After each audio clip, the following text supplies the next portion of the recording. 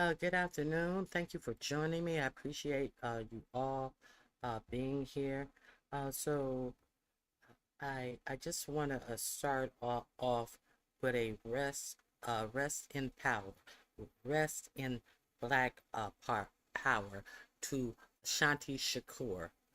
And if you do not know who Ashanti Shakur is, she was a member of the Black Panther movement, and let me for those of you who are unfamiliar with her, uh, let let me play a little something for you to acquaint you with her. Democracy Now! Did this. I think this video is 12 years old. Okay. Today's show looking at the case of Assata Shakur, a legendary figure within the Black Panther Party and the Black Liberation Army.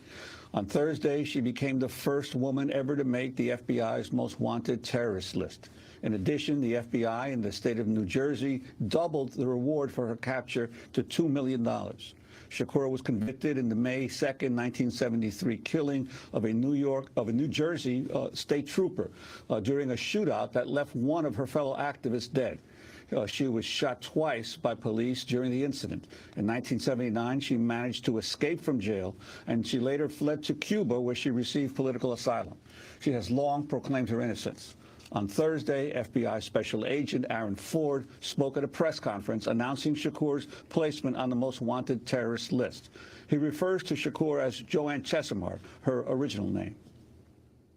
Openly and freely in Cuba, she continues to maintain and promote her terrorist ideology. She provides anti-U.S. government speeches espousing the Black Liberation Army message of revolution and terrorism. No person, no matter what his or her political or moral convictions are, is above the law. Joanne Chesimard is a domestic terrorist who murdered a law enforcement officer execution style. That's FBI Special Agent Aaron Ford. In a moment, we'll be joined by two guests, the scholar and activist Angela Davis, who faced her own murder trial decades ago, and Lennox Hines, Assata Shakur's longtime attorney for some 40 years.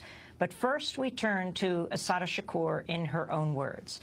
In 1998, Democracy Now! Aired her reading an open letter to Pope John Paul II during his trip to Cuba. She wrote the message after New Jersey state troopers sent the Pope a letter asking him to call for her extradition. My name is Assata Shakur, and I was born and raised in the United States. I am a descendant of Africans who were kidnapped and brought to the Americas as slaves.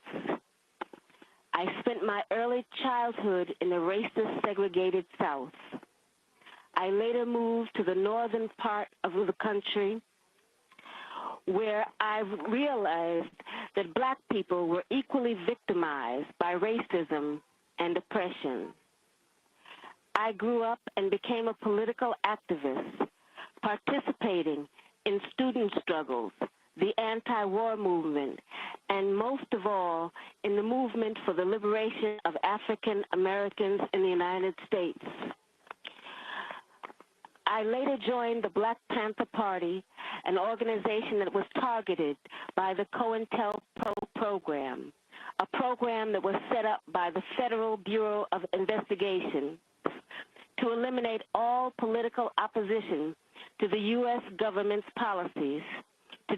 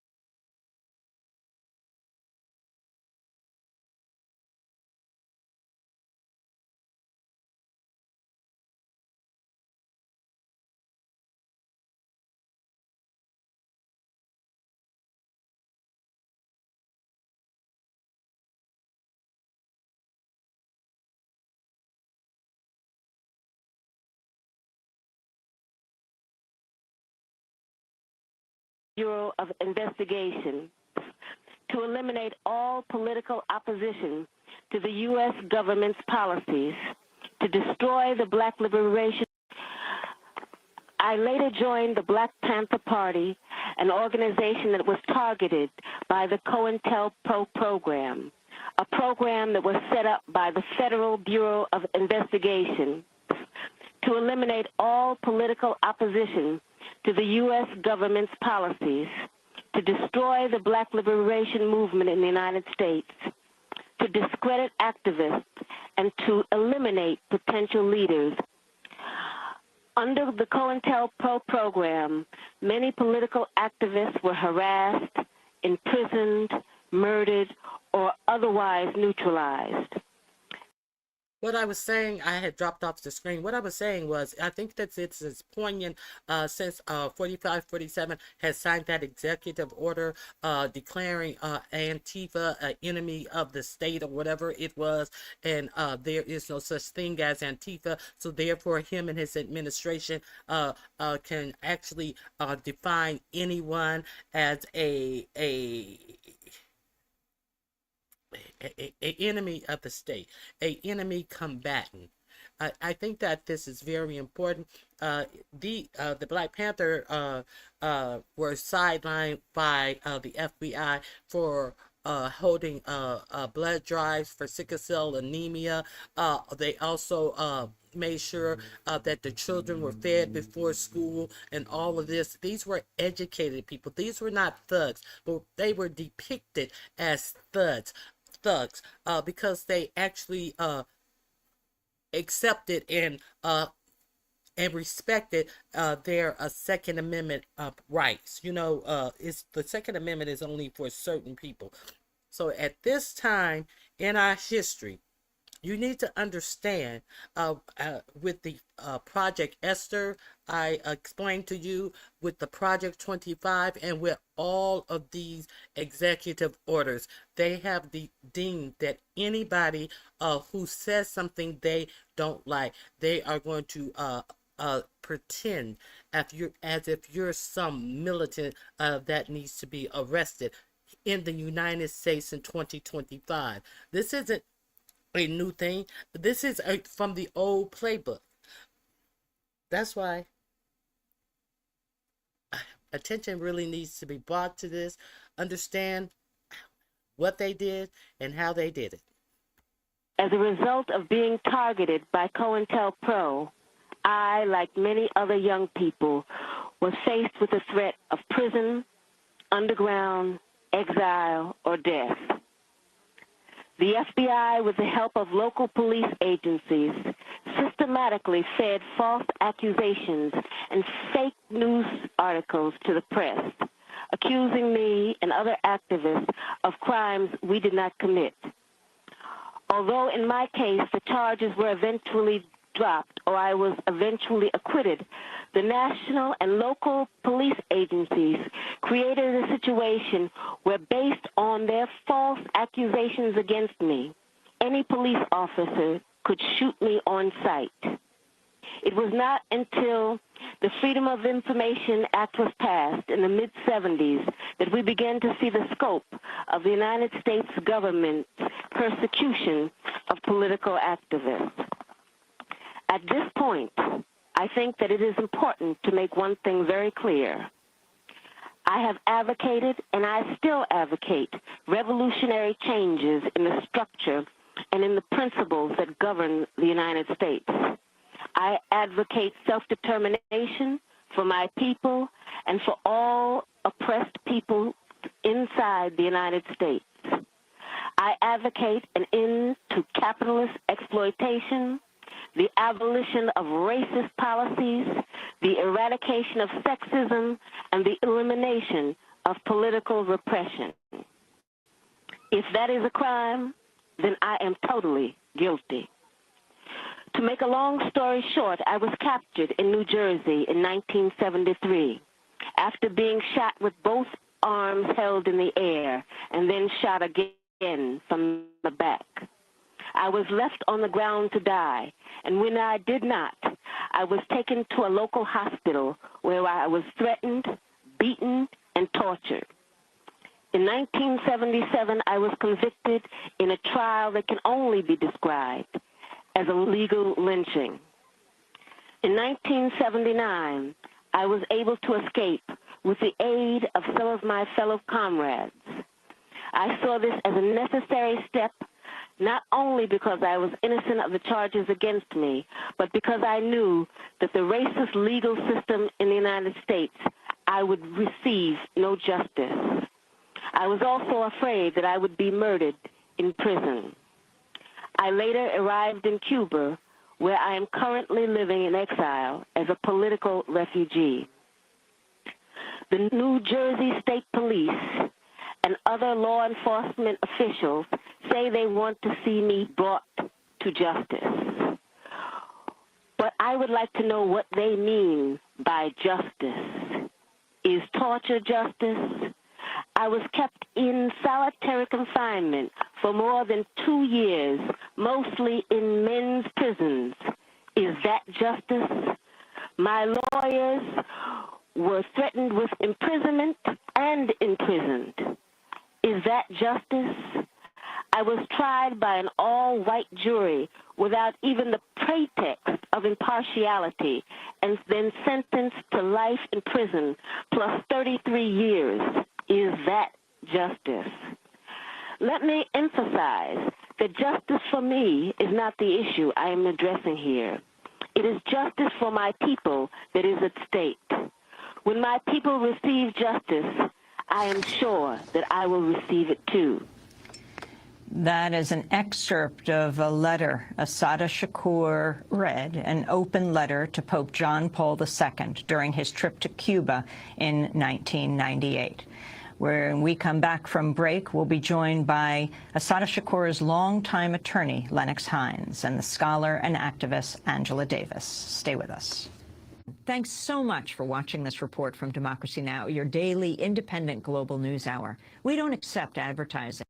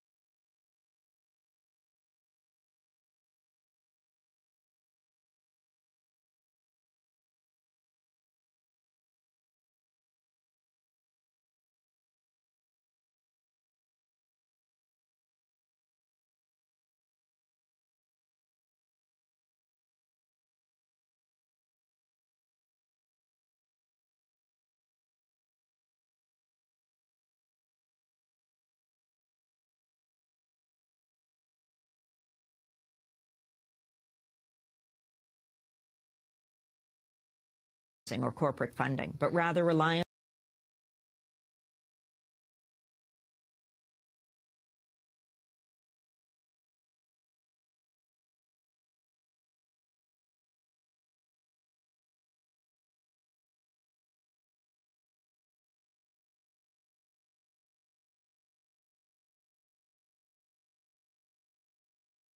those are some of the headlines. This is Democracy Now!, democracynow.org. The war in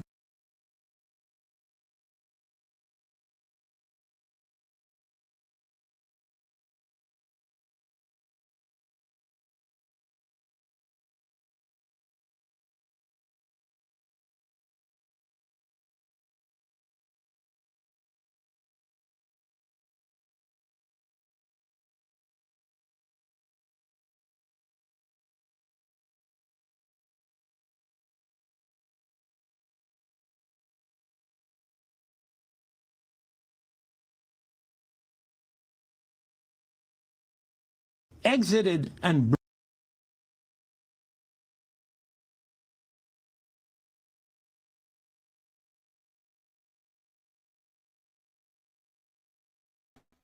Lord, I was off screen. I was looking for the Angela Davis and her attorneys, and the last poets. This is so unfortunate that these are the last poets. It is that This is a lot. This is a lot. I don't know if you guys are familiar with her case. If you want me to play the section of Angela Davis and her attorney discussing her case, I have it right here. Just let me know, or if you just want me to, I'll play a little of it. And I'll drop the link because I just pulled it up. I'm going to drop this link in the chat. Okay, let's get started.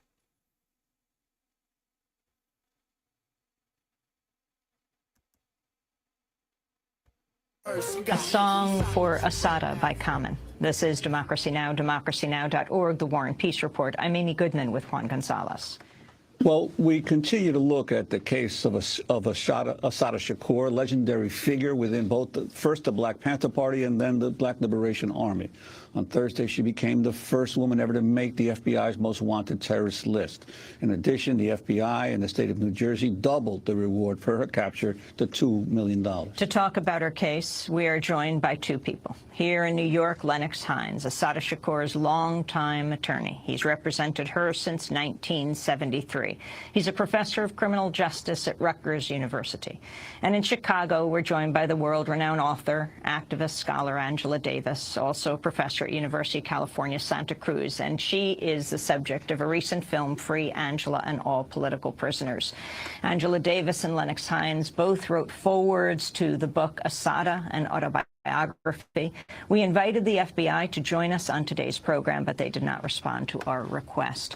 I wanted to start with you, Lennox Hines. The significance of Assata Shakur being put on the FBI's terrorist list, the first woman ever to be added to the most wanted list. My view on this is that this is a disingenuous act on the part of, driven by the state of New Jersey, and particularly the state police. As you know, for decades, the state police have wanted and demanded that the Cuban government extradite Assata Shakur to the United States. There is no extradition policy between Cuba and the United States. Just to deal with this in context, the Cuban government, pursuant to international law, that is particularly the Refugee Convention, have granted Assata Shakur political asylum. Now, what is the basis for that? It is if an individual has a well-grounded fear that if they return to the country from which they left, they would either be persecuted or prosecuted based upon their political beliefs and their race or religion. Now, this is not a new concept. There have been numerous individuals who have left the United States and went to foreign countries, allies of the United States, where those countries have refused to extradite them. France, for example, in the 1970s, there were Black Panthers who hijacked planes and went to France. Now, both France and the United States have extradition treaties. Not only that, France signed the 1963 Tokyo Convention, the 1970 Hague Convention, and the 1973 Montreal Convention with the United States. All of these are international agreements that require countries, host countries that are holding individuals who have hijacked planes, to extradite them or try them. France, after conducting their own independent review of these Black Panthers, refused to extradite them to the United States based upon France's assessment that if they would be returned, they would be subject to political and racial repression. So I say that the Cubans' position is well grounded in international law. Now, why today is Assata Shakur now being branded a terrorist? If we look at the definition of terrorism, what is it? It is the use or the threat of use of force against the civilian population to achieve political ends. What happened in the case of Assata Shakur?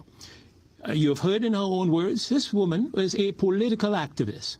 She was targeted by whom? J. Edgar Hoover and the FBI in a program that was called COINTELPRO. That program was unveiled by whom? Frank Church, Senator Frank Church in the 1970s. He chaired the Senate Intelligence Committee. That committee determined that the FBI was using both legal but mostly illegal methods to do what? In the FBI's own words, they wanted to discredit, to stop the rise of a black messiah. That was the fear of the FBI, so that there would not be a Mau Mau, in their words, uprising in the United States. And they were, of course, referring to the liberation movement that occurred in Kenya, Africa. Now, the FBI carried out a campaign targeting not only the Black Panther Party. They targeted SCLC, they targeted Martin Luther King, they targeted Harry Belafonte, they targeted Eartha Kitt, they targeted anyone who supported the struggle for civil rights that they considered to be dangerous. It is in that context we need to look at what happened on the New Jersey Turnpike in 1973. What they call Joanne Chesimard, what we know as Assata Shakur.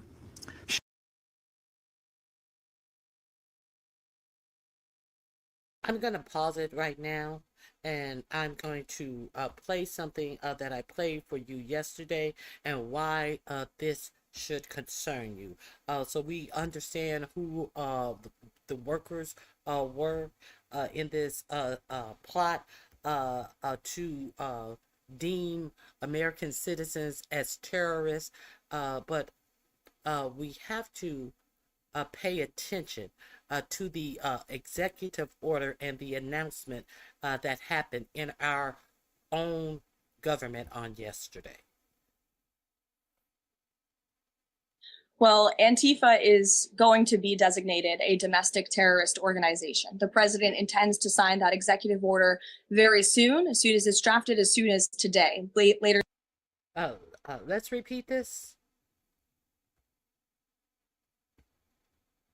Well, Antifa is going to be designated a domestic terrorist organization. The president intends to sign that executive order very soon as it's drafted, as soon as today, later this afternoon. And this is something the president campaigned on because we have seen a rise in violence perpetuated by Antifa radical people across this country who subscribe to this group. And unfortunately, it's gone widely uncovered by many in the legacy media. It also went completely ignored by the previous administration. Not anymore. Who is this radical group? Who the radical group of Antifa? Who's the leader? Who has said that they were a member of this radical group? It's for these people who are putting Antifa on a terrorist list to determine who they are going to say are in this group. And you should be very afraid. It's Ken Harbaugh with the Midas Touch Network. The Trump regime is declaring anti-fascism a terrorist movement. That means the full force of the federal government will be brought to bear against anyone suspected of aiding Antifa. Here's the problem with that. Antifa isn't an entity, it's an idea. Antifa doesn't have a leadership structure or bank accounts or membership rosters, which means the federal government, Pam Bondi, Kash Patel, and Donald Trump can define it however they want. They have already signaled that they will be going after funders like the Ford Foundation that support organizations with a mission to counter fascism. They will go after the media, and they will almost certainly go after Chris Goldsmith, the founder of Veterans Fighting Fascism. I've got a great two-part interview with Chris about this looming threat from the U.S. government, but a quick reminder first, I'll be on my... And they have already said that they wanted to arrest George Soros on RICO charges. Let that sink in. Okay, let's get back to what we were... I just... and listening to the way that they were handling things back in the 70s, this is a very, very old playbook. And they are opening this playbook up to be used on anybody who has dissent against this administration. Let's call a thing a thing. She was targeted by the FBI, stopped, And the allegation that she was a cold-blooded killer is not supported by any of the forensic evidence. If we look at the trial, we'll find that she was victimized. She was shot. She was shot in the back. The bullet exited and broke the clavicle in her shoulder. She could not raise a gun. She could not raise her hand to shoot.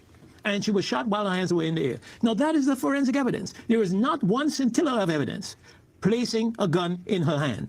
No arsenic residue was found on her clothing or on her hands. So the allegation by the state police that she took an officer's gun and shot him, executed him in cold blood, is not only false, but it is designed to inflame. But Mr. Hines, before we get into more of the details of the case, this whole issue of 40 years later, suddenly branding her a terrorist, and also insisting that she is a threat to the United States government at this time. Could you talk about the significance of that declaration? Well, I believe that we have to look at it in the context of what has just happened in Boston. I think that with the massacre that occurred there, the FBI and the state police are attempting to inflame the public opinion to characterize her as a terrorist, because the acts that she was convicted of has nothing to do with terrorism.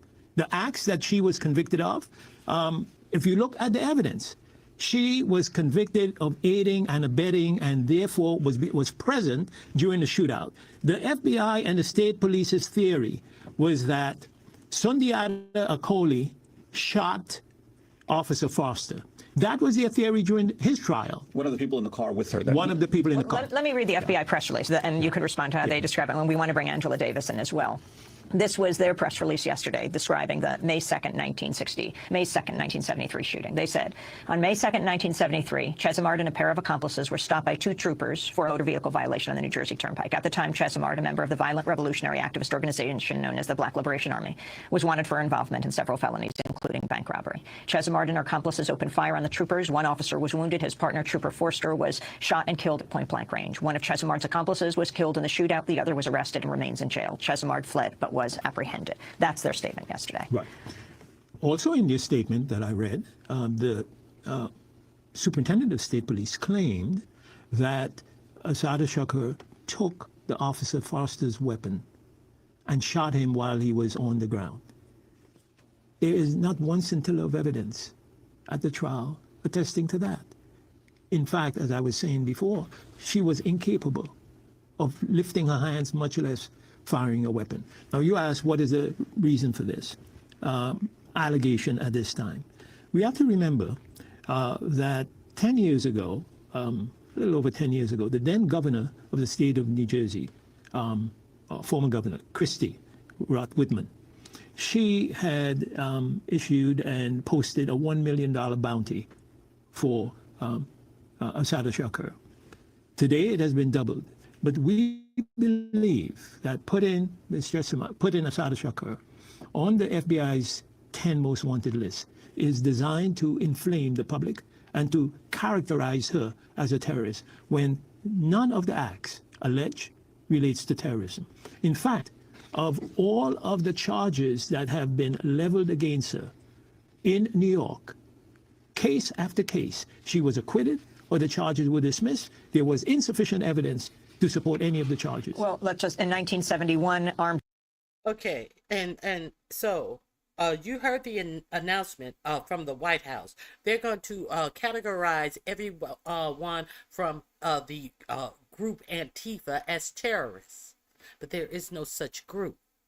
So why did they go out and make that announcement? I'm telling you. Let me tell you.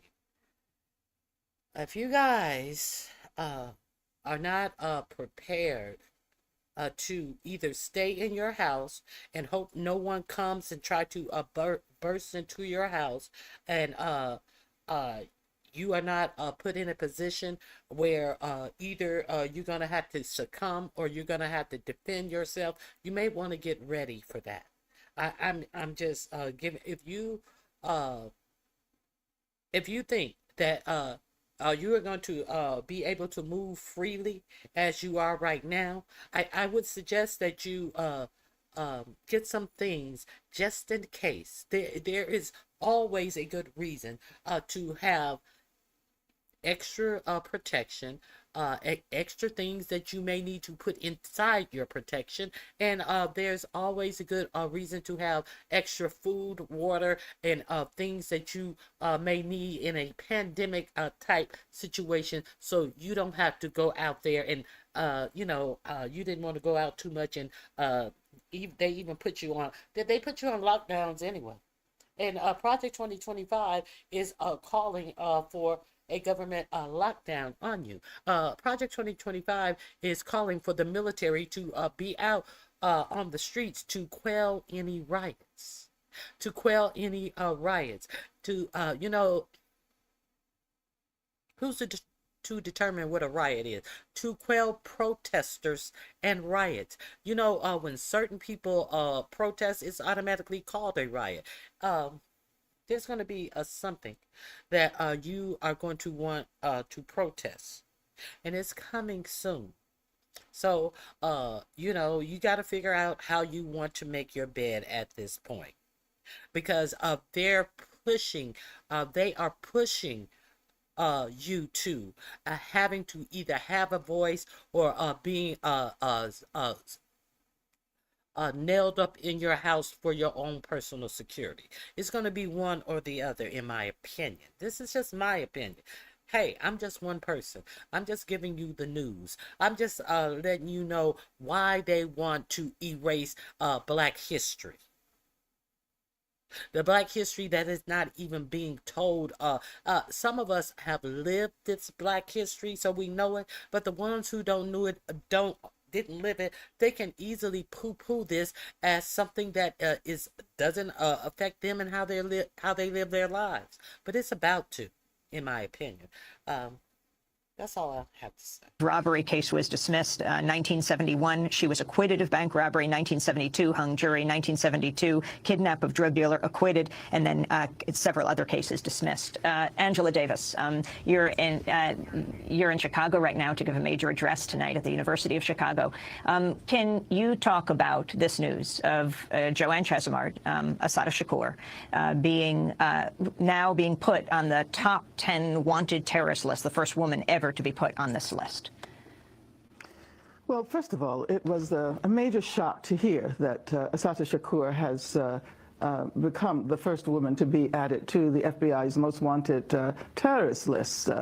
And then to learn that they're adding another $1 million to the reward, the bounty, really.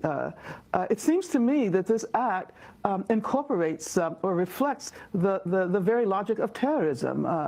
I can't help but think that it's designed to frighten people who are involved in struggles today. 40 years ago seems as if it were a long time ago, 4 decades. However, in the 21st century, at the beginning of the 21st century, we're still fighting around the very same issues: police violence, healthcare, education, people in prison, and so forth. So I see this as an attack not so much on Assata herself, although of course she deserves to be brought home. She deserves to be able to live out her life with justice and peace. It was wonderful that you allowed people through this program to hear Assata's words, because 40 years later, people really don't know the details of the case and are not aware of the extent to which she was targeted by the FBI, by the COINTEL program, as Lennox pointed out. And it's amazing that in 2013, where she is living in Cuba as a political refugee, having been given political asylum by Cuba, she is still pursued. And actually, this is an invitation for anyone to travel to Cuba illegally and to kidnap her and bring her back to the United States, if not shoot her dead. This is, as I said, was an extremely shocking revelation.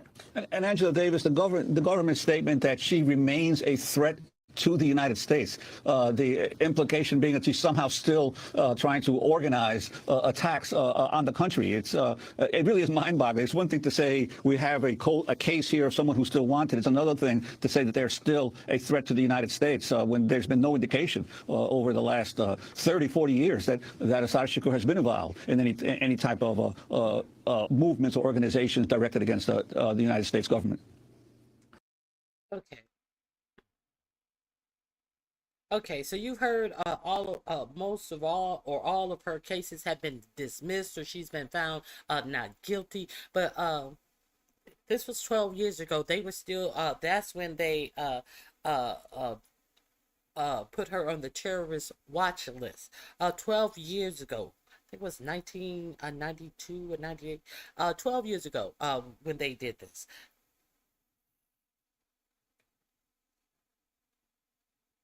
Now, on 2013. So now, 12 years ago, they did this, and they wanted you to believe that she was a terrorist who still would cause harm to the United States. But what did this group represent? They want you to believe that this group, now, it's funny that when it all throughout our Black history, when Blacks get together and concentrate on each other and improving each other's lives on their own, it is a national threat to America for some reason. They bomb their cities. They flood their cities. Isn't it miraculous? Hey, Outspoken, I thank you for helping me meet my goals. Isn't it miraculous how that works in America? That she was still a threat to America when they put her on a terrorist watch list. But, unfortunately,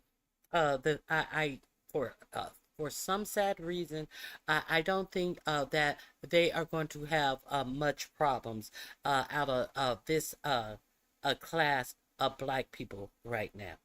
It's unfortunate. It is very unfortunate.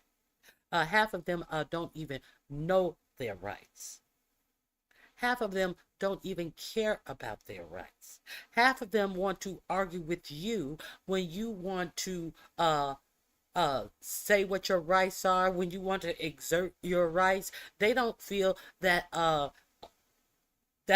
you have the same rights as everyone else because they don't feel that they have the rights of everyone else. So they want to put it off on you instead of listening to you, and instead of standing in unison. No. They just want to break each other down. Now, Outspoken One, I saw your video that you put out. See, this is what Black people want to do. This is what Black people want to sit down, call each other's jobs, break each other down, run on panels when they're doxing this one and that one, and then have the audacity to yell and scream about they're against doxing, when they were the main person hopping up on panels to dox somebody with unimpressive information that they were calling out. But this same person is up there on the panel with absolutely nothing embarrassing said. But they want to be a part of it until they want to be pretend like they are above it.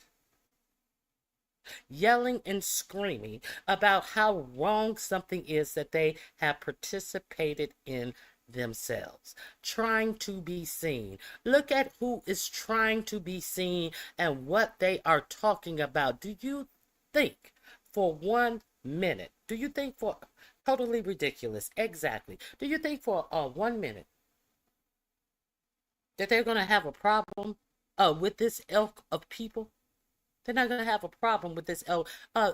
These are the type of people who are going to help turn you in. These are the type of people who think they are going to receive favor because they have nothing within them. They want to talk about how they were born and raised. We see that they were raised with absolutely nothing within them. And so they will not have any problem with this ilk of people. And that's all I am saying. Preach. I gave up yesterday. I mean, it's just okay. So I dropped a link to this video. I'm gonna drop it one more time so you can hear the rest of this video, and we're gonna move on because now it's another thing that I said yesterday. You know, there's a reason why I dropped the information, because people will have you to believe while they offer you nothing, while they offer nothing to you, that Ronnie Q is giving you bad information. I always let you know where my information comes from, and therefore you can pull up the information and peruse it at your leisure. But what I will say, I don't give you bad information. Globally, whites are outnumbered. The browning of America has them in fear. You are exactly right. You are exactly right. Now, I have been talking about this economy, how our economy, now 4547 came out today, and in the talking about the arrest from Comey, which 9 times out of 10 is going to be thrown out of court because they have absolutely no case in Comey. 4547 came out and said that they are going to be more people who will be arrested who have been in prior administration, and he has actually in I think it was last week, said that Obama needs to be arrested. So if you don't be surprised. I'm telling you, do not be surprised if this administration,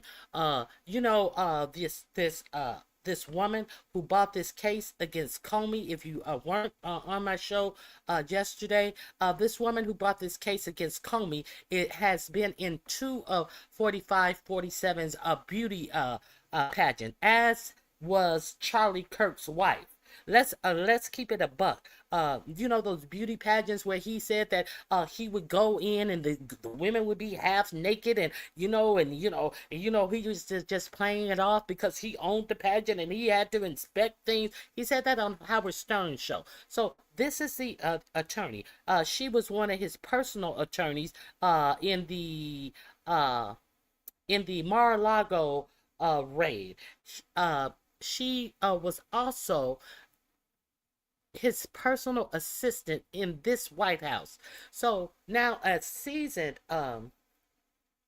Department of Justice person reviewed Comey, reviewed Letitia James, and said that they had no case there, and they tried to pressure him to just pull a case out of your ass and charge him. He refused to do it, and he was outed by the Department of Justice. We saw as much. And it is illegal for the President of the United States to tell the Department of Justice what cases to try. And he thought he was DMing Pam Bondi, and he said, I looked at 30 posts, and it said that I think I have that. I looked at about 30 posts, and they're saying that you're not charging enough people. I think I have that. 30 posts. He's telling, is this the one? No, that's not the one. He said he looked at about, no, I don't have it. He looked about 30 posts, and people are saying that Letitia James, Adam Schiff, and Comey needed to be prosecuted. But let me tell you something. That's against the law. Right there, that's an impeachable offense. But what do you hear from the Republicans who wants to keep getting their PAC money, their money from Israel, who wants to keep on rubbing shoulders and going to these restaurants on your dime for free, who want access? You don't hear anything from them. about this impeachable offense. And you know it was an impeachable offense because he deleted it. He deleted it and came out with another message right behind it saying, oh, Pam Bimbo is doing a great job and this, that, and the other. So back to the person who he in the text said that this whatever her name, I forget her name right off the she is a great attorney and she would do a great job in prosecuting Comey. And so guess who gets that job? That his personal attorney who was in his pageants that he said that he would go in when they were half dressed and all that. That's who got the job. That's who filed the paperwork all fucked up, misspellings in the paperwork, counting 3 counts that she wanted to charge Comey with 1, 2, and 2, a whole airhead has filed these charges, a whole airhead, and everybody's rejoicing. Well, not everybody isn't rejoicing because you have actually 2 attorneys on Fox News that cracked their face when they said that she shouldn't have brought this case. There is no case. She went against seasoned DOJ. This is a woman who has never tried, has never bought a federal case. Now, she went against seasoned FBI, the few that are still there, DOJ, not FBI, DOJ attorneys who told her that there was nothing in this case. The prior DOJ attorney was he was pushed out. He said he quit. 47 said he fired him. Either way, he was pushed out and replaced by an airhead. Okay.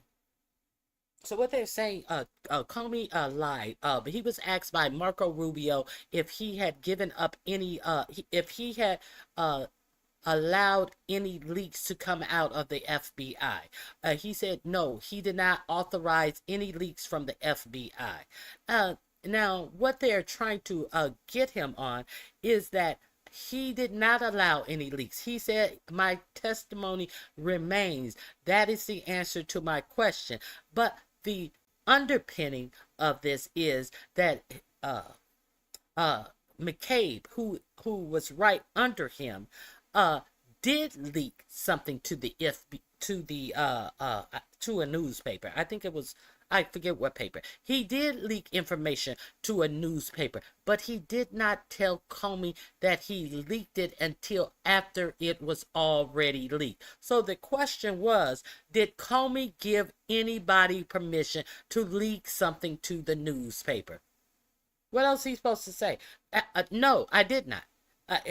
No, I did not. But they're trying to say we have information, and even McCabe came back and said, Comey did not know that I had done it until after I had already done it. So they brought a case that Comey lied to Congress. Now, it's like real. It's real funny that Jim Jordan sits on the in the Senate and who was subpoenaed to answer questions about not supporting and not protecting those wrestlers when they were getting SA'd, and he never answered this subpoena from that day to this, and he's still sitting up there. But they want to say that the head of the FBI lied about something he had no knowledge of. This case is probably going to get thrown out. I don't know. Now, they had to take it before a grand jury. Do you think that this bimbo let them know that McCabe, the grand jury can present whatever they want to? There's no judges there. There's no defense attorneys there. Do you think that she presented the grand jury with the fact that McCabe said, I let this paper, I leaked to this newspaper, and I did not tell my boss until after it was done? So do you think the grand jury found a reason to indict Comey for lying? if that information had been given to them. This is some bullshit. And they try and what 4547 said. All of this is bullshit. And he said it's going to happen to more people. He's going to attack more people. That's a long way of saying that simple. Ronnie Q. Now, this is what I also want to share with you. I have talked about this. I found this last night, and I find some Negroes cannot accept that a black woman has information, so they act like Ronnie Q don't know what she talking about, and she don't understand shit. But they offer you absolutely nothing to understand, but some bullshit. Now, I have talked about a lot of this. If you go to my channel, some of these links that he is dropping, I have dropped. I had these conversations with you, but some of y'all don't, not y'all in here, some people don't understand it unless Massa is telling them the same thing. Let's get into this. Building a white nationalist economy. Didn't I talk to you about these Christian nationalists? We've talked a lot. We've delved a lot into all of this Christian nationalists. Okay, let's get into it. Hey, it's Max from UNFTR for the Midas Touch Network. So today I'm zagging a little bit to take a blended approach to a very serious discussion. So I'm typically here on Midas to break down economic data releases to make economics a little more approachable. But the subtext is always about where we're headed under current policies. Now, over on UNFTR, I offer longer political diatribes. So what I wanted to do today was kind of bring them together, because I recently had this aha moment after watching Stephen Miller at the Charlie Kirk Memorial and then listening to Stephen Myron, of all people, at the New York Economic Club in his first appearance as a Fed governor. And together, the Stephens reminded me of a report that came out before the re-election of Donald Trump, where investigative reporters from the UK went undercover to speak to Russell Vogt, who revealed details. Now, I showed you that Russell Vogt before the election. I showed you that Russell Vogt several different times. I showed you this Russell Vogt video on yesterday.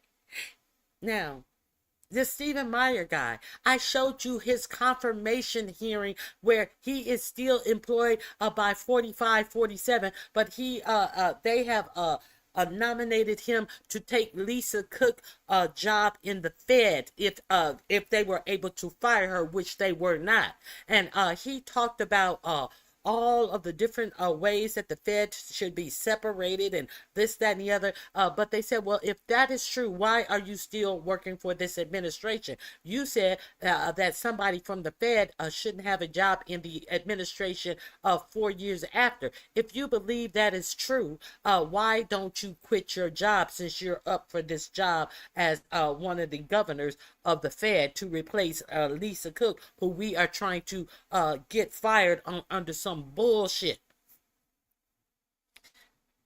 I showed you his hearing because it's important. Now, this is who he's talking about here. Ronnie Q has talked about all of this, but they try to play like Ronnie Q don't know what the fuck she's talking about. No, they don't know what the fuck Ronnie Q is talking about. That's why Ronnie Q is talking about it, because I'm trying to give you information. Those are my goals. My goals is to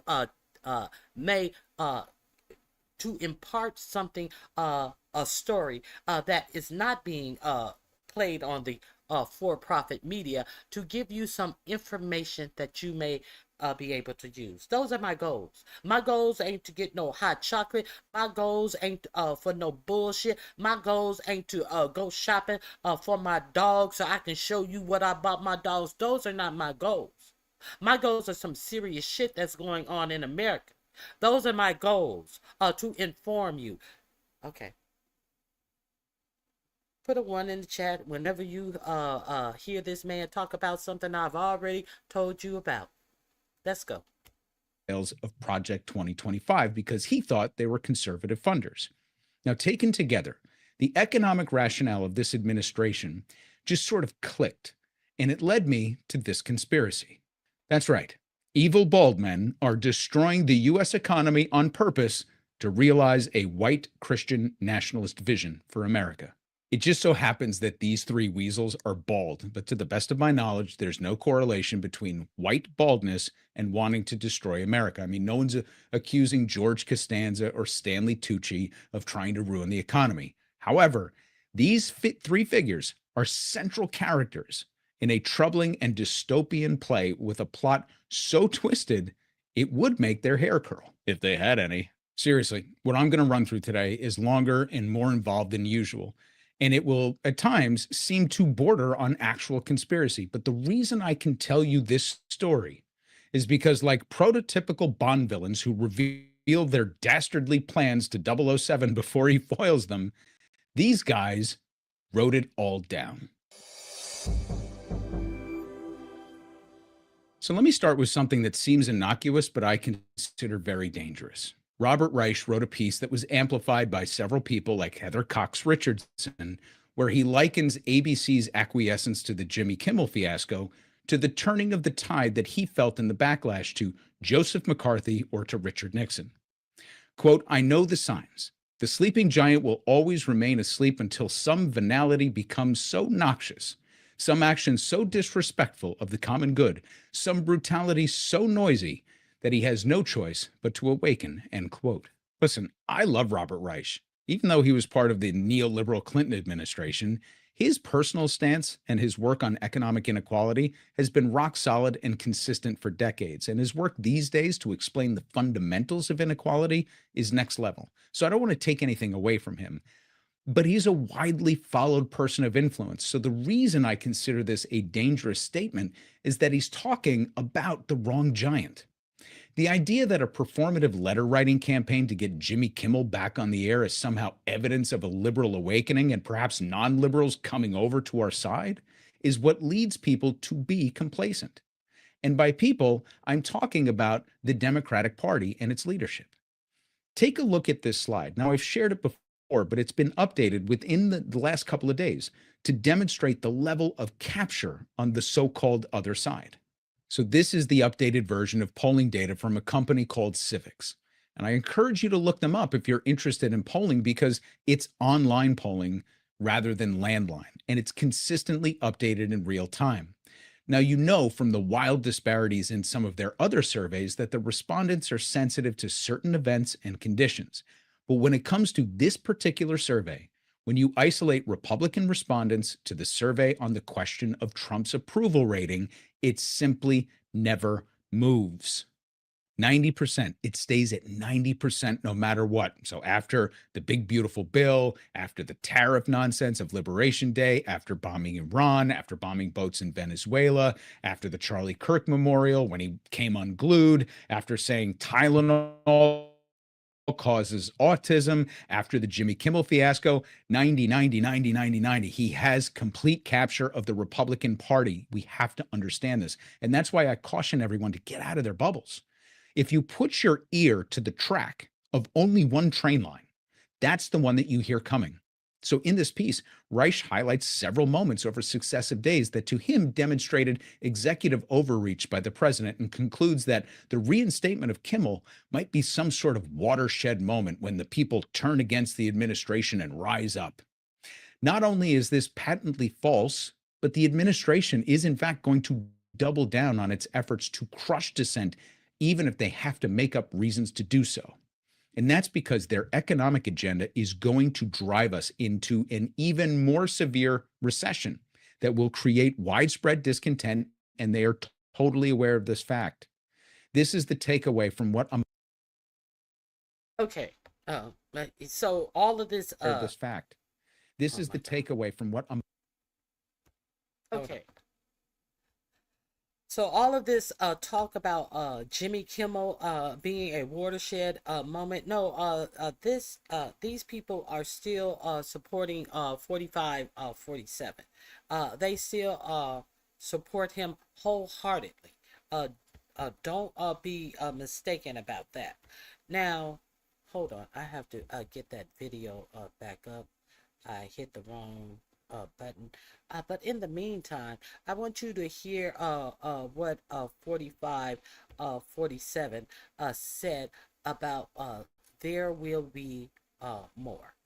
There will be more. Let me share that with you.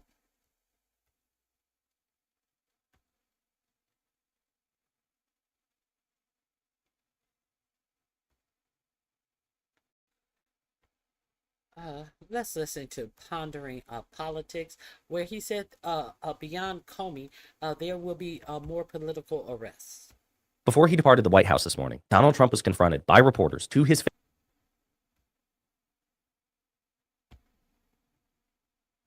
face and on camera about his prosecution of former FBI Director James Comey and the shocking escalation of his increasing weaponization of the Justice Department. And Trump's answers were chilling and ominous and indicated that it's only going to get worse over the next 3.5 years. But before we unpack all that, if you end up liking this video and you want to support the channel, please be sure to hit the like, subscribe, and alert bells before you go. All right, friends, here we go. Clips of Donald Trump talking about the prosecution of James Comey and the potential, likely, further prosecution of other people he doesn't like. Not Mr. President, I'm James Comey. Now that James Comey has been indicted, who is the next person on your list in this retribution? It's not a list, but I think there'll be others. I mean, they're corrupt. These were corrupt, radical left Democrats. Because Comey essentially he's worse than a Democrat. I would say the Democrats are better than Comey. So there, right there, he says there are going to be more. Now, I will point out James Comey was a lifelong Republican, not a lifelong Democrat. Was he a critic of Donald Trump after being fired corruptly by Trump in May of 2017? Yes, as is his constitutional right. And it's because Donald Trump is not a principled conservative or a principled Republican. Principled conservatives and principled Republicans have very good reasons to be critical of Donald Trump, but he wasn't critical of Trump while in office. And so all this comes down to is the fact that James Comey did not do Trump's bidding and protect him politically during his corrupt first term. And so in his even more corrupt second term, he's using the power of government to wield retribution against people like James Comey, whom he believes is vulnerable. Now, again, we'll get into the legal reaction from even Fox News legal analysts who are like, this ain't it. But you can see Trump is taking a victory lap here. Here's another clip. That's my opinion. They weaponized the Justice Department like nobody in history. What they've done is terrible. And so I hope there are others, because you can't let this happen to a country. So again, he's out here in public on camera, telling everybody, including, and this is so important, some very bad faith Trump defenders or some very stupid Trump defenders. So they're smart and just bad faith, so they're dishonest, or they're dumb. They'll say, well, this is Trump. Like you said, that Trump's, this is my opinion. Hey, asshole, when you give your opinion on camera and everybody can see it, including the people who work for you, like Pam Bondi, like Todd Blanche, like Lindsey Halligan, the person who's currently prosecuting Comey, they can see news clips and watch your interviews and hear your words, just like liberal commentators and everybody else. So when you're putting it out there into the ether, like, hey, I would like to see more political prosecutions of my political opponents because they went after me, you are putting your thumb on the scale. You are corruptly wielding the Justice Department. That may as well have been. Trump saying this is fundamentally no different than an explicit private order to Pam Bondi or Todd Blanche, because they're getting the signal nonetheless. And he didn't do a private order. He did a public order on his live social, which he took down as if we were to pretend like, oh, he did not tell them explicitly who to go after and quickly. With the Comey situation is proof that Trump will fire people if they don't prosecute his political opponents. That's why he fired his original nominee, Eric Siebert, because Siebert and the career prosecutors are like, hey, dude, listen, we looked at this. We can't make a case here. We can't win this. I understand you want him prosecuted, but we don't have evidence which would compel a prosecution, let alone a successful prosecution. So Trump's like, get this asshole out of here, and fired him. You don't think he would do that to Pam Bondi? You don't think he wouldn't do that to Pam Bondi or Todd Blanche if this kept going? So it's not good, folks. Again, the sitting president of the United States, unlike any other president, President Biden never did this, President Obama never did this, is out there telling the world and telling his Justice Department, most specifically, there better be other prosecutions down the line. Here's another clip. Will you appoint a permanent U.S. attorney to try this case? Lindsey Halligan has never tried a case. We'll see, but it's a pretty easy case because, look, he lied. You saw my truth today. He lied. It was, yes, no. He didn't say, well, in my opinion, he didn't do a lot of things that maybe he should have, but I don't think he could because he lied. That was a very important question that he was asked. And he wanted to be specific, but he didn't. The only thing that happened to him, he didn't think he'd get caught. That answer that he gave, that was a very important answer. And it was for him, it was a very good answer if he didn't get caught. But he got caught lying to Congress. So again, I'm not a lawyer. Trump is definitely not a lawyer. I mean, he might as well be because he's been in court so many times. But the actual career prosecutors didn't think this case could be made. And they brought this prosecution against Comey reportedly basically under duress because Trump is pushing them to. Doesn't excuse what they've done. A principled prosecutor would say, no, I can't bring this case in good faith.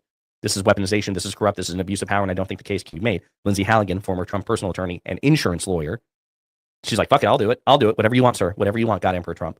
Now, don't take my word for it. Again, we'll do it. We'll post in a subsequent video some of the most respected, conservative, pro-Trump, Fox News favored Republicans are like, this is a terrible idea because you don't have the merits. But again, Trump is doubling down. Here's another clip. President Trump, are you worried now that the next time there's a Democratic president, they will indict your FBI director or people in your administration? That's what they tried to do, right? They did it with me for 4 years. They went after me. They went after me for 4 years, and that doesn't include the 4 great years that we had in the White House. So when I ran it from 2016 when we won, it began before I got to office. You know that. Wait a minute. Before I came to office, I started hearing rumors about Russia. I said, what the hell do I have to do with Russia? Nothing. And then it got worse and worse. And some of the fake news, not you, but some of the fake news picked it up and they loved it. And we went through a long time with that. And despite that, we had a great first term. No, you didn't. You had a terrible first term. You were historically unpopular. It was a total disaster. If I understand, if I heard that correctly, if I heard the voice, I believe that was Peter Doocy of Fox News. And that's a really good question. Like, hey, man, this is a major escalation and you are setting a precedent. Just textbook narcissism. Here's another clip. That's how it went, where they made you go and take a mugshot. Is this more about justice or is it about revenge? It's about justice, really. It's not revenge. It's about it's also about the fact that you can't let this go on. They are sick, radical left people, and they can't get away with it. And Comey was one of the people. He wasn't the biggest, but he's a dirty cop. He's always been a dirty cop. Everybody knew it. And it's, as far as the case is concerned, he gave an answer. It was a strong answer. He then verified it a couple of times because that was a very important answer. If he would have equivocated, if he would have been like a little bit less sure, that would have been very bad for him. So he gave an answer. The only problem is for him, he didn't think it'd be caught, and he got caught, Peter. So again, it is Peter Doocy. So again, he's just repeating himself. He doesn't seem to have a full grasp of what it is that Comey's being prosecuted for. Number one. Number two, what's interesting is I actually agree with Trump in theory that if you're dealing with extremely corrupt people, we can't just simply sweep that shit under the rug. Like, you hear all this time about banana republics, right? We've heard that.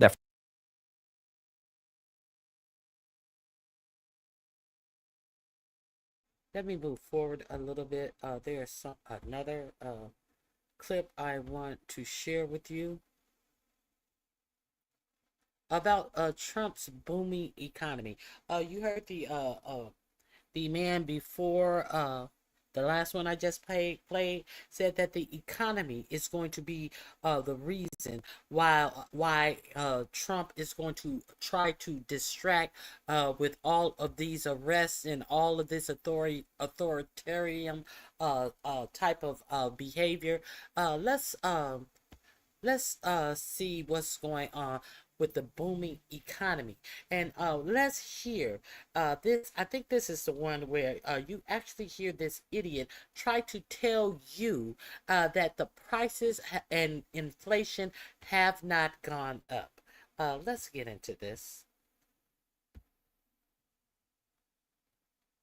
You guys know that China, a foreign country, there's this international trade thing that Donald Trump has completely fucked up, and now we're in trouble. Here's Brooke Rollins' response to that. That, alongside, of course, the president's effort to realign America around American products and making all of these new deals, we are at a point where we're looking at the harvest, where we're looking at our soybean, corn, wheat, sorghum, cotton farmers who are facing very, very difficult times. Now, this is the head of the Department of Agriculture saying that we're looking at all of this, and if you don't know, they are allegedly trying to get a subsidy passed for the farmers. It's alleged that so many farmers have taken their own lives due to this economy, and you have Ben Carson standing there looking like he don't even know where he is. I don't know why he's there, and she's saying that, oh, we're looking at this. What are you looking at? You know that the farmers are losing their farms, but she's still stalling about this package they're supposed to bail out the farmers, but they've already bailed out Argentina. They already got their money together and to bail out Argentina, who use the same method that Elon Musk of Doge used by cutting all services to the people and wreck their economy. But here come the United States already in to save them, but they have not come in. She's still talking and piecemealing fucking something to relieve the farmers, but fuck it, let them wait. 77% of them voted for them, so I guess they are okay waiting. I'm just giving you the information. We are currently in conversations here at the White House, across the government, on a farmer aid package. In our current programming right now, we've got about $13 billion moving out under ECAP, which is our old farmer payment system based on losses from last year and the year before. So this would be in addition to that, in partnership with our colleagues on the Hill. We should have an announcement. Oh, she said based on losses from last year and the year before. Okay, so are we going? She's trying to pretend like these farmers were already losing money last year under Biden, when 47 came in and cut all of the aid that they were giving to farmers.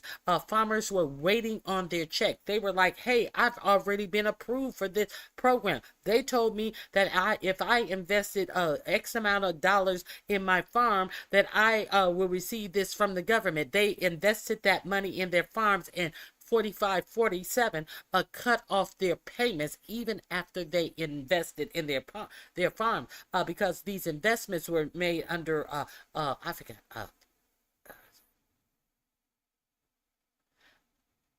I forgot what act that Biden had for the farmers. Things like growing more organic fruits and vegetables, all types of things, updating their farm to make it not use so much energy and all of these things. If they would do that, they would give them money. But she's trying to act like they were losing money last year. And we're trying to, from the money that they lost last year, bitch, they were getting paid last year, bitch. You ain't hear about no farmers complaining last year, ho? Who the fuck you talking to? She's talking to people who are not going to ask her follow-up question and act as if they know nothing about farmers being paid last year. Very soon, perhaps in the next couple of weeks. Well, isn't that crazy? It's the golden era. The economy is booming. We're the hottest country in the world. But for some reason, the Ag Secretary, Brooke Collins, just said that they're putting together some kind of an aid package for farmers who are killing themselves. Literally, people are committing suicide based off of the economic turmoil and situations that they're now facing based on Donald Trump's foreign policy and trade, his tariffs. Why would we need some kind of farmer's aid package if things are going so well? Okay, so the halting of the cattle trade with Mexico, and a lot of Americans don't know that we get so much of our beef from Mexico, but we do. So it's drastically reduced compared to the first half of 2024. So we've bought 63% less live animals from our southern neighbor. That's right. So is there a concern that our costs are going to continue to go up because affordability is a big issue for American consumers? I was just at the grocery store this morning. Yes, I go to the grocery store. Thank you very much. And there were two steaks. Yeah. It was $33 for two steaks at the grocery store. And these weren't fancy steaks. They were just like, maybe they were little filet mignons. I don't know, but they were little. Yeah. $32. So here's the thing. We talked about eggs months ago when the price of eggs were so high. The problem, the challenge, I'll say, with our cattle and our beef industry is that it takes 2 years from calf to slaughter. But Laura, here's I don't know if it's the silver lining, but the long-term vision, just like our manufacturing. Well, is that the problem with our beef? That it takes 2 years? Do you not think they have 2-year-old cattle ready to go? Do you not think that they have 19-month, 18-month, 17-month cattle? What are you saying? That all the cattle are calves now, bitch? What the fuck are you talking about? Listen, my family. The problem is that there are no plants that are processing American cattle in the United States. It has, I showed you the video. You can, where is it on? More Perfect Union, where the Brazilians, I believe, have the meat packing and meat processing plants in America wrapped up. These are the largest sellers of beef in America. You know, America First America, at that small cattle ranchers cannot even take their beef to be slaughtered, much less sold, because there's nowhere that they can do that. But the cattle are too young.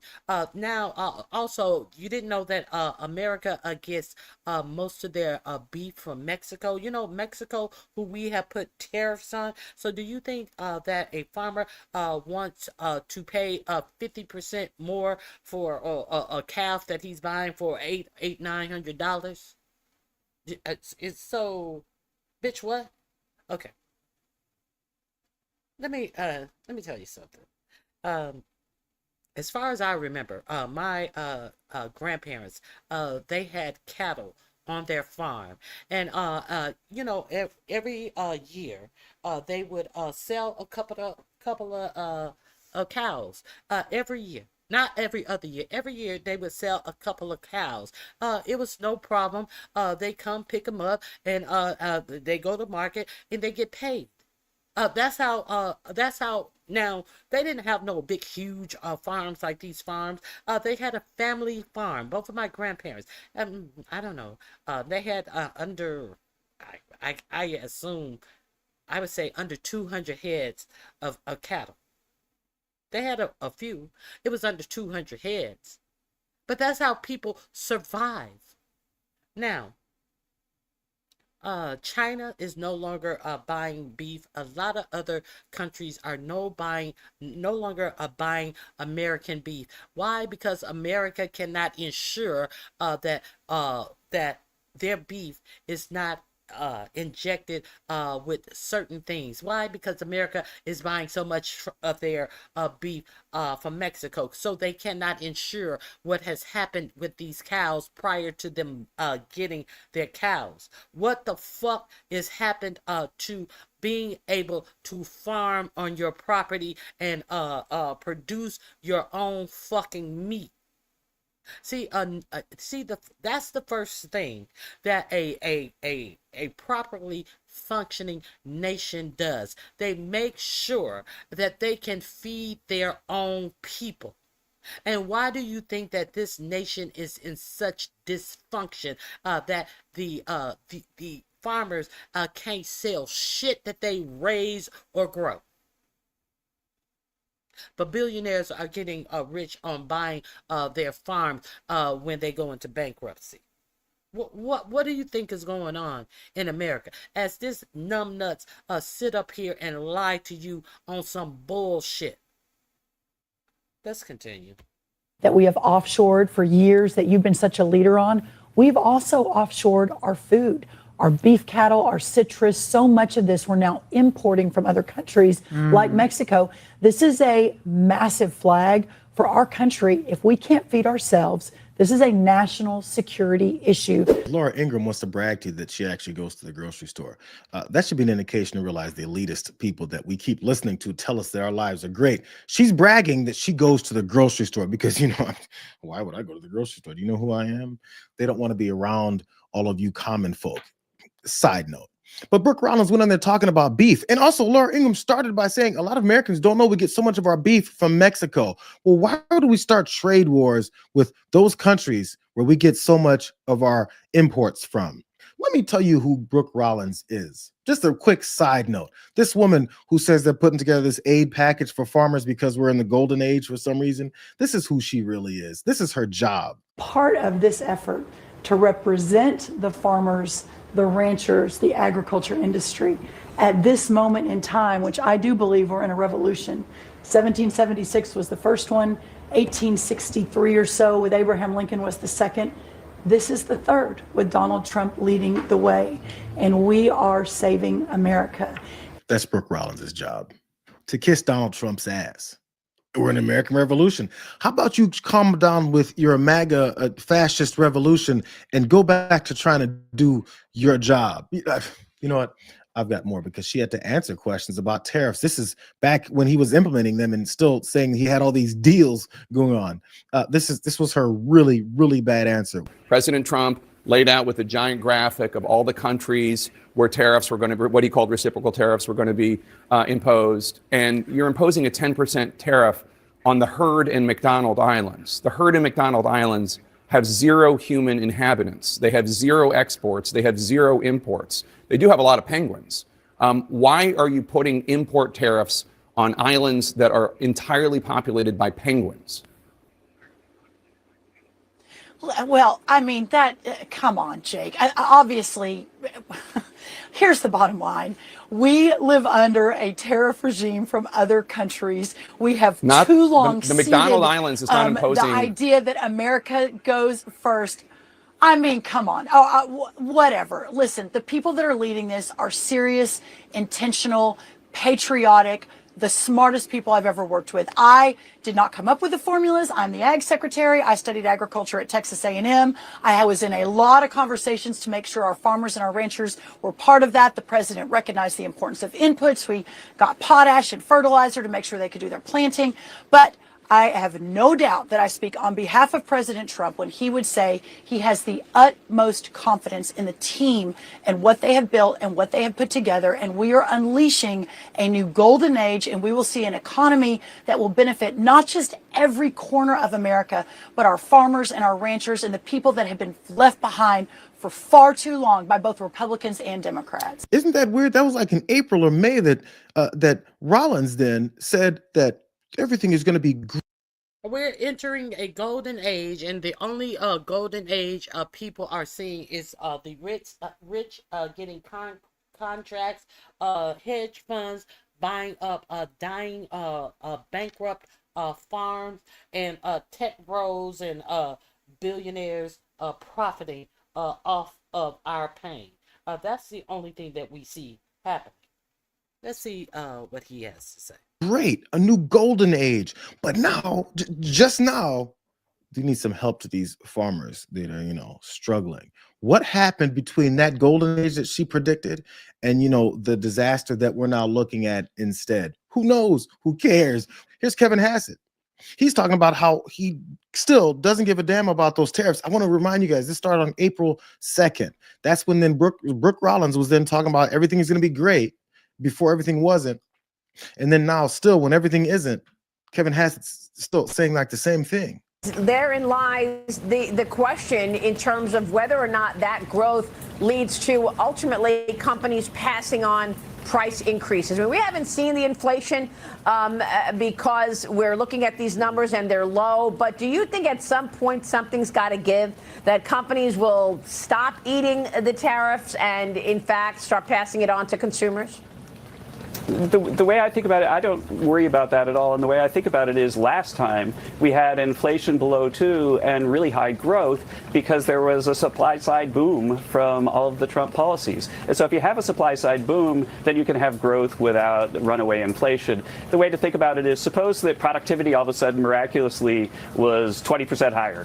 Then that would mean the same amount of inputs are producing 20% more stuff. If there's all that extra stuff, then the price of the stuff has to go down. And so that's what it means. What we mean is when we say that if you have a supply side boom, that it can be growth without inflation. And that's what our expectation is. We think we're going to do it again. Look, I've got to tell you, I just cannot believe that it took President Trump coming into office for a second time to get people moving their supply chains to America. Really? Maria Bartiromo said she can't believe that it took Donald Trump coming in for a second term to get people to move their supply sides and have all this international business coming in. Watch. How many companies have moved 100% of their manufacturing to the United States since President Trump took office? Well, the answer, pretty clear, 0. And we've looked at big companies and mid-sized companies and still came up with that same answer. 0.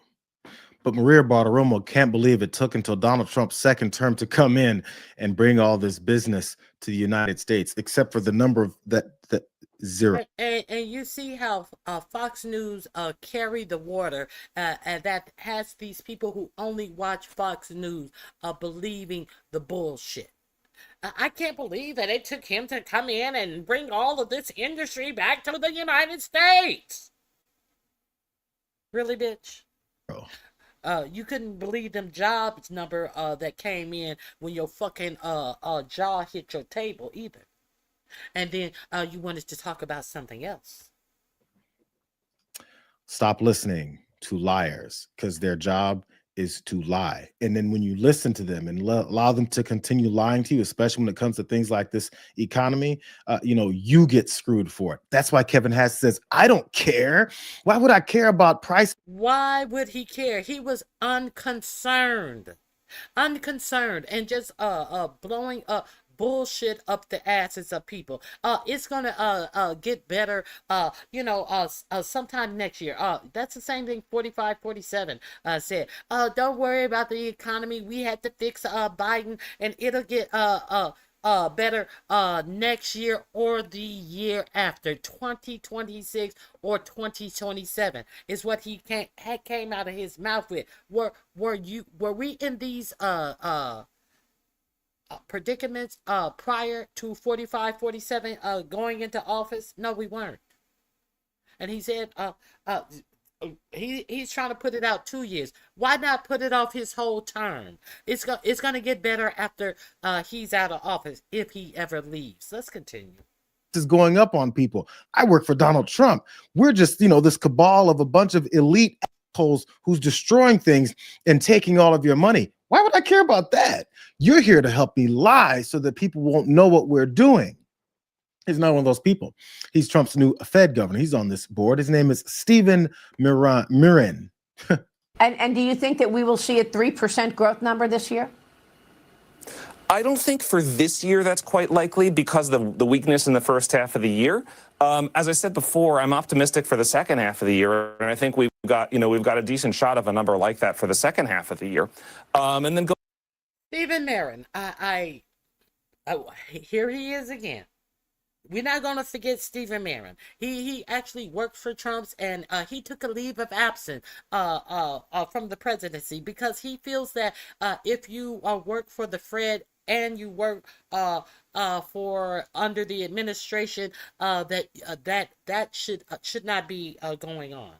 And he's also said if you work for the Fed, you should not take a job in government for 4 years after you work for the Fed.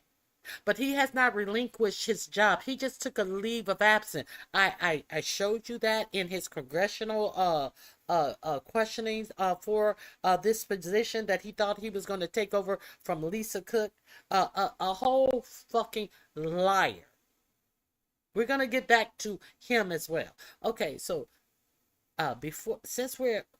let me see what he said. Going into next year, we may get numbers that are in that neighborhood as well. But for 2025, it's not likely to happen because of the weakness in the first half of the year. I'm going to compile these facts. For 2025, it's not going to happen because of the weakness of earlier in the year. Who was president earlier in the year? January? Was it 45, 47?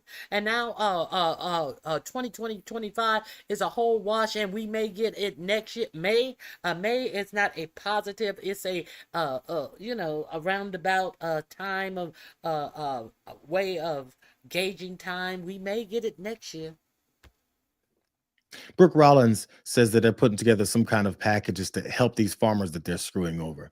This guy on the Fed board that also still works for the Trump administration, he also said that the year is screwed. It's going to take us until next year. But somehow we're in a golden age. Somehow the farmers are doing better than ever. Somehow prices are going down. Somehow all these things that they've been lying about are true. I don't know how both things can be true at the same time. But this guy's going to tell you that you have to wait till next year. There's reasons why he tells you have to wait till next year, because who he works for is the guy who's also telling you got to wait until next year. But I mean, there's still a golden age. We have all of these things are being built. Car companies are moving back. We lost 50%, 54% we were the automobile capital of the world. And all of a sudden it got robbed by China, Japan, Germany, all these countries. those companies, they're all coming back now to the United States. They're building car companies and factories all over. They're coming back from Mexico and Canada.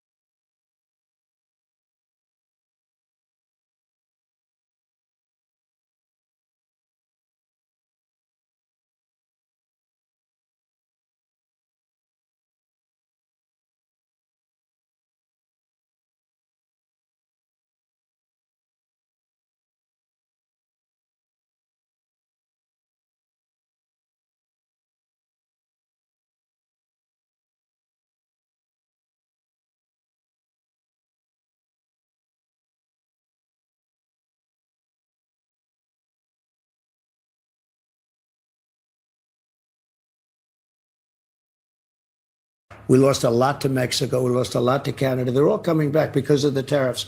Without the tariffs, a different story, but they're coming back because of the tariffs. And you're going to see that kick in probably in a year or so. Mm-hmm. So, but we're doing well anyway. He literally did the same thing in 35, 40 seconds.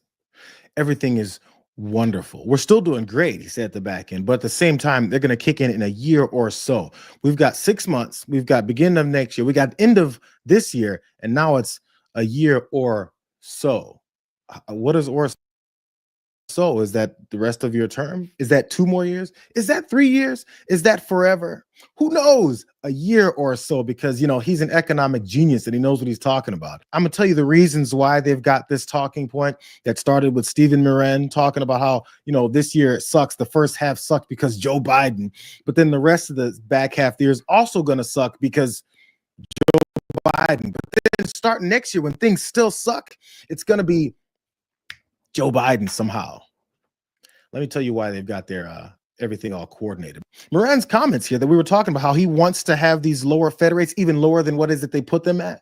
They underscore the different perspective that he brings to the Fed's deliberations over interest rate policy. His appointment, here's the best part, has been controversial because he's kept his position as the head of the White House's Council of Economic Advisors while also taking unpaid leave there, which is raising concerns about the Fed's traditional independence from day-to-day politics. This guy is on this board of governors that he wants to fire Lisa Cook from, the woman that's supposed to be there for the next, I believe, 10 years or so.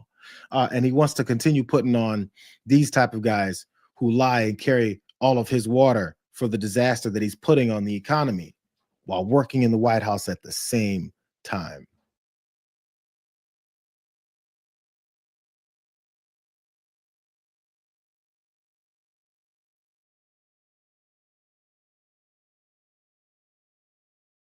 Shit. We're gonna get back to him. We have to get back to the other guy who I rebooted the screen from. I didn't realize that I was on mute. But I want to remind you of what I played for you about what is going on with our meat.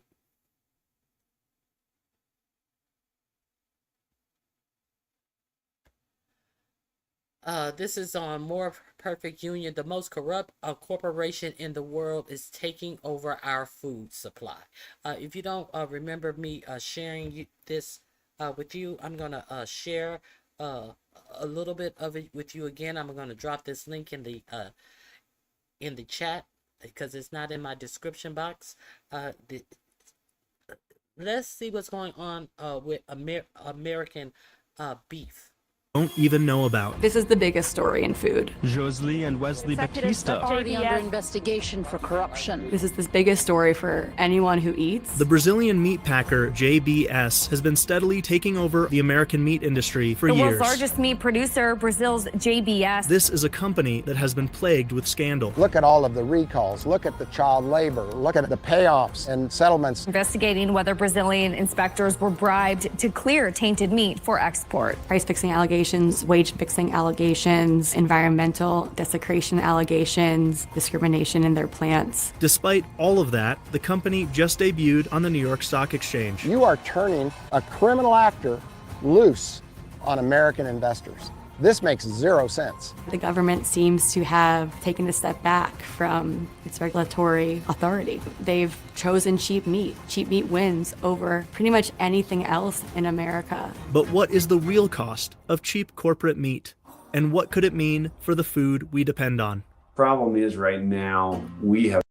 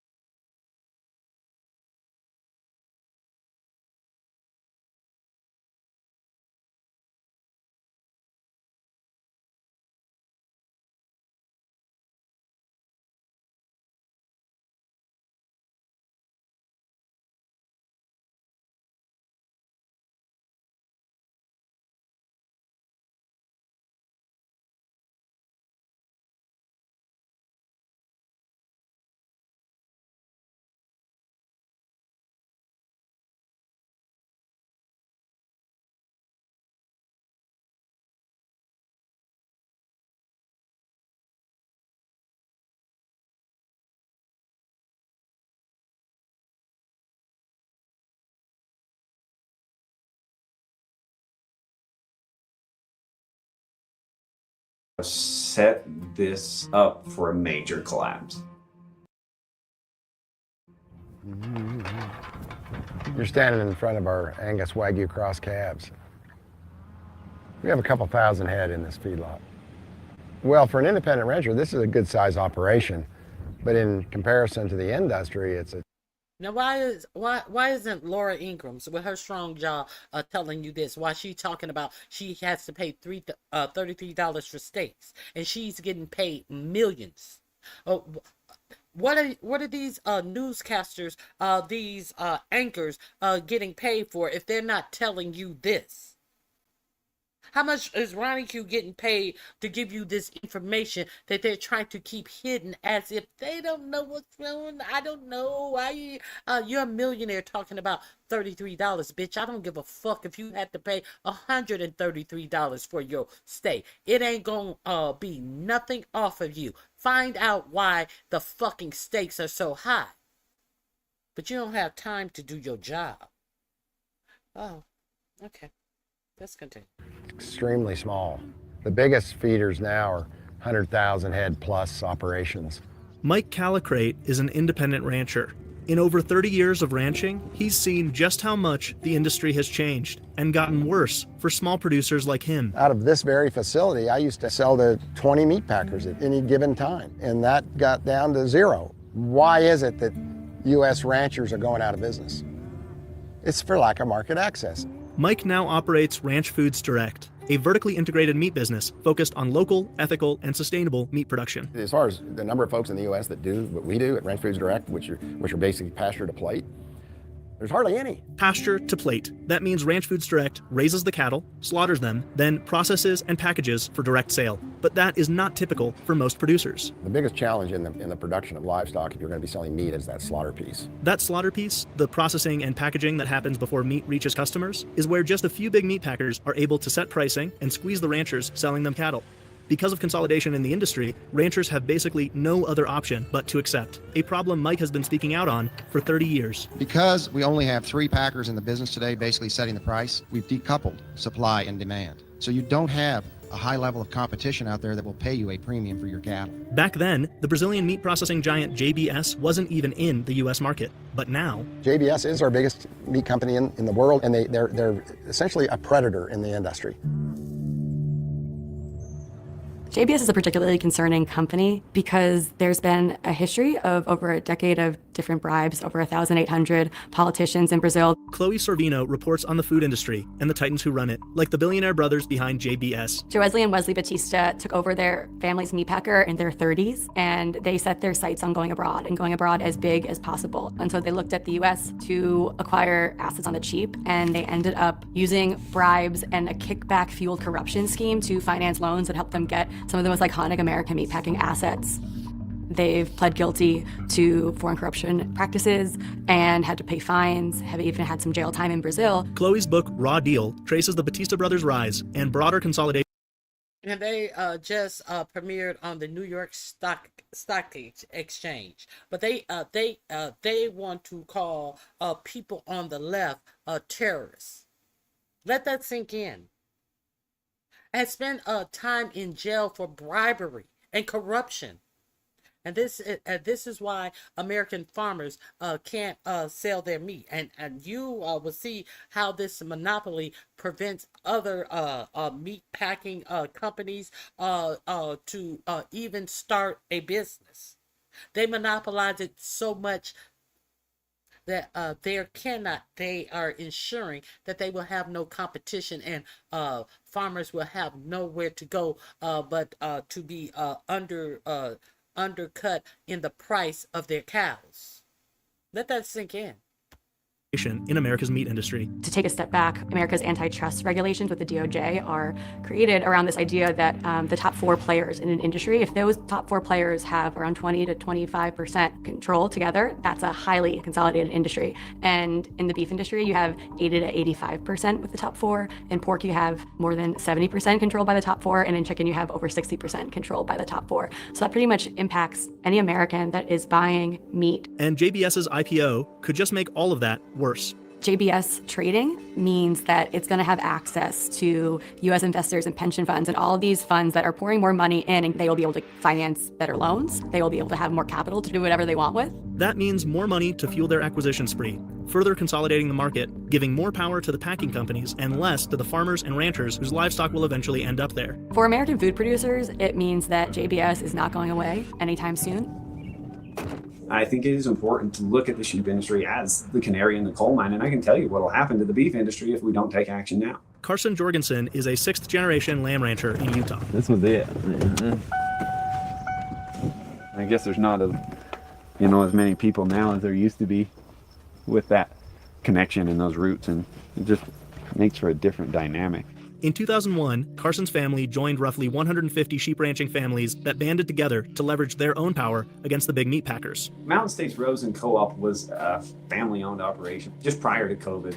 MSR was having some difficulties. In 2020, as restaurants shut down and production lines stalled across the country, Mountain States Rosin filed for bankruptcy. That being said, they had a buyer to come in and buy the plant. That was the plan. There was a Canadian company that was going to come in and buy it and process American lamb and keep it here in the United States. And that was the plan.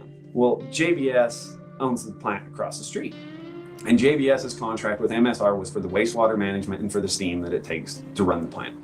JBS wouldn't transfer over the wastewater contract and the steam contract to the new buyers because ultimately they wanted that plant, and they knew if they couldn't sell the plant, it would go defunct and they would end up with it. And that's exactly what happened. After JBS converted the plant into a beef facility, sheep ranchers across the West were left with very few options for regional processing. That was a really critical piece of infrastructure for us producers here in the Western United States. Many opted to go to Double J in Texas, a family-owned processing plant more than 1,000 miles away for producers in Utah, Wyoming, and Idaho. But Double J is now also at risk of closing, once again leaving ranchers with alarmingly few options for selling or processing their meat and scrambling for solutions. It's like watching a car crash in slow motion. It's coming. You know the train's about to hit that car, and everybody's yelling and everybody's screaming, but there's just a lot of people sitting there watching it happen, and there's not much anybody's doing about it. JBS going public would be the final nail in the coffin. AJ Richards is an entrepreneur promoting regional meat systems. Now for us, it's more of the mentality, it's better to have and not need than to need and not have. AJ has been vocal with his concerns about what JBS going public could mean for ranchers and for our food supply. Mr. President, I love you, I appreciate you.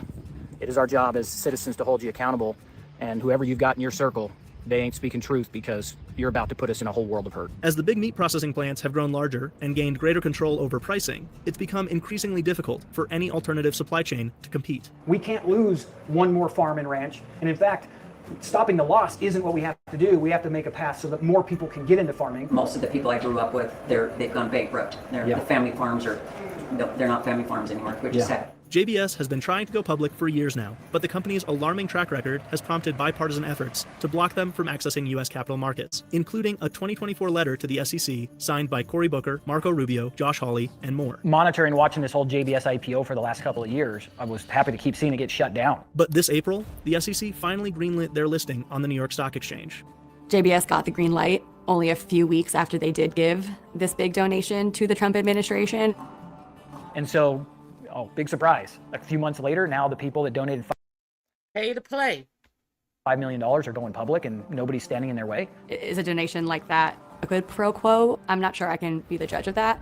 But what I can say is this is clearly a company and two billionaire top shareholders who have pled guilty and have a clear history of bribery, kickbacks, and corruption schemes. Regardless of how they got there, JBS is now a publicly traded company, and that could spell danger for our food supply. Meatpackers say that they have these massive plans so that they can have cheap meat made as most efficiently as possible. But at the end of the day, they're also creating this kind of underlying vulnerability because it's super fragile. I mean, if one plant goes out, one feedlot goes out, or a few of them go out because of a hurricane or extreme weather or, a pandemic, this is a system that has no life preservers. So anyway, the carcasses come down and they go into the cut room here. The industry's consolidation and predatory behavior from companies like JBS have made it increasingly difficult to build alternative food supply chains. This is the place that the real investment occurs as far as meat processing. This is a vacuum packaging machine with a labeler, $135,000. The room is just full of this kind of equipment. And this is why not everyone can do what we do here in processing. It's really expensive to get into. Even Mike's Ranch Foods Direct operation is only possible due to the financial success of another of Mike's business ventures. We've got to absolutely control the predators in the market. And only government is big enough to do that. Of antitrust and breaking up concentrated power and wealth, which has always been considered the greatest threat to any free society. Now we know that this government is not antitrust. They don't care how many companies. Look at what's happening in television. All of these mergers. There used to be 80 different companies that ran television, and now it is down to 8 companies. Do you think that this country care about mergers? That is one of the reasons why Jimmy Kimmel was kicked off the air, because there was a merger afoot, and one of the affiliates didn't like Jimmy Kimmel, and they wanted to get rid of Jimmy Kimmel to approve a merger, one of the biggest mergers in television. Do you think this country care about monopolies? Not at all.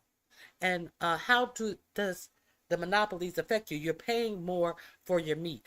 This one company, while they got into the market, bolstering cheap meat, undercutting farmers who were selling their cattle to them. Now they are the only game in town. And look at the prices, how in the last 2 months the prices of beef have soared astronomically. Make that make sense. That's simply not happening. JBS has skirted American watchdogs and the scrutiny of policymakers for years now. But it's not just that nobody will stand up to them. They're propping JBS up with millions of dollars in contracts every year. So that's meat that's going to public schools, soldiers around the world, nursing homes that are publicly funded, hospitals, and they've chosen cheap meat. Cheap meat wins over pretty much anything else in America. But meat this cheap comes at a cost. At some point, we have to look at it and say, somebody's trying to break this. And at the end of the day, it's just about money. It's about the bottom line.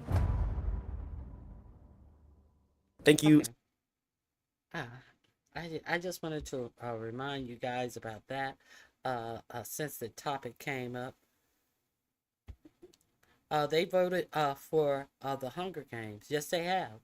Hunger Games indeed. Now let me get back to that first video I was sharing with you. He talks about all of this. Trunk's booming. No, that's not the one. No, that's not the one. Trump's real economic plan. That's where we were. Efforts to crush dissent, even if they have to make up reasons to do so. And that's because their economic agenda is going to drive us into an even more severe recession that will create widespread discontent, and they are totally aware of this fact. This is the takeaway from what I'm about to lay out to you. They've planned for all of it, for all of it. They're counting on us having very public meltdowns and even violent responses to it. And if we don't, they're moving ahead with their agenda anyway. Trump is not Joseph McCarthy. McCarthy was a lone senator, and that was a different time, nor is he Richard Nixon, because Trump got a second bite at the apple and had both Nixon's and his own mistakes to learn from. Trump's only role is to serve as the distractor in chief because the policy agenda is being carried out beneath him by the quietest but most nefarious actors the White House has ever seen. As the distractor in chief, though, Trump has been on a particularly grueling tour, addressing the United Nations with an isolationist and nationalistic speech, announcing a connection between Tylenol and autism, appearing at the Charlie Kirk Memorial and coming unglued, getting involved in the suspension of Kimmel. Yes, I get it. Day after day, he dominates the headlines of every media outlet in the world, while the seemingly banal technocrats do the busy work of dismantling the federal government. And the bottom line is, it's working. You know, before Trump was reelected, I cautioned the UNFTR audience that the real danger lay in his potential cabinet selections. Not the attention-grabbing ones like Hegseth or Linda McMahon, who just obscured the bureaucratic ideologues in less prominent positions because of their absurdity. But once the cabinet was set, I identified 4 individuals who would carry out Trump's economic policy to ultimately tank the U.S. economy, my belief being on purpose. So Russell Vought, Stephen Myron, Scott Bessent, and Howard Lutnick. Sorry. Now, I stand by this assertion. Nutwick. Russell who? Didn't we talk about Russell yesterday? Let's continue.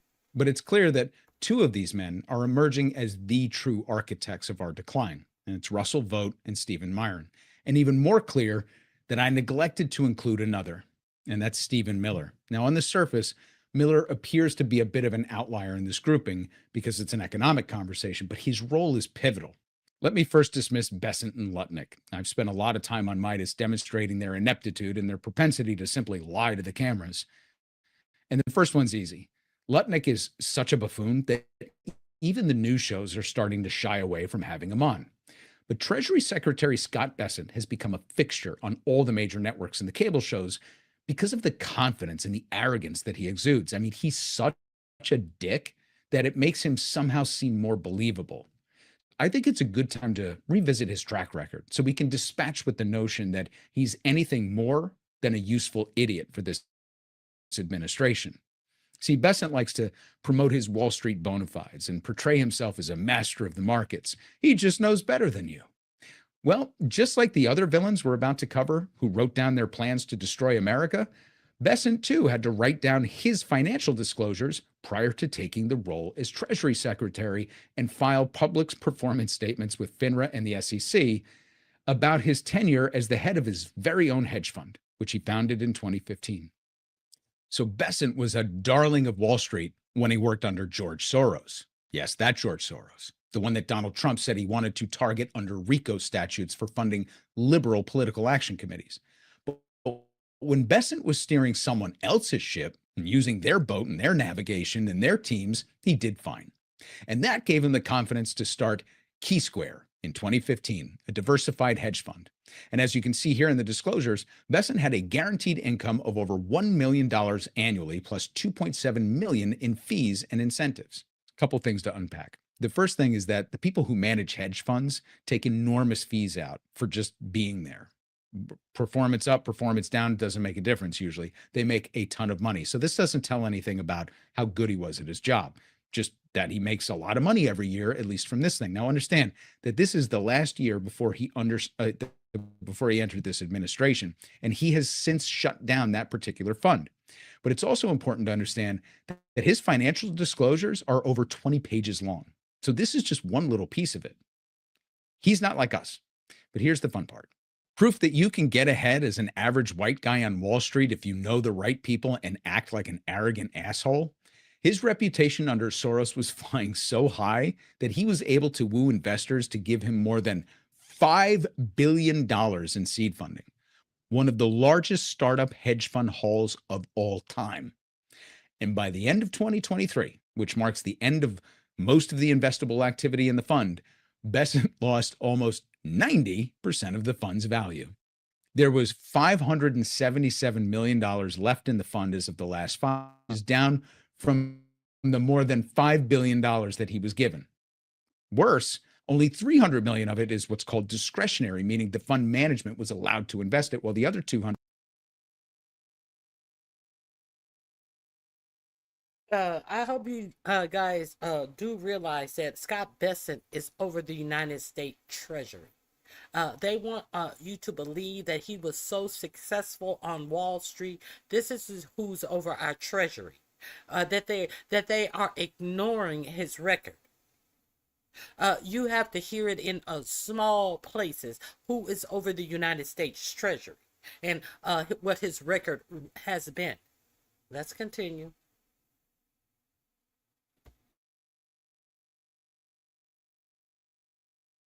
$150 million was non-discretionary, which meant that it's just sort of there to maintain a cash buffer against total loss. Now, let me offer you one basic comparison before we move on. Over the same period of time, between 2015 and 2023, the return on the S&P 500 was 167%. Do you know how colossally bad at your job you have to be to lose this much money during the greatest equities market expansion in the history of the US economy? Oh my God. So let me offer a counterintuitive declaration. And this is my view and my view alone. This kind of performance and outright dereliction is precisely why he's in charge of the Treasury. Truly, the phrase useful idiot was designed with him in mind. Now, with that, let's go to our trio of baldies to unravel their agenda. Ever since Stephen Miller became a national figure, we've known of his virulent beliefs about immigrants and non-white people generally. Videos of him espousing his racist ideology from his earliest high school emerged almost immediately, which kept him mostly in the shadows during the first Trump term.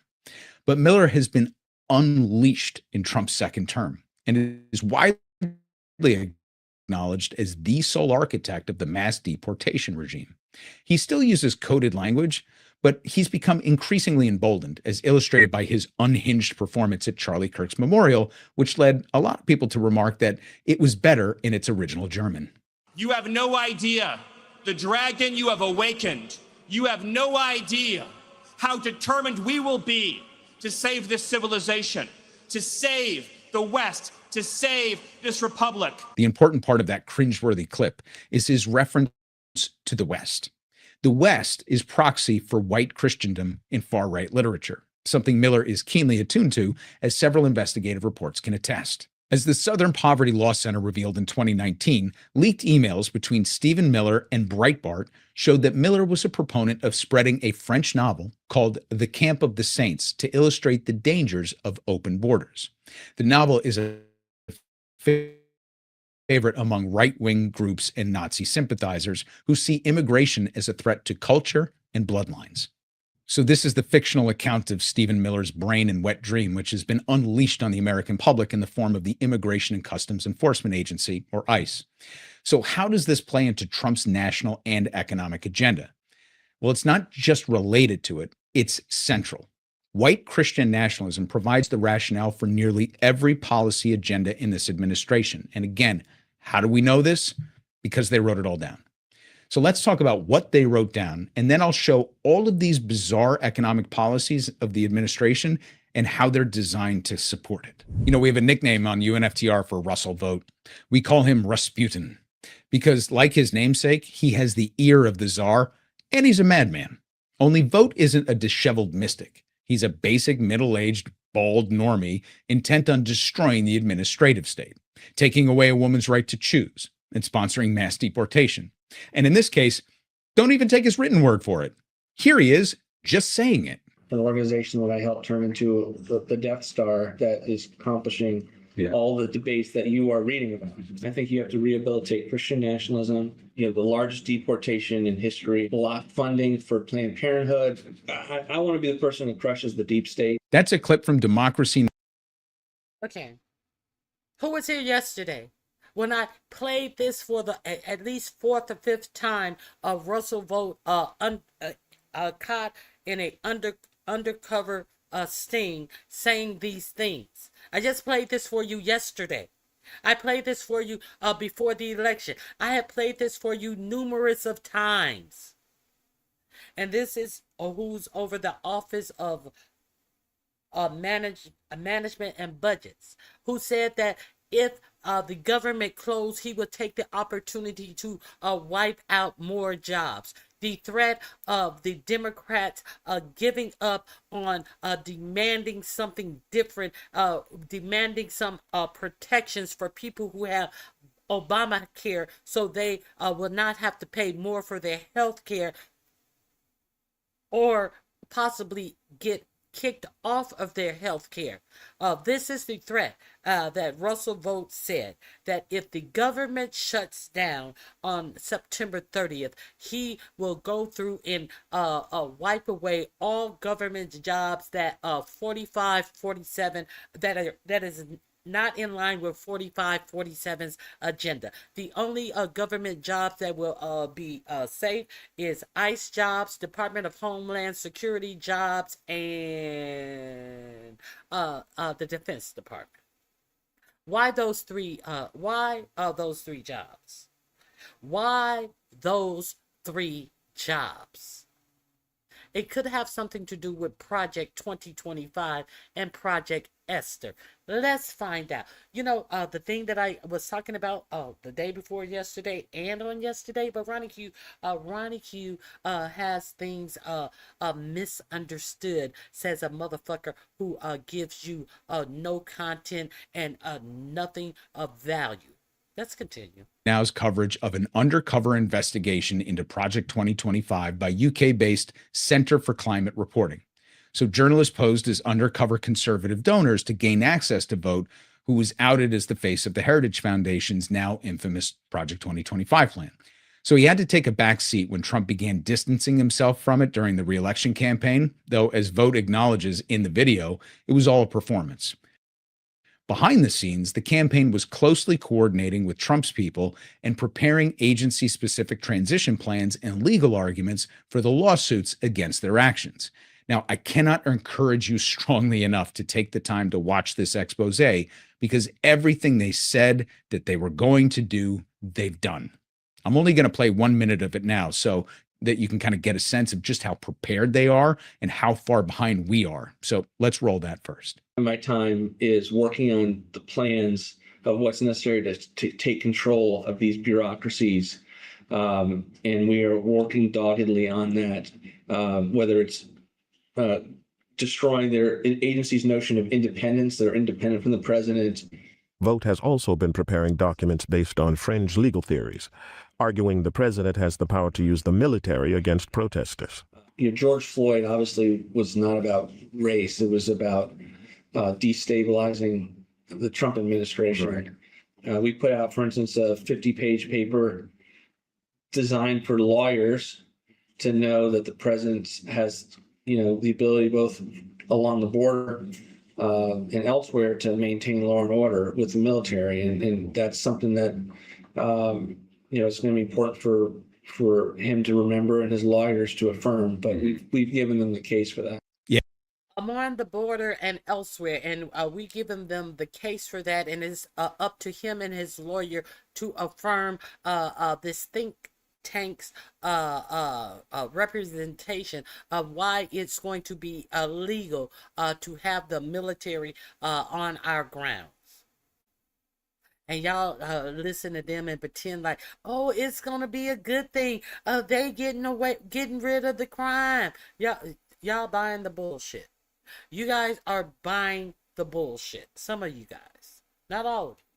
Some of you, some of them. Maybe not you in here, because you know we've talked about this. Yeah, chilling stuff, right?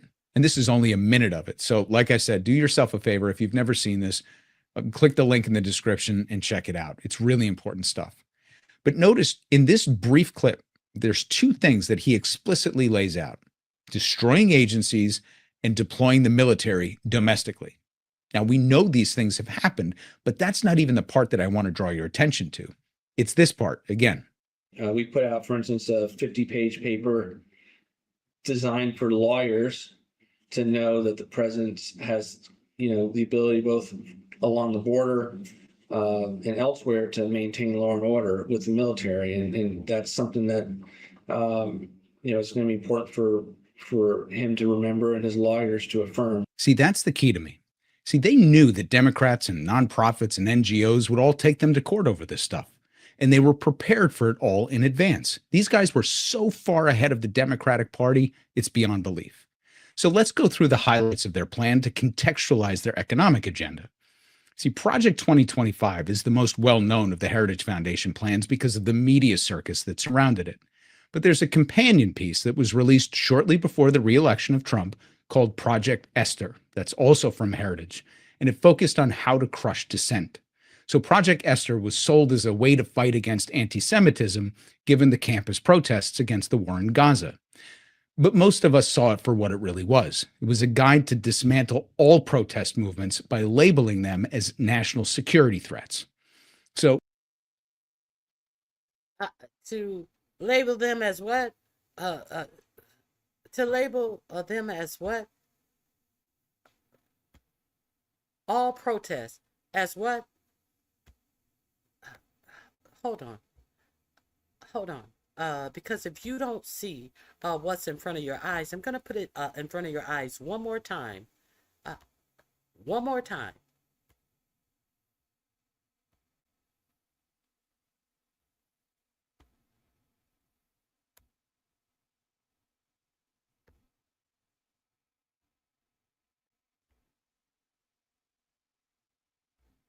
Going to be designated a domestic terrorist organization. The president intends to sign. Well, Antifa is going to be designated a domestic terrorist organization. The president intends to sign that executive order very soon as it's drafted, as soon as today, later this afternoon. And this is something the president campaigned on because we have seen a rise in violence perpetuated by Antifa radical people across this country who subscribe to this group. And unfortunately, it's gone widely uncovered by many in the legacy media. It also went completely ignored by the previous administration. Not anymore. It's Ken Harbaugh with the Midas Touch Network. The Trump regime is declaring anti-fascism a terrorist movement. That means the full force of the federal government will be brought to bear against anyone suspected of aiding Antifa. Here's the problem with that. Antifa isn't an entity, it's an idea. Antifa doesn't have a leadership structure or bank accounts or membership rosters, which means the federal government, Pam Bondi, Kash Patel, and Donald Trump can define it however they want. They have already signaled. Okay. This link is in my description box.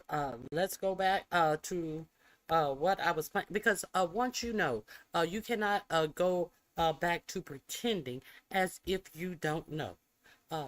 Let me go back to the gentleman.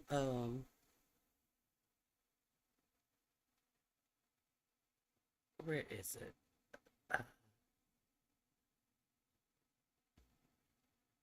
Let's get back to this. Why did I play that? Let me step back if you didn't hear what he said. On how to crush dissent. So Project Democratic Party, it's beyond belief. So let's go through the highlights of their plan to contextualize their economic agenda. See, Project 2025 is the most well-known of the Heritage Foundation plans because of the media circus that surrounded it. But there's a companion piece that was released shortly before the re-election of Trump called Project Esther, that's also from Heritage, and it focused on how to crush dissent. So Project Esther was sold as a way to fight against anti-Semitism, given the campus protests against the war in Gaza. But most of us saw it for what it really was. It was a guide to dismantle all protest movements by labeling them as national security threats. So then there are the kind of agency-specific guidelines for how to self-dismantle. But those are, to the best of my knowledge, still under wraps. And the reason for that is actually given in the longer video if you watch that Democracy Now! Piece. There's actually a guy who's also undercover who says that they didn't even give copies of it out to anybody because they didn't want it to get into the wrong hands. They wouldn't even email them. So they waited until the people were in the positions to literally read through it and have them basically enact these plans to dismantle the very agencies that they were given control of. So, and when called to Congress, they would not even answer Ayanna Pressley when she asked about the second phase of 2025. They played dumb and they said, "Oh, well, you know what it is because you just said it." She said, "I did not say it. I'm asking you what it is in detail." They would refuse to tell her. And they refused, this Republican Congress refused to put them under oath. They refused to answer because they wanted to keep it unfoyable. So you couldn't submit a Freedom of Information Act on it. They didn't put it in any emails. They didn't. They wanted to keep it hush hush, so no one could collect the information that they have put out for you to quell your dissent. And we see that 4547 has determined that anyone who has dissent is going to be classified as an Antifa, therefore a terrorist. You know, the terrorists that they have classified, those three boats that were on the coast of Venezuela, that they told you as fact that these were terrorists, what is that, narco terrorists who were coming to the United States to drop off fentanyl. Now, Marco Rubio has stepped off. He said stepped off the first boat. He said they were probably going to Trinidad because they were close to Trinidad. They're 2,000 miles from the United States coast, and they are telling you that they have proof, but they have not tried to disseminate any of said proof to you. They just told you that these were terrorists, and they put the military on them and sank their boats. Boats the size of fishing boats. Up to 17 people are dead on the word of this administration saying that they were narco terrorists. So now you just heard his spokesperson, Caroline Levitt, said that said that anybody who is protesting this government is going to be classified as Antifa and a terrorist network. Are we playing dumb? Are we? No. Some of you guys are really dumb. Some of you guys are really dumb and don't want to peddle in bullshit. Well, okay. Stay down. Stay down. Do you? We can certainly see the evidence of it in real time, just like we can see the effectiveness of the predetermined legal guidelines and how to defend these actions, given that the Supreme Court has upheld the president's ability to A, strip them of authority, and B, go so far as to claw back funds that were appropriated by the prior administration and given the green light from Congress. To be clear, this was a specific directive from Russell Vogt directly, who argued that the executive has the legal authority to do all of this under an order called impoundment, even though this was specifically outlawed in 1974 in response to Nixon doing the exact same thing. So we have their blueprints in Project 2025, Project Esther, and presumably the agency level guidelines that were written down to self-destruct like Mission Impossible instructions. But taken together, they tackled the 5 umbrella agenda items of this administration. Number 1, tax cuts for the wealthy under the spurious and disproven trickle-down job creator theory. Number 2, deregulation, to allow corporations unfettered access to build anything, trade anything, and to create monopolies. Number 3, halt the flow of immigration, especially from Latin America, Asia, and Africa, and to embark on mass deportation of immigrant populations already in the United States. Number 4, eliminate abortion access and even birth control, a curious one that we'll come back to.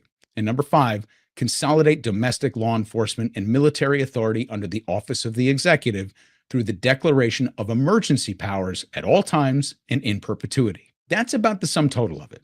Nearly every move of this administration can be tied back to these central tenets of Project 2025 and Project Esther. As I said, like a bad Bond villain, they explained it all before they did it. Unfortunately for us, the Democratic establishment is no James Bond. Which brings us to the economic policies that undergird these projects. Enter Stephen Myron. So recall that Myron got the job in the White House as the head of Trump's Council of Economic Advisors from a white paper that he wrote in 2024, claiming the tariffs would level the trade imbalance between the US and other major economies without causing inflation. So in a prior video, we went into detail on how his entire theory is built on something called the Triffin dilemma, which itself is based on the potential to destroy the US dollar because it's tied to the value of gold. So, once Nixon eliminated this tether to gold in 1971, the whole idea was moot. Nevertheless, he persisted and got the job. So, Myron was also recently confirmed as a Federal Reserve governor to replace Adriana Kugler, who departed for reasons that have yet to emerge. And even though a new plan was created to actually have Myron take Lisa Cook's position after Trump unsuccessfully tried to fire her, we'll see where that goes. And the reason they did that is because she had a longer term. So the courts rebuffed this attempt. So for the time being, Cook is still in the position. So they went back to plan A, replacing Kugler with Myron. So during the FOMC meeting, Myron was the lone dissenting voice on the board to reduce the federal funds rate by 25 basis points.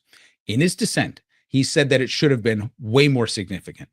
Now, the reason this is important is because the Federal Reserve is supposed to maintain complete independence, as you've probably heard a lot of people say. But in Myron's first meeting, he essentially carried water for the president and went against the other 11 members in their consensus, some of whom, by the way, are considered Trump loyalists. And he called for significant rate cuts. And this is important. Before I explain why, let's talk about Fed independence and what Myron truly represents on the board. You see, I knew about his tariff white paper, the one that got him the job. But what I wasn't aware of is another white paper that he co-authored several months prior to that one that laid out a plan to deliver wholesale change to the Federal Reserve. And this is where it gets really interesting. After his dissenting vote, Myron was invited to offer remarks at the New York Economic Club, where he attempted to mathematically explain his rationale for the sweeping rate cuts and defend his ability to maintain independence. But there was a pointed question in the Q&A that drew my attention to that prior paper that he co-authored and published for the Manhattan Institute, a conservative think tank. And in it, he called for the Federal Reserve to be completely transformed. So let's start with the comedy first. In the paper, Myron accused past Fed governors of being too political, saying, quote, "To pretend that one can easily shift between highly political and allegedly non-political roles without letting political biases inform policy is at best naive, at worst sinister." Sinister? Whew, them's fighting words. Here's the thing. Myron is literally on leave from the White House. That's right. Apparently, no one else on the planet was able to fill Kugler's position. So Myron still technically has his job at the White House because Kugler's term isn't as long as the others. But wait, get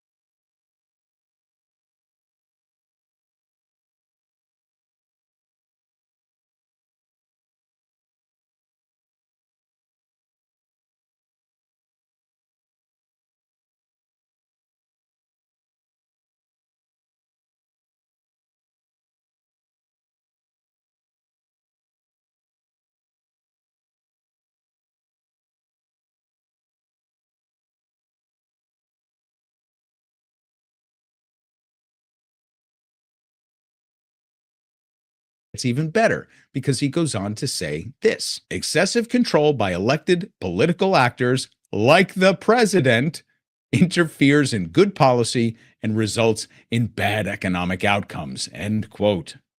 This guy, he's too much. So here's where the rubber meets the road and the whole thing comes unraveled. This is what Myron goes on to recommend in the report. First off, he calls for a prohibition on Fed governors serving in the executive branch for a period of 4 years after their term. Which sounds good to me, buddy boy. Guess it just does. But he does not agree that to do the same. The reason why he's on a leave of absence because he plans to go back. He was questioned about this in his confirmation hearing. Let's continue. Doesn't apply to you, and consider you're literally in both places at once. He then goes on to attack the Fed for having DEI policies, like investigating whether monetary policy has had a negative impact on structural racism, which seems to me like a legitimate question for an agency to ask, but according to him and all of Project 2025, it's just a waste of time. He goes on to laud chairs like Paul Volcker and Alan Greenspan, even though Volcker prescribed the opposite remedy in a stagflation crisis than the one that Myron just put forward. And most people recognize that Alan Greenspan presided over the expansive monetary environment followed by extreme tightening that led to the mortgage crisis. But here's where it gets sinister, to borrow a word. To fix the Fed, Myron suggested that the operating budget be brought under House appropriations. Hold that thought. He said the Fed shouldn't have the ability to fight monetary crises, that decision should belong to the president. Hold that thought. And that reserve banks should be nationalized, with the heads of them being appointed by governors of states that they're located in. Okay, one by one. The Fed is self-sustaining because it makes money from seigniorage, the fees associated with literally printing money, and the spread from the money that they lend into the market. He wants that to go away so that Congress can authorize the Fed budget. But now go back to the whole appropriations thing and what Russell Vought's working on, because we've seen with this collaboration with Vogt that their plan is to strip appropriations away from Congress and place it under executive authority. So the president would theoretically control all the funding of the Fed. The president would also then have the ability to determine when and if the Fed intervenes in the markets during a crisis, which would make the president the sole arbiter of winners and losers in the event of a crash. Control of the board being given to state governors is a curious thing, because conveniently, there are more red state governors than blue ones. Essentially, Myron's plan to secure independence of the Fed is to strip it of all independence and place it under the sole authority of the President of the United States. Now, to explain his position on rate cuts and bring this all home, to put it in the context of the pillars of our projects, tax cuts, deregulation, mass deportation, restricting access to birth control, and policing the streets with the military, let's hear from Myron himself. Now, don't worry. This is only a 20-second clip. I won't bore you too much. To sum it all up, we have to first adjust R star relative to a baseline of factors, relative to a baseline based on the factors I've described. A variety of models reviewed by Gianluca Benigno and others arrive at a median real estimate for R star of 1.3% in a range of around 1 to 2%. Now, wait a minute. He didn't mention any of those things. All he said was that rates should be 1.3%. True. Let's figure out why, though. Okay, so his technical argument references something called R star, and he gave a summary of the mathematical rationale for cutting the rates to 1.3%. And this is his personal preference, by the way, his base case. And R star is just the term for what the Fed considers to be a neutral rate under something called the Taylor rule. Basically, what rate the governors believe will maintain inflation and unemployment at their preferred targets. Fine. So what Myron did was he adjusted the inputs in this very wonky way to suggest that literally everyone else is seeing the economy wrong and that rates should be 1.3%, maybe lower. But he goes on to graciously allow for other opinions and states that settling around 2% would be fair. And the recent consensus brought the target range from down to between 4 and 4.25%. So right now it currently sits at 4.1%. So to understand that Myron fought for the rate Isn't that what 4547 was threatening to fire Jerome Powell for because he would not bring down the interest rates? Isn't that why he wanted to get rid of an intelligent, accomplished black woman and put him in the spot because his sweet spot for the interest rate was 1%. And what will that do? That will put the nation in stagnation, where prices are going up and wages are going down, and people are. I think that would actually put us in a, I'd say depression, not even a recession, a depression. So,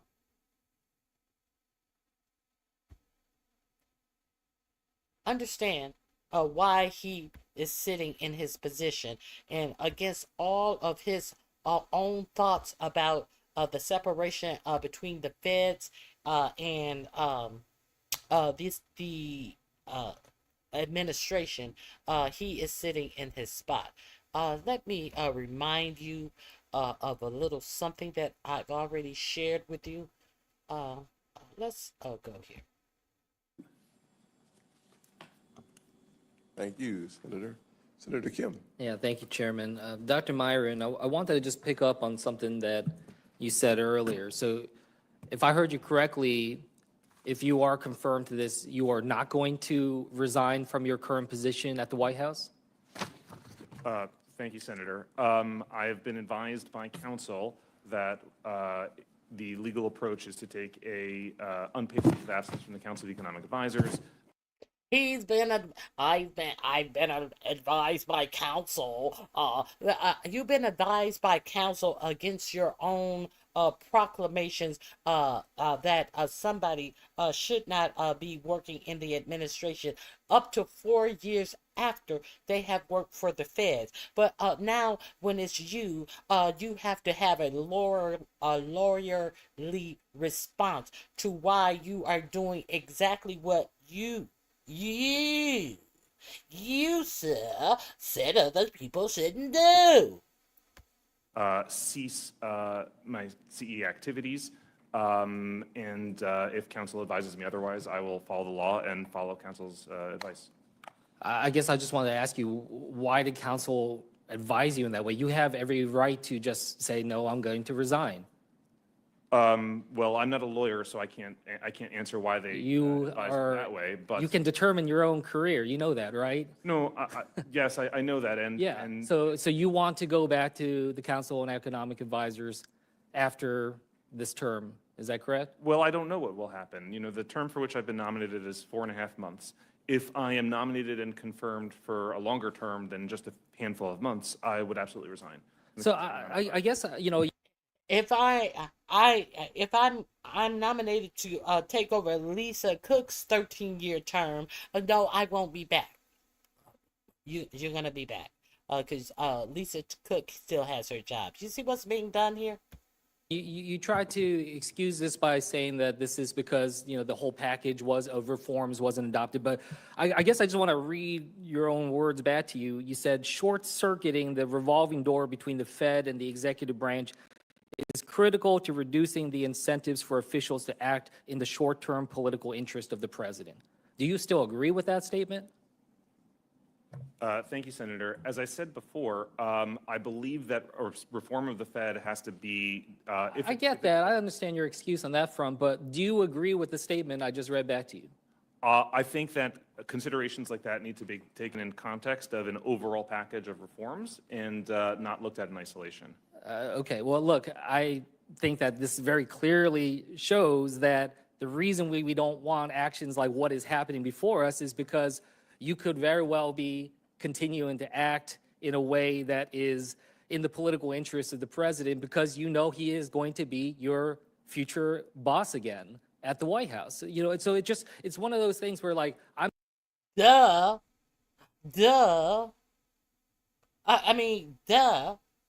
We don't see what's in front of our faces, but I guess you have to be paying attention to what's going on to see what's in front of your faces. I played this for you the day after the hearing. Let's get back to our Let me see. I'm just trying to think about why do you even want this job at the Fed for 4 months if you're just hedging your bets and just continuing to hold your position at the White House. I want to just continue on a little bit here because you said something I wanted to dig into. You said excessive control by elected political actors, parentheses, like the president, interferes in good policy and results in bad economic outcomes. Is that something you said? Senator, I believe that political interference in monetary policy and making decisions, sort of can erode the outcomes, and that it's important for the Federal Reserve to be insulated from the political cycle. Okay, insulated from the political cycle. And here you said excessive control. What is excessive control? Well, I don't have a precise formal definition of that in my head, Senator. Okay, well, I guess maybe I'll walk you through a couple of things here. You were saying that you'd like to clarify that members serve at the will of the U.S. president. Senator, I believe that members can be removed for I believe the Federal Reserve Act specifies that members can be removed for cause after they've been. I know, I'm just looking at your list of reforms that you like, and it sounded like you were saying, you said clarify that the members serve at the will of the president. I guess I wanted to just ask you, would it be appropriate for a new president to come in, get rid of everybody on the board, and put in entirely new appointments at the beginning of each presidency? Oh, is that appropriate? You're referring to the reform proposal, not to current law. I'm referring to your beliefs, yes. Well, so as I said before, the reform proposal was a package deal with a series of checks and balances, and that was one check, but there's offset by other balances and other checks that would diffuse power throughout the Federal Reserve System. That's why we refer to it as a form of monetary federalism. You also said, quote, political independence is inherently undemocratic. Can you explain that to me? Yes. So if you had a Federal Reserve that was entirely, completely independent, with no ability for the president to appoint officials, no ability for the Senate to provide its advice and consent, no ability for the Senate to hold hearings where they receive answers to their questions by Federal Reserve officials, I think that would be profoundly undemocratic. And I think it's important that we have democratic oversight, as an example, when the Senate holds its hearings, getting testimony from Federal Reserve officials. One final question here. Has anyone in the administration asked you to commit formally or informally to vote to lowering interest rates? No. With that, I yield back. They don't have to because he's already submitted a paper that his idea is that the interest rates should be 1%, and when they were 4%. So I think that is why he was targeted. He had a whole. Let me see. She's really good too. Regulations and others that really are overly burdensome and just artificially increase the costs of them executing their Indian housing block grants. Thank you. I look forward to hearing and working with HUD to do more to make sure that we can prioritize this in Indian country, and we are working on housing and affordable housing there. So thank you. Mr. Myron, let me talk to you. I know you've probably received some of these questions as well. My office and I suspect those of my colleagues are being inundated with calls and letters from small business owners.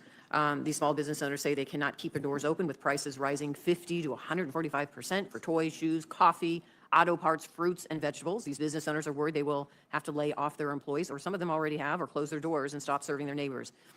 Yet you told me in February, and I quote, "The economic burden of tariffs imposed by the United States is borne by the country whose exports are tariffed." Do you still believe that? Thank you, Senator.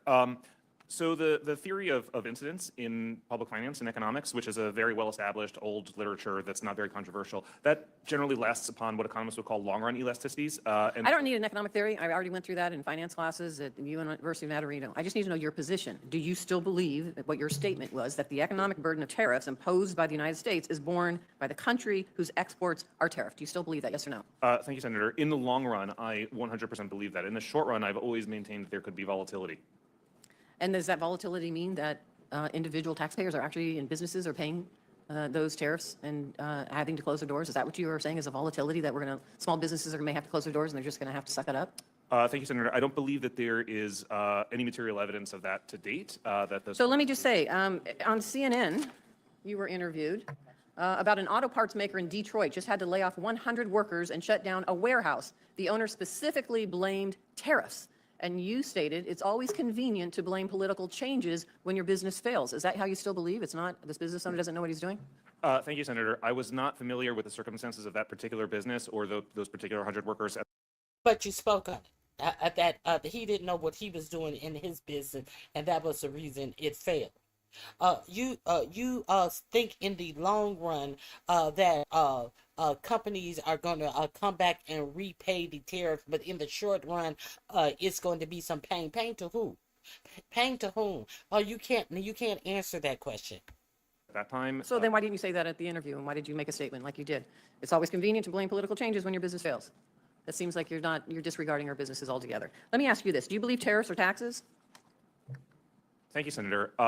Economically speaking, any policy can be modeled as a tax. So in that sense, exactly what I said. Any economic policy can be modeled. So is that a yes? Well, what I'm saying is that the answer to your question is that any economic policy can be modeled as a tax, whether it's a subsidy, so that benefit. is, your question is a yes. Tariffs are taxes. My answer is that any economic policy can be modeled as such. Under the last administration, we saw a surge in manufacturing jobs and construction, with the U.S. economy adding over 500,000 manufacturing jobs and construction of factories doubling. Unfortunately, under this administration, we have seen the exact opposite. In August, the U.S. manufacturing sector contracted for the 6th consecutive month due to Trump's tariffs and chaotic trade policy. Earlier this year, you said that manufacturing construction will surge as a result of Trump's tariff and tax policies. Were you wrong? Senator, I do not believe that that's the case. I believe that they will, because the uncertainty from the tax situation is resolved. I believe that just a few months ago, there was a huge amount of So would you say it's uncertainty. transitory?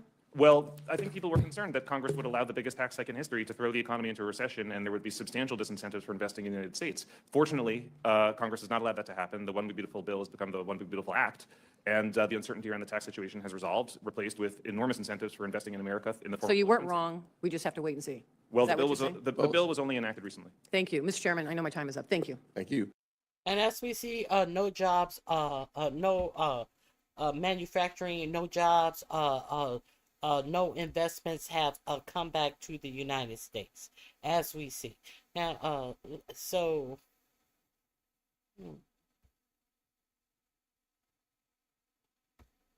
is there something else?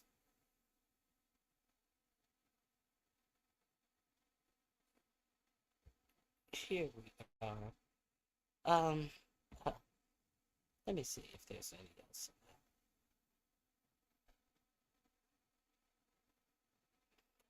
else. So there's some. Let me go forward a little bit.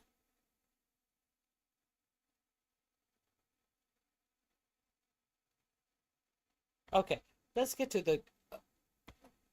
Let's get to the Christian nationalist part. This is the end of. I knew it was something else I wanted to share with you on that video. The Christian nationalists of it all. Remain compliant with federal regulations. Even still, it's short term, especially when you consider part 3, which is mass deportation. In the pursuit of a white America, the Christian nationalists, the votes that vote mentioned by name, need to be rehabilitated in reputation. So when mass deportation occurs, they'll say it's to rid the country of criminals, except that Asians, Latinos, and Black people are the only targets, and the vast majority are here legally in that they sought asylum, and they're pending adjudication in the courts. That's legal. That's the so-called right way, as defenders of deportation like to say. Now, the flip side to mass deportation is that you gut low-wage jobs in construction, retail, hospitality, healthcare, and agriculture. And they know this too, which is why they have a twofold plan to fill these positions with a population desperate for work, even low wages, and to stimulate the corporate economy to prevent them from mass white-collar layoffs when the economy inevitably falls in on itself. So that latter piece is accomplished by slashing the federal funds rate, which helps one class and one class only, despite what they say. All right. The corporate class is the only one positioned to take advantage of a federal funds rate cut. They'll tell you it's to make all borrowing more affordable across the lending spectrum, from credit cards to mortgages, But that's not how it works. Now, credit cards are tied to the federal funds rate, but the average spread on credit cards is 14.5%. So at best, credit card debt holders can look forward to reducing interest rates from 20% to 16%. And that's for regular borrowers. The subprime market is way worse than that. So there's a correlation between student loan debt and the federal funds rate, but that's for new borrowers. And they're looking to cut back on federal student loan guarantees and Pell Grants anyway, which should tell you that they're not really serious about tackling that issue either. And mortgages are tied to the 10-year mortgage rate, not the federal funds rate. And the further you get out on the yield curve, the 10-year and the 30-year, the more expensive debt will become, specifically because they're gutting the rest of the economy. And here again, we know why they don't care about that, about the long end of the curve. Take a look at these three charts. The first is the 30-year Treasury yield. Now, currently, it stands at 4.7%. And the last time it was at this level was in the run-up to the Great Financial Crisis. That's because it's a reflection of the long-term sentiment of the economy. In other words, we pay a premium for the 30-year because investors are losing faith in our ability to manage the economy. Now take a look at the 10-year rate, which is what mortgages are tied to. Here again, the 10 is at 4.1%, and the last time it hit this rate was the run-up to the global financial crisis. So despite the rate cut and the signal that two more are coming this year, the most recent data still show that the market isn't budging because investors know that even the midterm health of the economy is in question. So no, your mortgage rate not going down. And now look at the 1 year. This is what matters more to the administration. While still high relative to where we were, you can see two things. The first is that the short-term notes are coming down, but they remain elevated at 3.6%, which once again, we haven't seen since the financial crisis. But 3.6% is a lot better than 4.1% and almost a full point better than the 30-year at 4.7%. Now, tellingly, it came down in the recent weeks because there was an indication that the federal funds rate was also going to come down. And that's how you know that the short-term yields are very closely tied to the federal funds rate. Because here's what they're doing. And here's why Myron is desperately advocating for a massive rate cut. These short-term yields are directly tied to the federal funds rate. If the Fed suddenly cut rates, it would wreak havoc in the bond markets, but produce immediate gains in the stock market because investors would be desperate for yields and a quick place to park their cash. See, they've been getting handsome returns on short-term instruments that are priced nicely and also extremely liquid. But apart from pushing investors to the equities market, it also gives the U.S. the short-term opportunity to load up new debt in the short-term treasury auctions. You see, this administration has done such a poor job that Bessent has been forced to pull back on long-term bond auctions because buyers want a premium for our debt and our mismanagement, which only widens the budget gap. So he's pushing stablecoins, for example, which are only allowed to buy short-term instruments and for the Fed to refinance outstanding debt at these low rates. Now, if the market doesn't cooperate, the plan is to do something called yield curve control, which we also talked about in another video. And the last time we did that was in the 1940s and the early 50s to over-purchase our own short-term treasuries. That's a quick fix to refinance debt, but it has disastrous inflationary consequences. And they do not care. They are willing to increase inflation with tariffs and short-term purchases like this and to sacrifice the job market in order to get the debt partially under control and to deliver cash to corporate America by allowing it to refinance more expensive debt and take advantage of the flow of cash into the stock market. That's the game. And what they're banking on is that immigrant labor at the low end of the job market is utterly destroyed, leaving current job seekers with no alternative but to fill low-wage jobs that are typically done by first-generation immigrant populations. And that brings us to the social and political equation. Numbers 4 and 5 on their agenda, which seem like outliers, but they're connected. Stripping away access to reproductive health care and control over the military. Now remember, Russell Vought's words, not mine. You heard them yourself. The first part relates to Stephen Miller's white nationalist fantasy and the problem of low white birth rates in America. How do you solve that? You deport as many immigrants as possible, and you remove reproductive health care like abortion and access to birth control to the remaining, hopefully, white population. And then you give every newborn baby $1,000 in something called a Trump account, which is now law, by the way, to incentivize babies born to US-born residents. It's sick, but that's what's up.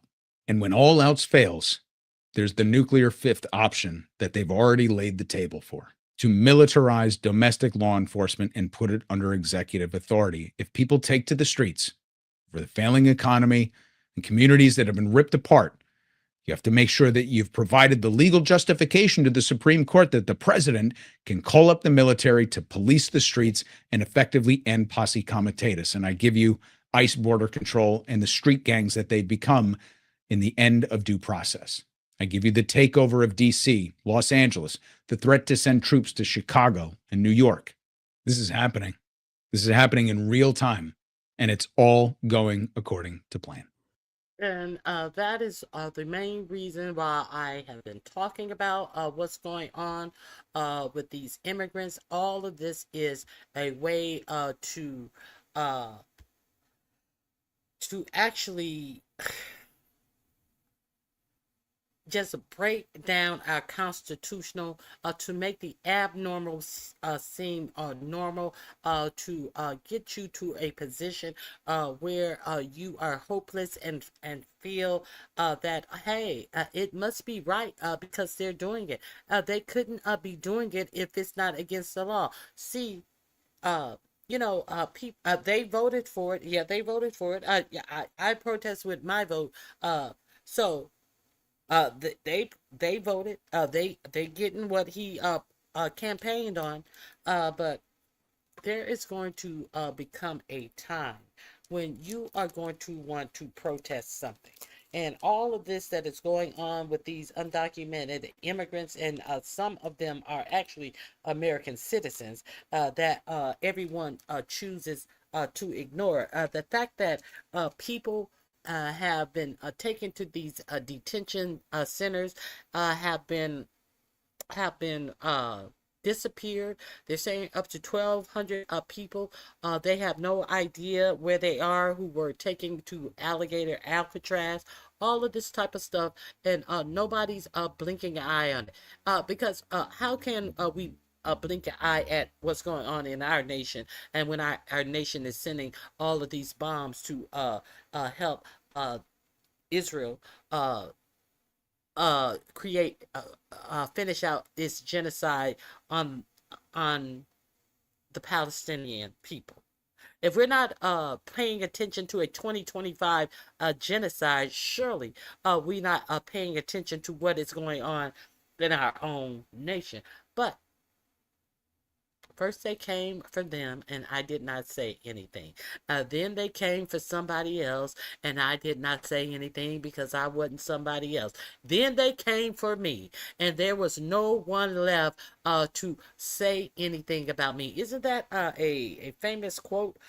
First they came for the machinists, then they came for the unionists, then they came for me, and by the time I wasn't a machinist, I wasn't a unionist, but then they came for me, and there was no one to speak up for me. Isn't that one of those never forget phrases? Okay. Let me now we have had now there was a man who was shot. Uh, it has since come out that the story that ICE gave about the reason of him being shot, not comporting with witnesses on the scene. There's that. There was another person shot by ICE trying to apprehend them. You don't see much about that. Now, let's get into this. I really couldn't. I really couldn't believe that in this case, something actually happened. So if you guys are not aware about this, now they say that when you go to court and try to come here legally, go to your court cases. We know that a lot of people have been taken right out of the courtroom, attacked in the halls of court, of many of of our courts. Let's see what happened with this. Been caught on camera inflicting this hell on the American people. I've showed you a lot of disturbing footage caught on tape with the receipts, but what I'm about to show you is frankly worse and more egregious than any of the other videos I've shown. Do not look away. It is critical you watch this full video and you share it with as many people as possible. Donald Trump is busted on tape. We have it right here, and we need to share this with people in the United States and across the world so they see what's really happening here in the United States. The first video I want to show you happened in the immigration courthouse in Manhattan. A lady by the name of Monica was there with her 2 children.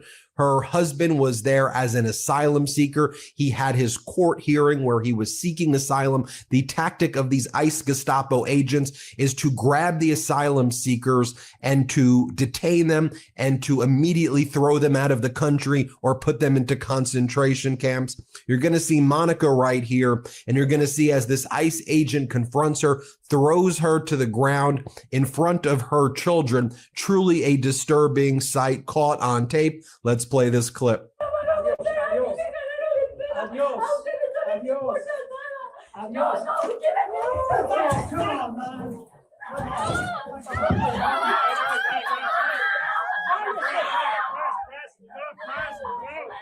He had his knee in her vagina.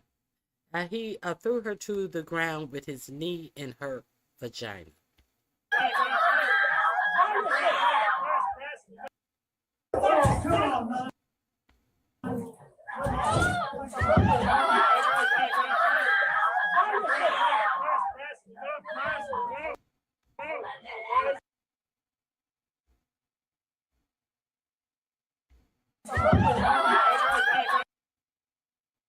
You see where his knee is? Let's see him raise up. Knee in her coochie.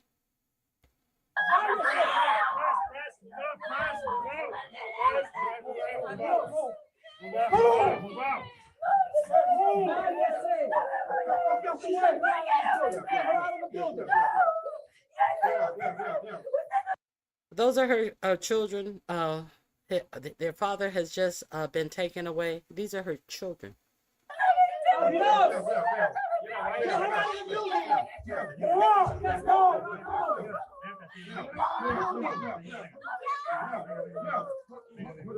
Now, this is okay. I think there is another shot of it from another angle. This clip.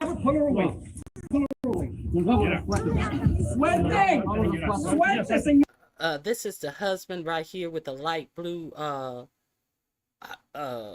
shirt on. It seems like they always have to take a backpack. All of these people with their face covered, so we will never know who these people are.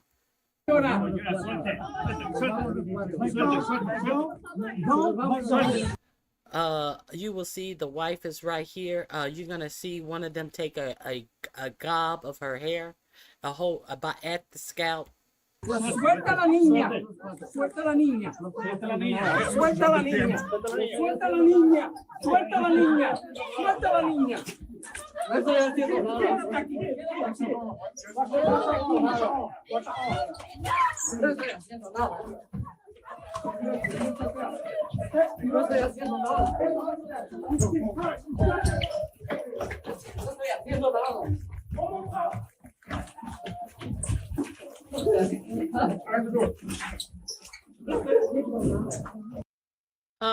Looks like we have 2 black men working.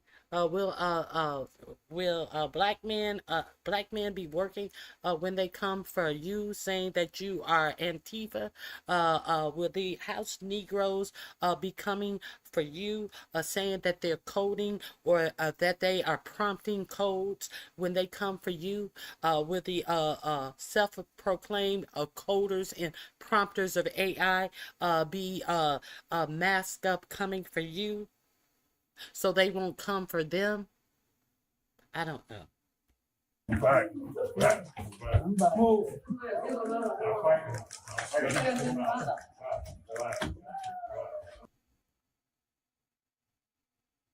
there, the children. Let me see.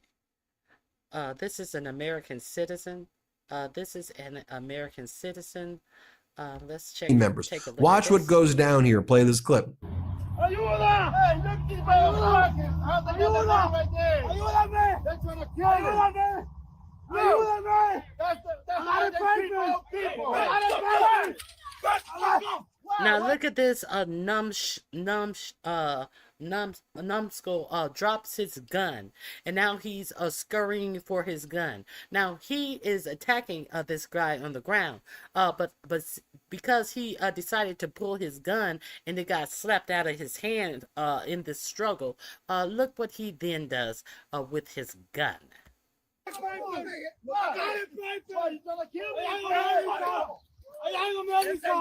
He's pointing his gun at the people filming. Because he's been caught being a numbskull who shouldn't even have this job, who doesn't even know how to take someone into custody properly. And now the people standing on the sideline filming have a gun by Barney Fife being pointed at them.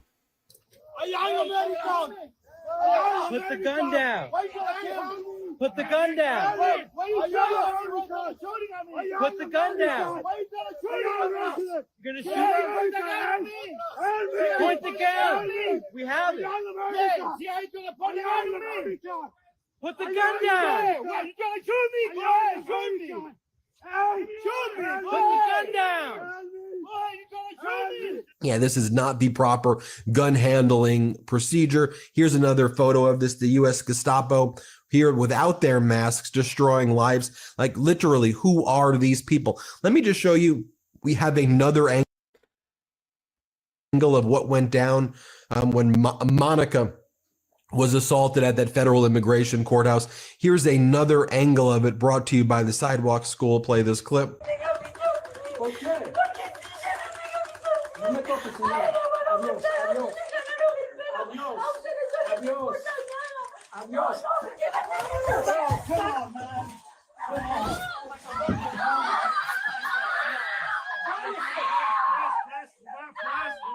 Now, here's what went down at the bread. Okay, so he fell with his knee in her vagina. Fell on top of her with his knee in her vagina.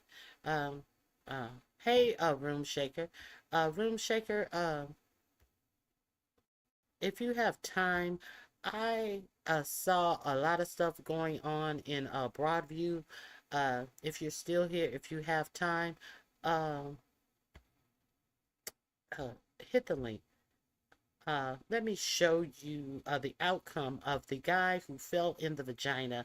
I've never seen this happen. I guess there's a first time for everything.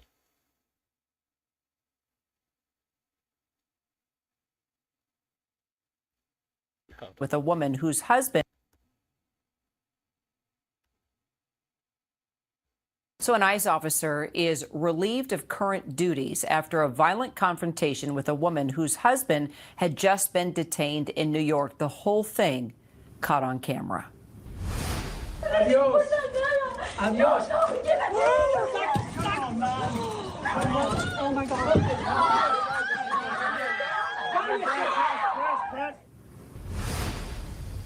Yeah, the woman was taken to the hospital to be treated for possible head trauma. Immigration reporter Armando Garcia joining me now. So Armando, what happened? Well, Kira, I can tell you it's very stunning to hear DHS openly condemn the actions of this officer. So far, DHS has been very supportive of how ICE agents have conducted immigration arrests, but clearly they saw something in this video that was alarming, and they're now conducting an investigation saying, quote, you notice this happens the day after what's his name? Spam face, Tom, over the ICE department, has been accused of being bribed with $50,000 to give contracts to businesses upon all of the ICE raids that were going to be coming down under 45, 47. Now they find some things out of line. But did they investigate? They tried to whitewash, said nothing was done wrong. Caroline Lyatt came out and said he didn't take the money. But when this is supposed to be recorded. This is a whole FBI sting. Not the Cockeyed Patel FBI, the real FBI that came before Cockeyed Patel. Did a whole sting on this on video. Now, Caroline Lyatt came out and said that he did not take the money. But later on that day, he wasn't even asked if he took the money. Trying to do a interview on transparency with Fox News, who didn't ask the important question, did you take the bribe money? And when 45, 47 administration came in, they shut down the investigation. The officer's conduct in this video is unacceptable and beneath the men and women of ICE. The video shows several agents surrounding the family, attempting to detain the husband, who appears to be very confused, telling the officers that he's doing nothing wrong. You can hear a lot of shouting, a lot of pushing and pulling there. And then at some point shortly after, we see that violent confrontation between the woman and the ICE agent. The woman shoved against the wall, pushed down to the ground as her children look on. New York City Comptroller Brad Lander says that, this is a family that should not have been detained in the first place. Certainly, he's been no stranger to this building. He's been there accompanying other migrants to their immigration hearings. But nevertheless, that's what we're seeing. And that's DHS's response as of now. Well, is there a chance that this officer faces criminal prosecution? No.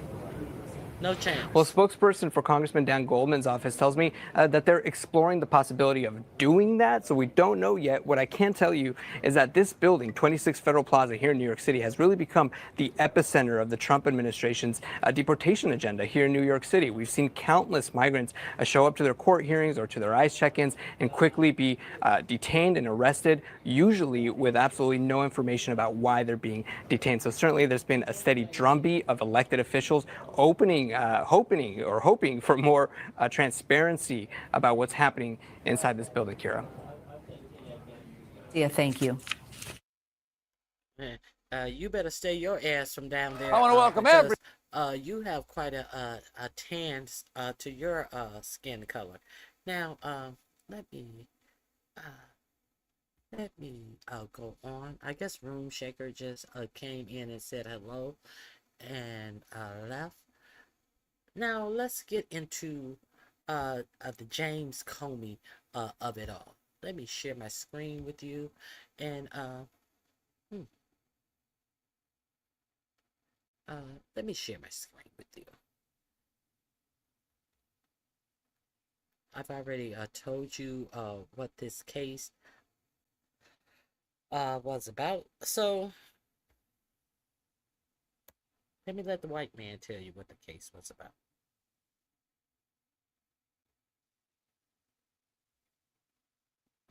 People headed up by the attorney.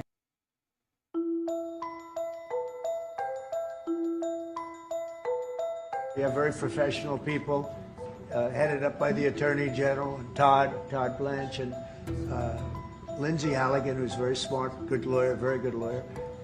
They're going to make a determination. I'm not making that determination. I think I'd be allowed to get involved if I want, but I don't really. I think I'll be allowed to get involved if I want.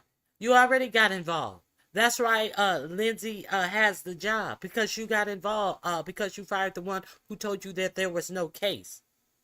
You already got involved when you told Pam Bondi to go after them, specifically go after them. I think I could get involved. Great.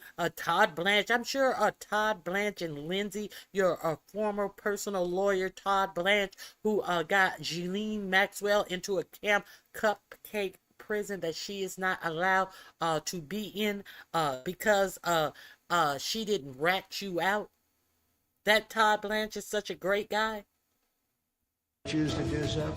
I can only say that Comey's a bad person. He's a sick person. I think he's a sick guy, actually. He did terrible things at the FBI.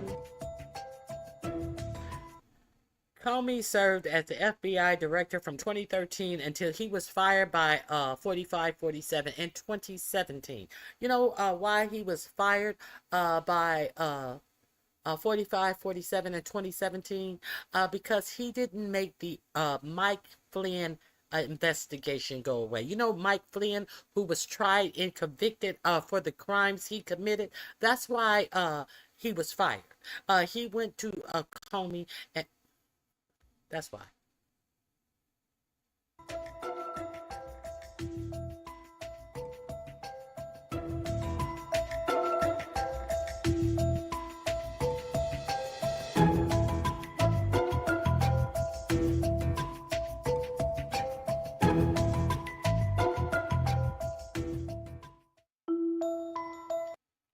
Okay. Now, there's that. Okay, let me share with you the precise case that has been brought down on. They said that the case was actually handwritten by this bimbo who he wants you to believe that is so qualified. He wants you to believe that the bimbo who is trying this case is a stellar attorney. So let's get into this.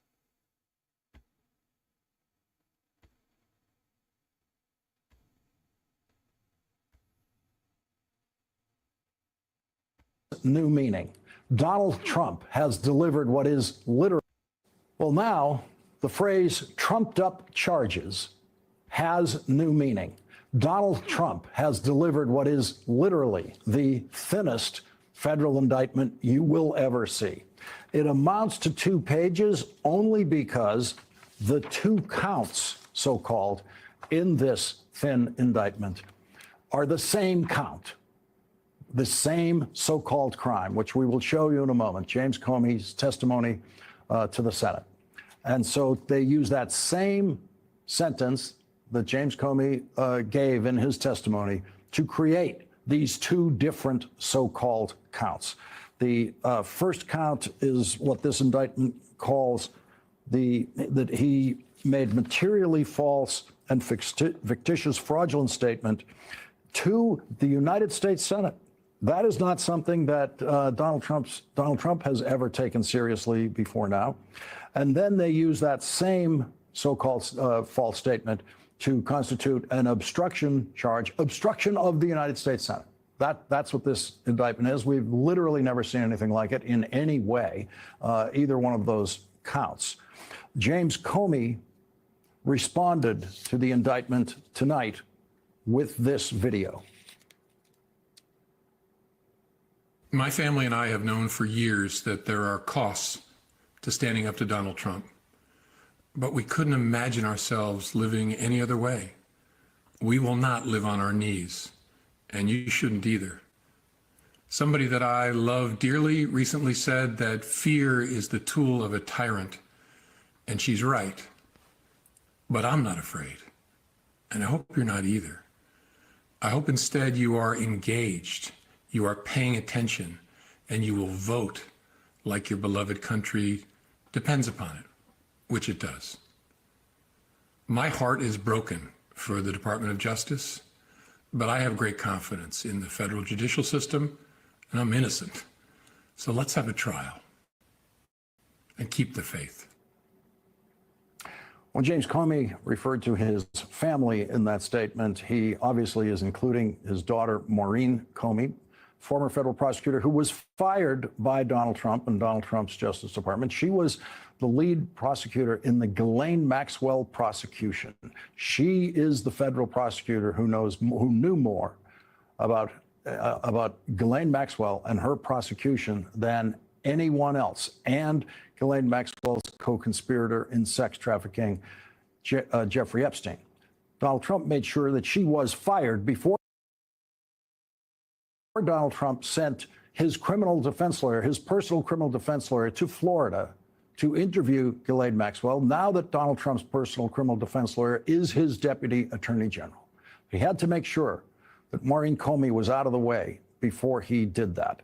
That's one of the people James Comey referred to tonight in that video statement. And that quote, that line that he used, fear is the tool of a tyrant, is what his daughter, Maureen Comey, said when she was fired by the Justice Department in an email to her colleagues.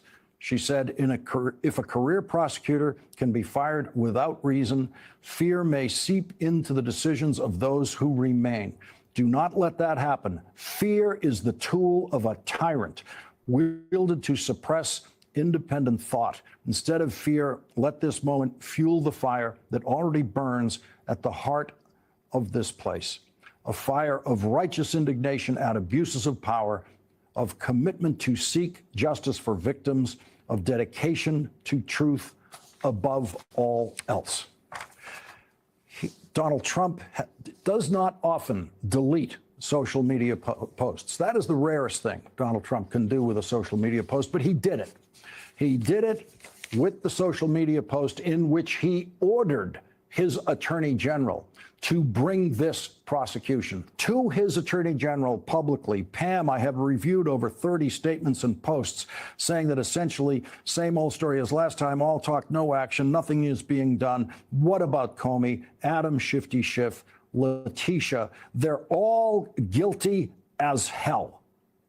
And there is Donald Trump pronouncing guilt on James Comey while he's ordering his attorney general to make James Comey a criminal defendant. There's Donald Trump telling all of those grand jurors who heard this case, all of them, that James Comey is guilty as hell. That's Donald Trump telling the entire jury pool that will be considered for this case in the Eastern District of Virginia, that James Comey is guilty as hell. That is something that no president has ever done before Donald Trump. There was a moment when President Richard Nixon let slip publicly that he thought Charles Manson was guilty of those mass murders in Los Angeles, and President Nixon had to immediately retract that in a statement in writing for fear that that would create a mistrial in the prosecution of Charles Manson, and for fear that that would create prejudicial publicity that could harm Charles Manson ever getting a free trial, a fair trial in this country. Donald Trump has thrown that convention aside with his declaration that James Comey was guilty before James Comey was indicted.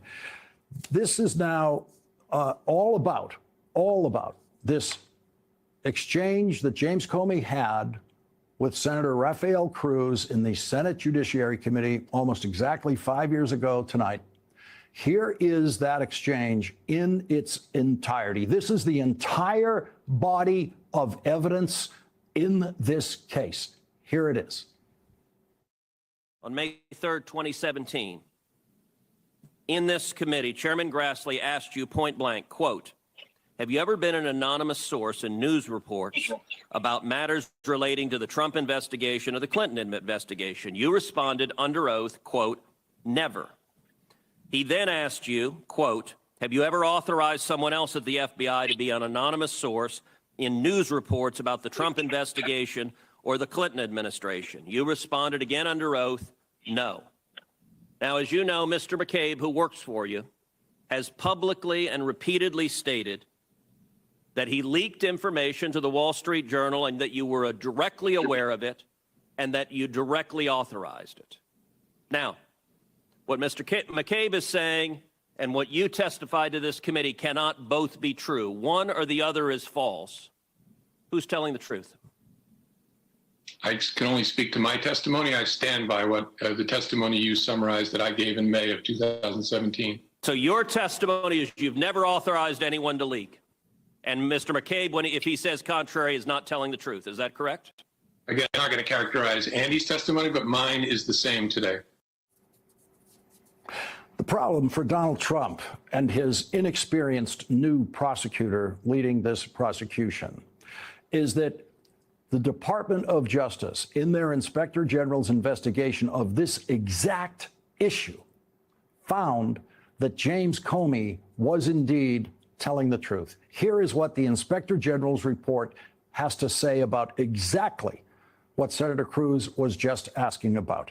The Inspector General says, we found that in late October 2016, McCabe authorized special counsel to discuss with Wall Street Journal reporter Devlin Barrett issues related to the FBI's Clinton Foundation investigation.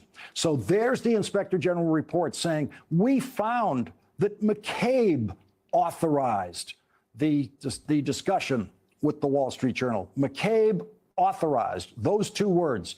The jury in this case is going to see those two words. The grand jury in this case is very unlikely to ever have been presented with a single word of what you're about to hear right now. It is very unlikely that they ever showed the grand jury in this case the Inspector General's report, which goes on to say, in particular, McCabe authorized special counsel to disclose to Barrett the contents of a telephone call that had occurred on August 12, 2016, between McCabe and then Principal Associate Deputy Attorney General.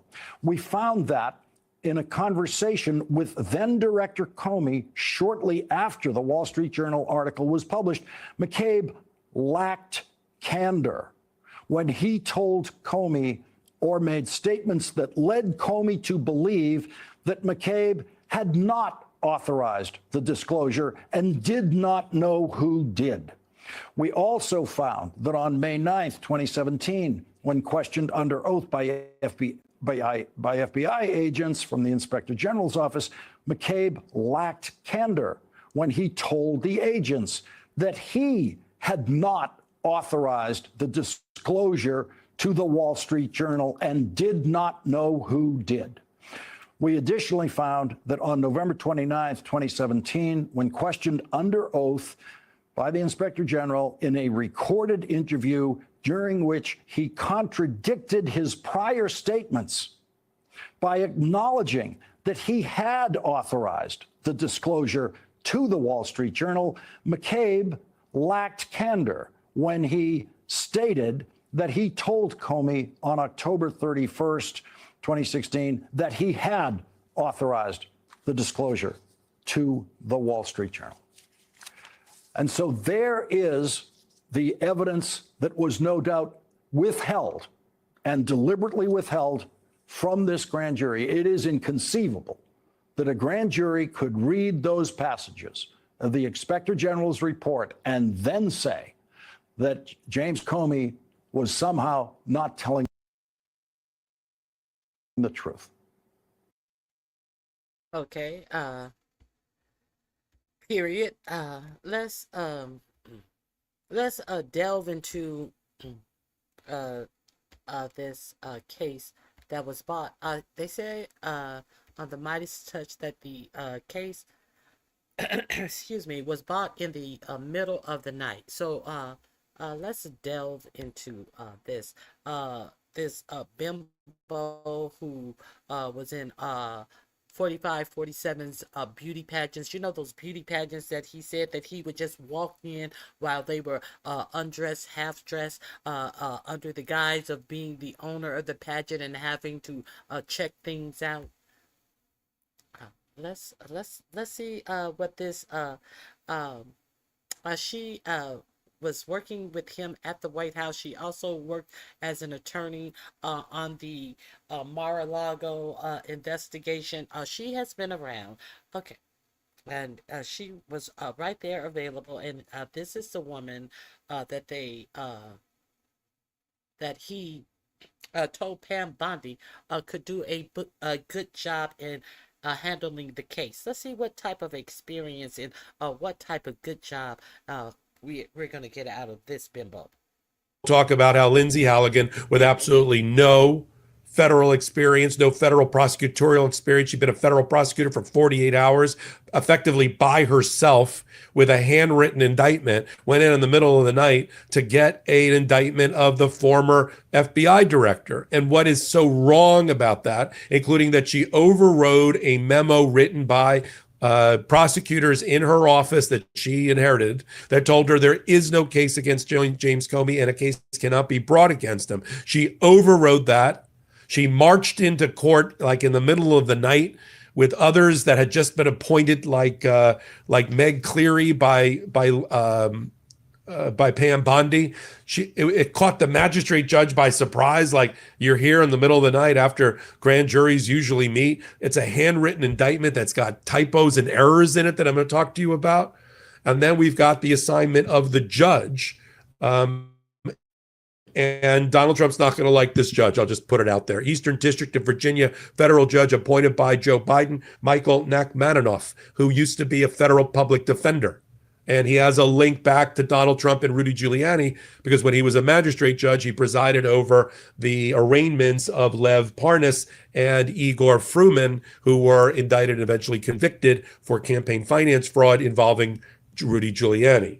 All right, we'll bring it all together right here on the Midas Touch Network and Legal AF. Let's start with the indictment, which has a lot of problems. In fact, in the arraignment that's going to happen in October for Comey, he's going to likely move to dismiss this indictment on various grounds. I'm sure we're going to get an aggressive motion to dismiss. I mean, just to show you where we are with where James Comey's head is out, as soon as he was indicted, he issued a video telling us we cannot live on our knees, and he certainly won't. Let's play the video. My family and I have known for years that there are costs to standing up to Donald Trump. We just saw. Go to the indictment, and I'll tell you the problems with it, and I'll tell you why the grand jury apparently was not able to indict on count one and what count one is all about. And we'll put it up on the screen. First of all, let's go through the problems with this. There's no page numbers on it. It's a handwritten, presumably, I guess, by the jury foreperson, because it looks like it matches her handwriting. The jury foreperson has to scribble in the name of the defendant. It's not even typed up. James B. Comey Jr. It says, as foreperson, I report that on September 25th, 2025, 12 or more grand jurors did not concur in finding an indictment on count one only, which is weird. She should have said we indicted on 2 counts, but not on the on count one. And then she presumably signs it. Let's go to the actual indictment, which was typed up, no page numbers, and there's 2 count twos. Why not? So count one, let me see if I can translate this, and I'll play you a clip. It says, on or about September 30th, 2020, in the Assistant Director of Counterintelligence Peter Strzok regarding U.S. presidential candidate Hillary Clinton's approval of a plan concerning U.S. presidential candidate Donald Trump and Russian hackers hampering U.S. elections as a means of distracting the public from her use of a private email server. You don't remember getting that or being taught? That doesn't ring bells with me. Okay. Well, that's a pretty stunning thing. It didn't ring a bell, but it did come to you. Let's just end with this. You get this inquiry from the Intelligence Committee to look at the Clinton campaign, basically trying to create a distraction, accusing Trump of being a Russian agent or a Russian stooge or whatever to distract from her email server problems. And how far-fetched is that, Mr. Comey, when we now know that the Democratic Party through Fusion GPS hired Christopher Steele, a foreign agent who had a very strong bias against Trump, who hired a Russian subsource who the FBI believed to be a Russian spy to compile a dossier that was a bunch of crap to be used against an American citizen working for the Trump campaign. You already knew that. Seems to me you'd want to investigate other allegations, but you're telling me that you don't recall this. I'm sorry, Senator, is your question? Yes, you don't recall this inquiry I just read about September the 2016. No, as I said, it doesn't, again, do you remember being told? It doesn't sound familiar. And then it says that the statement was false because Comey then and there knew he had in fact been provided information regarding Hillary Clinton's approval of a plan concerning Trump. All right. That has to do with memory. And you saw the statement. It's very hard to get perjury out of, I don't believe that I received that. And I don't recall that. It's very hard to get you lied under oath. You may not, on so that was count we one think is Andy McCabe, who did not get an indictment on. Used to be the deputy director of the FBI. And then they say that the statement was false because he had in fact authorized person 3. See how sloppy this is? They don't name person 3. What they meant to say is that there was an FBI agent who was an anonymous source who was person 3, I think that's McCabe, to serve as an anonymous source regarding an FBI investigation regarding person 1. So that he testified that he did not authorize McCabe to be an anonymous source, we believe, to the Wall Street Journal in 2016 regarding an FBI investigation concerning Hillary Clinton. It didn't even involve Donald Trump. And then that violated. In fact, let me play you the exchange between Ted Cruz and Comey that we think forms the basis of this perjury count. Let's go Cruz and Comey. Russian assets. All right, let's shift to another topic. On May 3rd, 2017, in this committee, Chairman Grassley asked you point blank, quote, have you ever been an anonymous source in news reports about matters relating to the Trump investigation or the Clinton investigation? You responded under oath, quote, never. He then asked you, quote, have you ever authorized someone else at the FBI to be an anonymous source in news reports about the Trump investigation or the Clinton administration? You responded again under oath, no. Now, as you know, Mr. McCabe, who works for you, has publicly and repeatedly stated that he leaked information to the Wall Street Journal and that you were directly aware of it and that you directly authorized it. Now, what Mr. McCabe is saying and what you testified to this committee cannot both be true. One or the other is false. Who's telling the truth? I can only speak to my testimony. I stand by what the testimony you summarized that I gave in May of 2017. So your testimony is you've never authorized anyone to leak. And Mr. McCabe, if he says contrary, is not telling the truth. Is that correct? Again, I'm not going to characterize Andy's testimony, but mine is the same today. All right, I'm going to make a final point because my time has expired.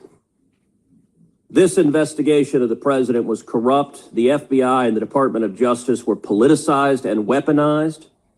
And in my opinion, there are only two possibilities: that you were deliberately corrupt or woefully incompetent. And I don't believe you were incompetent. This has done severe damage to the professionals and the honorable men and women at the FBI because law enforcement should not be used as a political weapon. What about Kakai Patel? If this is unprofessional and embarrassing, what is Kakai Patel? Let's continue. And that is the legacy you've left. Senator. Now, this is not the first time that Comey testified to a Senate committee. In 2018, he also testified about the fact that he kept memos and wrote memos about his exchange with Donald Trump soon after being fired by Donald Trump, presumably because he didn't pass the loyalty test that Donald Trump said, I want you to. Okay, so that's all I wanted they go into him taking notes at the meeting with 4547 alone because he did not trust 4547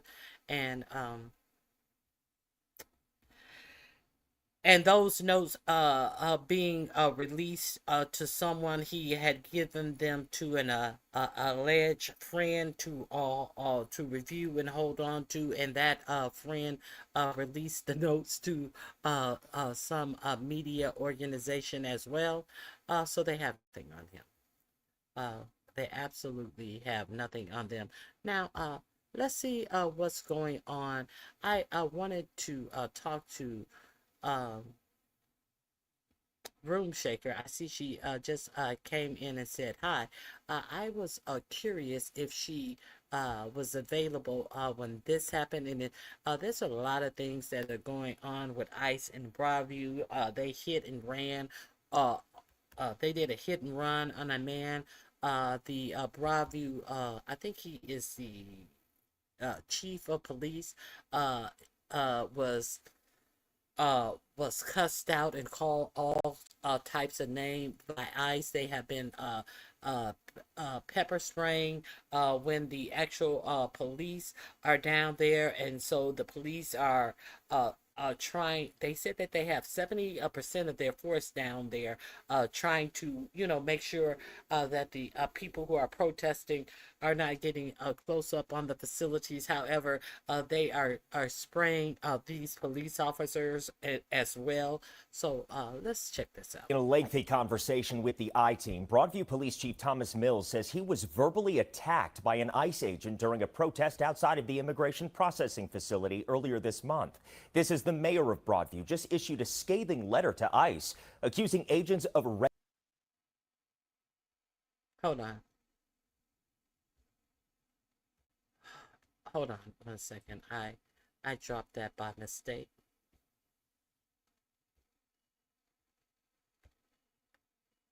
Here we go.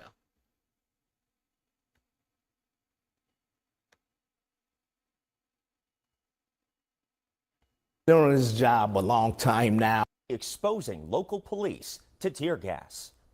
I've been doing this job a long time now, but I was shocked.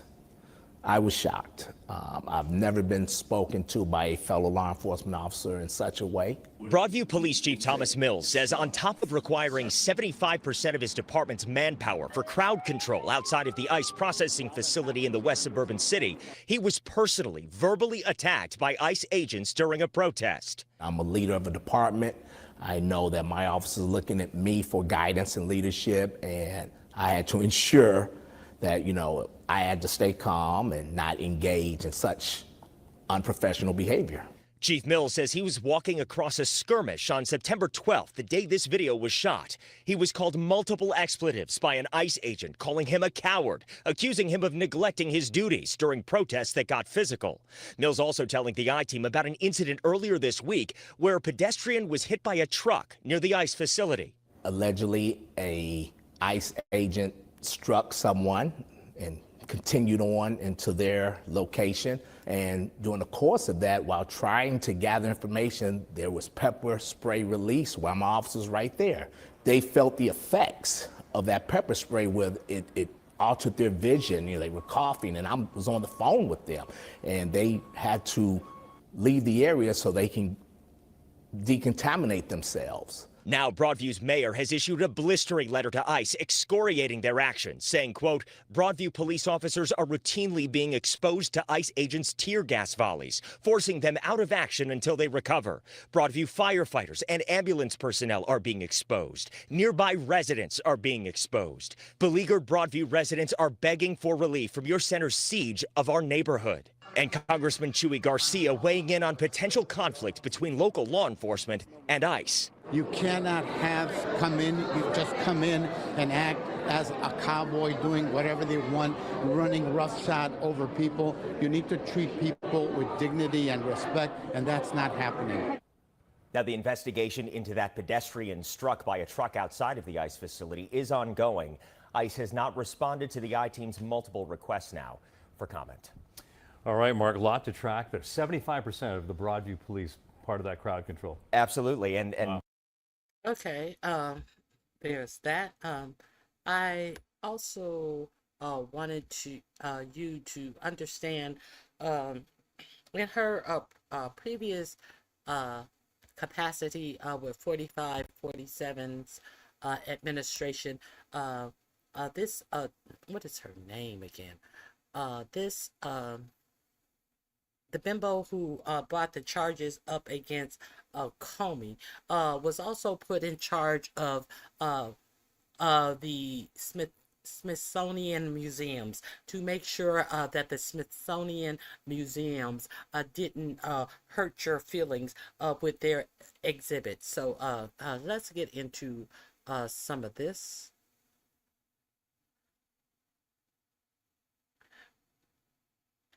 First of all, this is her speaking about free speech.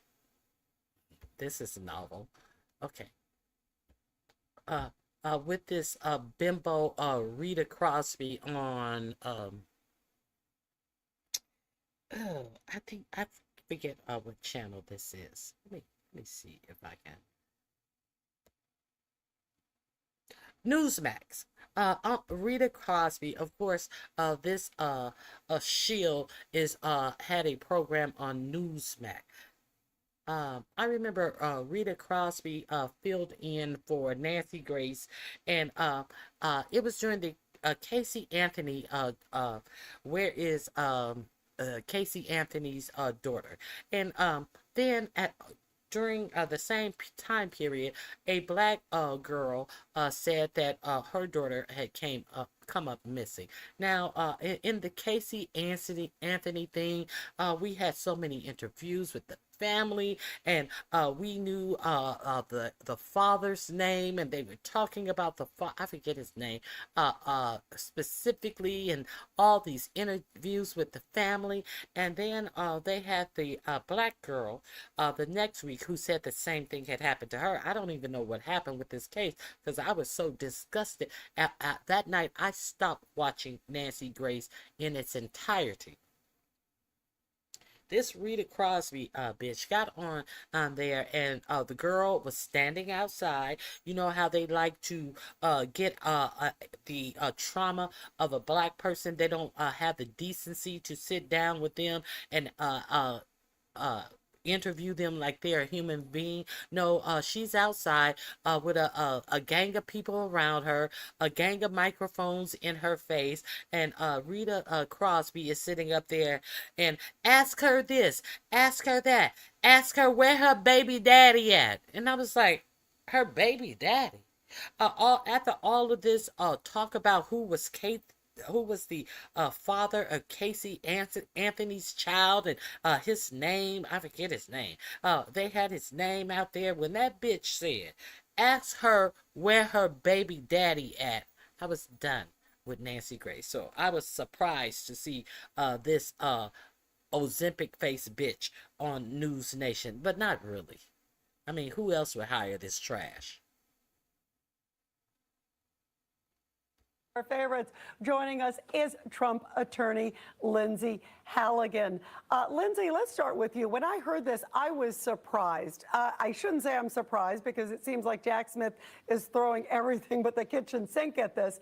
But to actually say he can't talk about his own case, isn't this a violation of First Amendment rights, Lindsay? It is. Free speech was designed to be able to criticize the government. So President Trump, who's campaigning to be president, can't criticize the government that's indicting him. How can he campaign without speaking? How can he defend himself? He's not campaigning. He's campaigning to be the president. That does not give him the right to poison the case. If he hadn't committed crimes, he wouldn't be at trial during his presidential case. Now they're talking about he should have free speech. He should be able to come out and say whatever he wants. You know, the way he kept deriding the woman who sued him successfully for SAing her, all of the things that they put a gag order on him. And she's saying all of this stuff about free speech. Here we are today. What did we just go through with free speech, and what executive order has just been put down about the free speech of people on the left?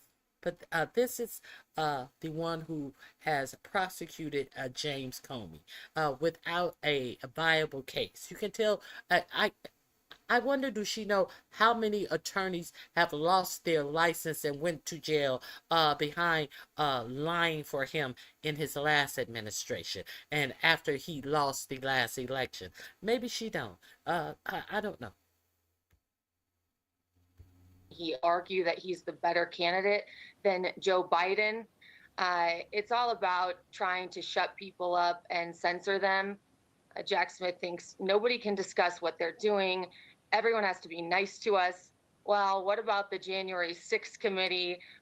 Remember that their accusations and one-sided presentation of evidence didn't taint the potential jury pool. What about Jack Smith himself stating during his press conference about the January Well, we're about to see if you presented some one-sided evidence to the grand jury pool, bitch. We're about to see if you presented all of the actual facts to get these two charges on Comey. Okay, let's continue. Indictment, where he conveniently left out that President Trump said peacefully and patriotically. That didn't potentially taint the jury pool.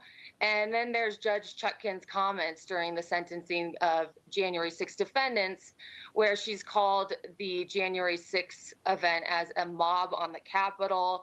She has insinuated that President. So she don't have free speech. She don't have common sense and free speech. Girl, bye. So this is her in one instance. Let's continue. Let me show you this right quick.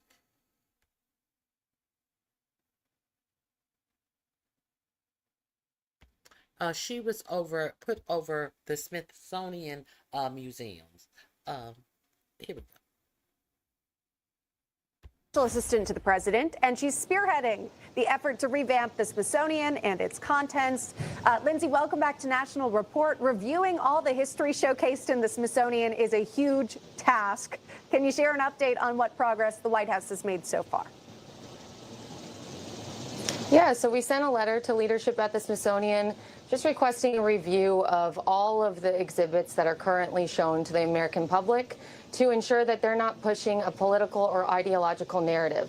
And we met with the leadership at the Smithsonian yesterday, and it was really productive and helpful. And I think that we're going to be working together, and it's going to be very collaborative, and it's going to be part of making D.C.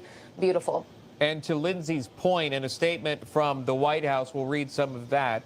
It says, quote, this initiative aims to ensure alignment with the president's directive to celebrate American exceptionals, remove divisive or partisan narratives, and restore confidence in our shared cultural institutions. It goes on to say, quote, our goal is not to interfere with the day-to-day operations of curators and staff, but rather to support a broader vision of excellence that highlights historically accurate, uplifting, and inclusive portrayals of America's heritage, end quote. Can you expand on that and really what many can see? Look, many people love going to D.C., going to the Smithsonian, or learning about it, you know, in grade school and what really is in there. Can you expand on what the president wants to see inside the Smithsonian and ultimately others as well? Of course, yeah. So the president wants to see more positivity, more patriotism. We live in the greatest country in the world, and our Smithsonian Institution, which is really the foundation of our education system as a whole and is over 70% funded by taxpayers, should reflect American exceptionalism. And a good example, you know, a lot of the placards that I've seen when I've gone through the various museums, almost every single placard next to an artifact pushes an ideological or political narrative. A good example is in the American History Museum. There's a Change Your Game exhibit, which features the biological male Leah Thomas, who has been competing against women in swimming. And it asks visitors if gender testing is fair. And it suggests that gender testing is discriminatory and humiliating to those who are challenging gender norms. And I think instead of that, when over 80%, well over 80% of Americans believe that biological males. Okay, bye, bitch. Let me see if there's anything beyond this gender shit. Should reflect the values of the American people instead of pushing ideology that Americans overwhelmingly do not support. And I think, I guess, 98% of the population should not be forced to accommodate or adjust their morals to make less than 2% of the population comfortable. Information. I wonder she's talking about If the governor's race in New Jersey. Now, if you didn't hear about the governor's race in New Jersey, Congresswoman, I think her name is Mickey Sherrill, is her unredacted military record have been released to her MAGA component. competitor. Has felt civil so far. That's all changing. Democratic candidate Congresswoman Mikey Sherrill is calling for a federal investigation after learning that her entire military file, including private personal information, was released to Nicholas DeGregorio, a political ally of Republican candidate Jack Ciattarelli. Now, those military files included Sherrill's social security number, insurance information, and other private details. Sherrill says the request to access the files was unlawfully approved by an employee at the National Archives and Records Administration, and that after Ciattarelli's camp obtained the files, they leaked them to the press. She's accusing the Trump administration and Ciattarelli's campaign of weaponizing her personal information for political gain, and says if her records aren't safe, then no veterans' records are. Now, the National Archives and Records Administration did send a letter to Sherrill admitting their fault in the process. Meanwhile, the New Jersey GOP has accused Sherrill of being implicated in a cheating scandal while at the Naval Academy. They're calling on Sherrill to release her full disciplinary record from the academy after learning that she wasn't allowed to walk in her graduation. Sherrill's graduating class had some 130 midshipmen tied up in a cheating scandal, which Sherrill says she wasn't a part of, but rather was barred from walking because she refused to name classmates involved. She has refused the GOP's request to release her records and says she, quote, graduated and was commissioned as an officer in the U.S. Navy, serving for nearly 10 years with the highest level of distinction and honor. Okay, let's delve into, do you wonder why this has happened to her? I will delve into Mickey Sherrill's her past. Let's see why she might have been doxxed. Let me share this with you.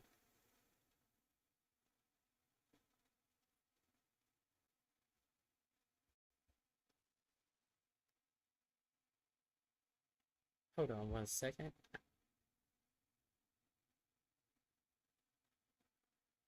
That's not the one. Let me get this.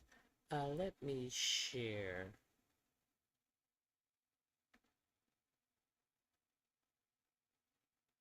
Here it is. Right here. Let's see who Mickey Sherrill is. Okay. And let's see if we can figure out why this mistake was made. I've shared this clip with you, but just in case you guys didn't remember it, and this may ring a bell. This is Mickey Sherrill. This is a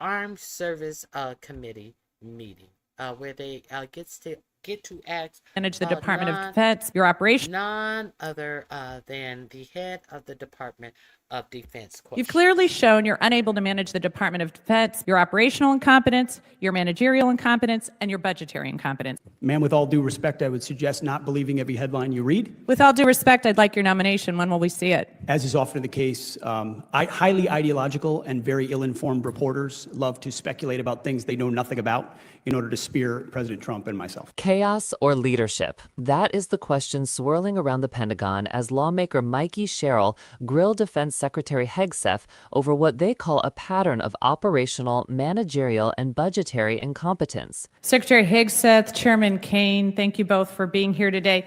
Mr. Secretary, your testimony over the last several days before Congress, I've heard you speak about all of your supposed accomplishments from your time at the Pentagon. I have to say, your training at Fox News has let you spin months of dangerous dysfunction and incompetence into catchy phrases like restoring the warrior ethos and increasing lethality. But the truth is, it's really been chaos at the Pentagon under your leadership. You've clearly shown you're unable to manage the Department of Defense, but what I'm most concerned about are three specific areas: your operational incompetence, your managerial incompetence, and your budgetary incompetence. So let's start with operational. According to news reports, in your first week on the job, you got confused in a National Security Council meeting and thought President Trump wanted you to stop all aid to Ukraine. In a well-functioning administration, you would have asked for clarification before making that seismic policy shift, but instead you ordered vital military aid heading to the front lines turned around, costing the U.S. millions of dollars, and depriving Ukrainian soldiers of equipment they needed to fight Russia. So, Mr. Secretary, can you explain how exactly you misunderstood such a monumental presidential order? One of many fake news headlines we've dealt with. So President Trump told you to halt military aid to Ukraine on January 30th? As is often the case, highly ideological and very ill-informed reporters love to speculate about things they know nothing about in order to spear President Trump and myself. So it sounds like actually the reporting is correct, because I will say, if it wasn't a mistake, why did aid restart only a few days later? Again, we would take complete issue with what would some call reporting and others call a hatchet job. So why did aid start just a couple days later? I'm saying the reporting is inaccurate, ma'am. I don't think that's correct. So let's move on to your managerial incompetence. I think we can see why you misunderstood the president, because you're obviously misunderstanding my questions. Less than a month into the job, you fired the chairman of the Joint Chiefs, C.Q. Brown, and the chief of naval operations, Lisa Franchetti, without cause.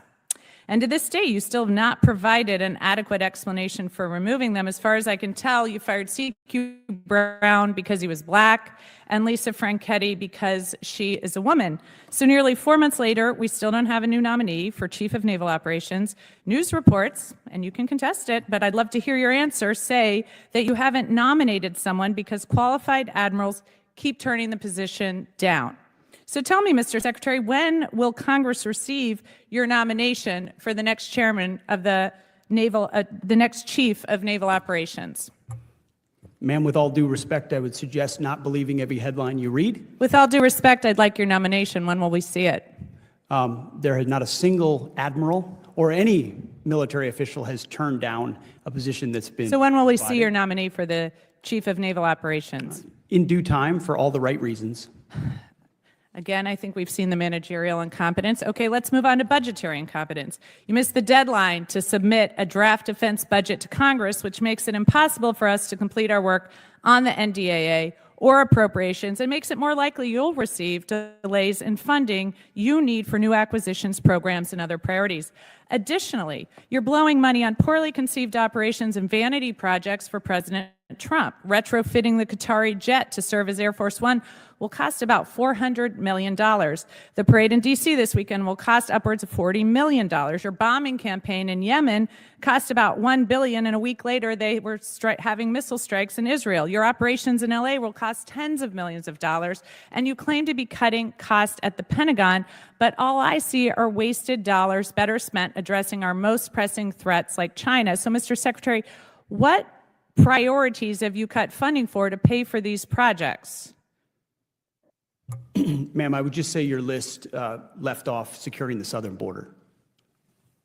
So, Mr. Secretary, what priorities have you cut funding for to pay for these projects? We make trade-offs every day, and I would imagine what we want to spend on is quite different than what the previous administration did. Well, I think Made the American those changes quickly, and they're reflected in this budget, and we're very proud of them. I think the American people can see why I'm so concerned about this incompetence. Thank you, and I yield back. In a heated exchange on Capitol Hill, the secretary faced sharp criticism for missteps that some say have weakened America's military readiness and wasted billions in taxpayer dollars. First, the operational issue. According to reports, in his very first week as secretary, Hegseth allegedly misunderstood an order from President Trump, halting vital military aid to Ukraine. For context, U.S. military aid to Ukraine had long been a critical piece of deterrence against Russian aggression. Interpreting a directive of that magnitude is not just a clerical mistake. It can reshape the balance of power on a battlefield. The secretary dismissed the story as inaccurate reporting, but lawmakers pressed on, pointing out that the aid flow resumed just days later. This is why critics say the Pentagon under Higgs has lacked clarity and stability. Second, the managerial crisis. Less than a month into the job, Hegseth abruptly fired two top military leaders, General C.Q. Brown, then chairman of the Joint Chiefs, and Admiral Lisa Franchetti, chief of naval operations. No clear reason was given. The concern here is not only the loss of experienced leadership, but the vacuum it leaves behind. The military depends on chain of command and continuity. Without it, readiness and morale are at risk. Reports suggest qualified admirals have been reluctant to take the vacant role, though the secretary denied that anyone has turned it down. Either way, Congress is still waiting for a nominee, and that delay only deepens uncertainty in the Navy. And then Okay, so do you think that could be a cause? And now I this on any of the for-profit media personally. I don't know if you've heard this, but I want to share this with you.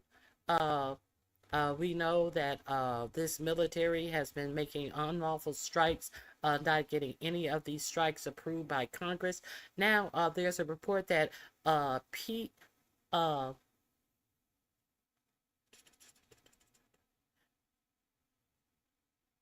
Hegseth sparks worry with urgent meeting of hundreds of generals from around the globe. The Washington Post has reported. So, Secretary of War Pete Hegseth, beer keg, Pete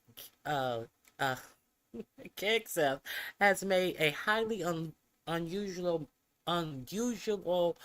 move of the summoning of hundreds of military generals and admirals to Virginia for an urgent meeting next week without telling top brass what the meeting was about, the Washington Post has reported. Anonymous sources told the Post that Hegseth order applies to all senior officers with the rank of brigadier general or above, or the Navy's equivalent, serving in command positions in their top enlisted advisors. Even those stationed in conflict zones were expected to attend, the Post reported. Now, shouldn't that worry you? Are you worried yet? Are you concerned? Okay.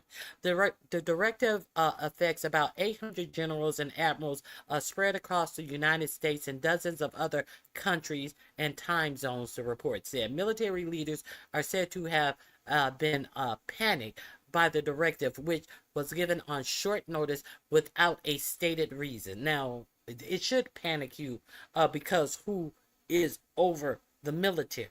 Now, if they are panicked because it was on short notice, if they're panicked and the news media is not reporting on it, shouldn't you be concerned?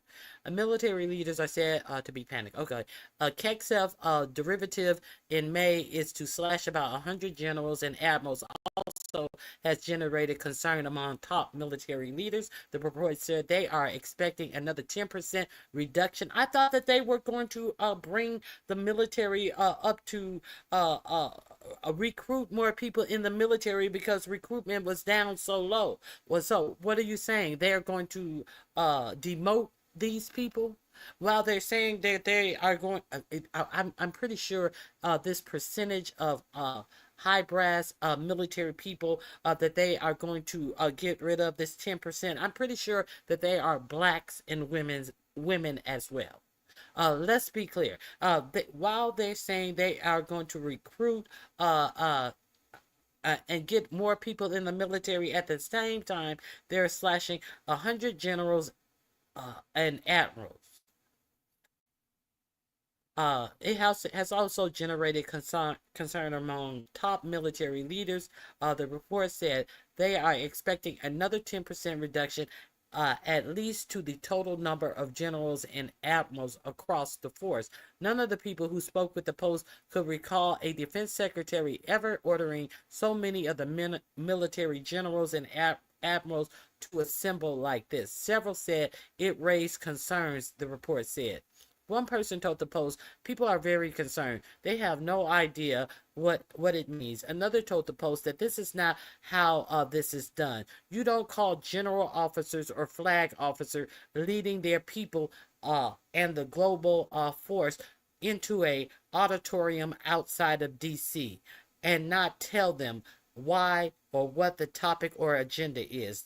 In a statement to the Post on Thursday, Pentagon's spokesperson Sean Parnell confirmed that Hegseth will be addressing his senior military leaders early next week, but gave no additional details. So there's that.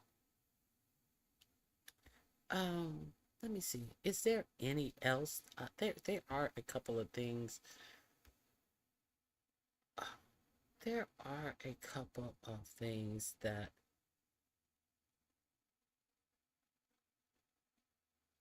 I also wanted to share with you.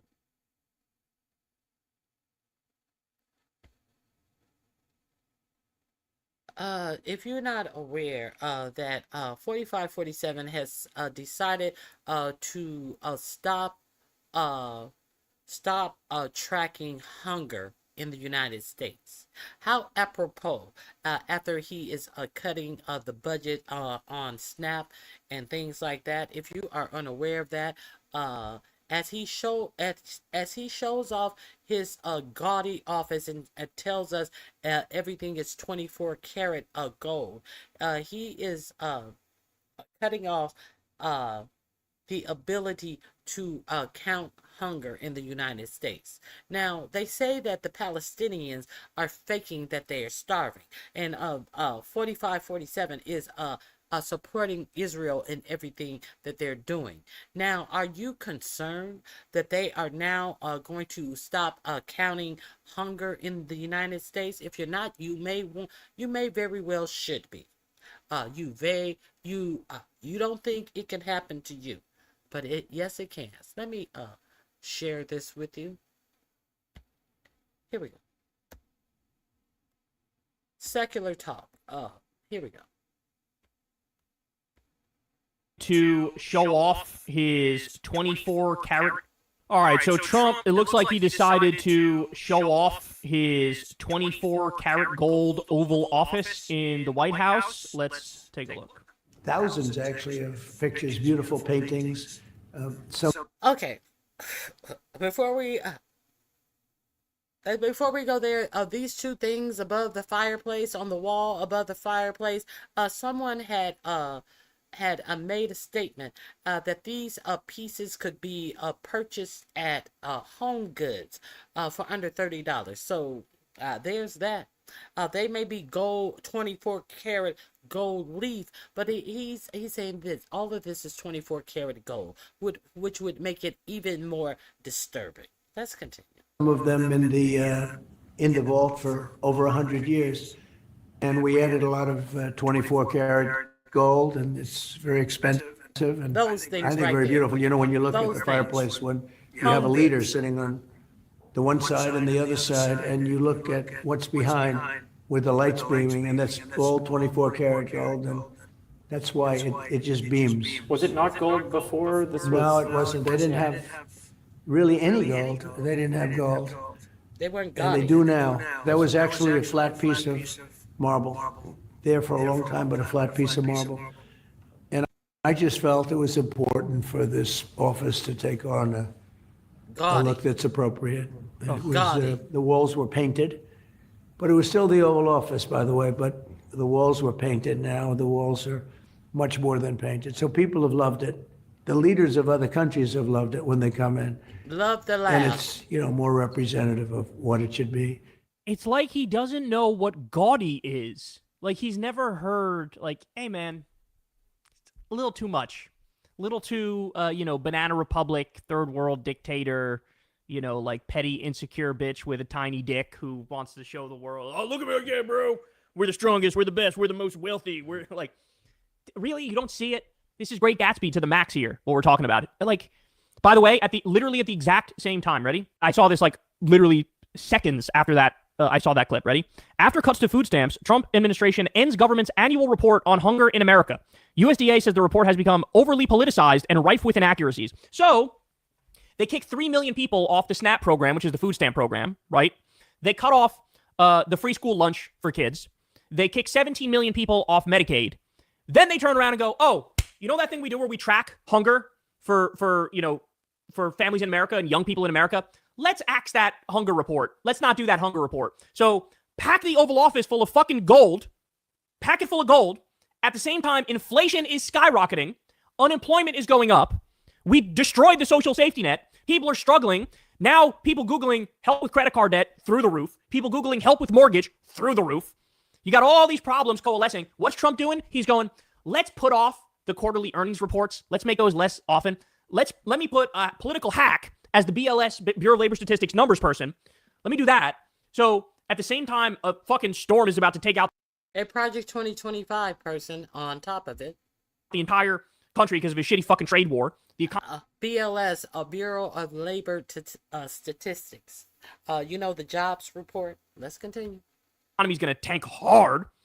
He's fucking showing off the 14 karat gold that he has all throughout the entire White House. It is too on the nose, man. Nobody has ever been a bigger elitist than Trump. And that's why it always drove me crazy that the main narrative of him in 2015, 2016 is that, oh, he's anti-establishment. He's anti-elite. And no, first of all, he's a fucking billionaire. He was born with a silver spoon in his mouth. He's a colossal bullshitter. Second of all, what was the number one policy achievement that he was able to do in his first term? It was a big tax cut for the rich. That's what it was. So he did that the first term, did that the second term, did the big bullshit bill, cut the social safety net, did the trade war, making all of our allies into enemies, destroying, that's another thing that just came out, U.S. manufacturing getting obliterated, bro. We already knew that. If you watched this show, you knew that. He outsourced 200,000 jobs in the first term, already lost over 800 in the second term. It's only going to get worse. That factory in Georgia, that Hyundai factory, the battery factory, and then ICE went and raided it and arrested all the legal South Korean workers. Well, they decided we're going to freeze that. We're not going to do that anymore. Maybe 2026 we'll come back. We'll take a look. That's what they're saying. So all these factories gone, jobs gone, inflation skyrocketing. And this fucking asshole's over there in the White House going, look at all the gold I put everywhere. I put gold on top of the gold within the gold. Do you like that? Is that nice? It's so crazy that the same day I see that, I see this report on let's hide the hunger in America. And then we also, as we talked about earlier, there's also this. Trump's most lethal policy where Nick Kristof explains how for the amount of money that it costs to totally kill U.S. aid, if you just let that money go to the programs, we could have literally saved 1 million lives of children in Africa. He'd rather kill 1 million children in Africa than not. It's going to cost the same either way. How would you rather pay $6.4 billion and kill 1 million kids or pay $6.4 billion and not kill 1 million kids? Which would you rather do? He picked pay $6.4 billion and kill 1 million kids. All this shit is so disturbing. And at this point, if you don't see it, I'm sorry. You are a political enemy. And there is no problem saying that whatsoever. There's no saving you. At this point, if you don't see this shit, there's no fucking saving you. This man is a fucking menace to this country and the world. Okay, I just wanted to share that with you. If you were unaware of that, this is diabolical work indeed, Leonard. Diabolical.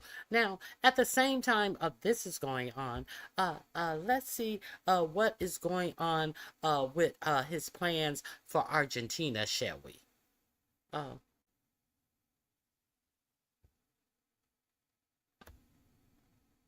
If you are not familiar with the I Had It on women, you should get familiar with them. 2 years, and this is the exact plan. This is Muskonomics, this libertarian, cut all social services.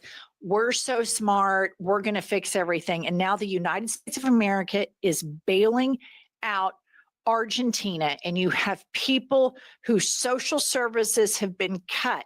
And it seems like every single time I turn around, Pumps, this administration puts Israel first, and it puts Argentina first.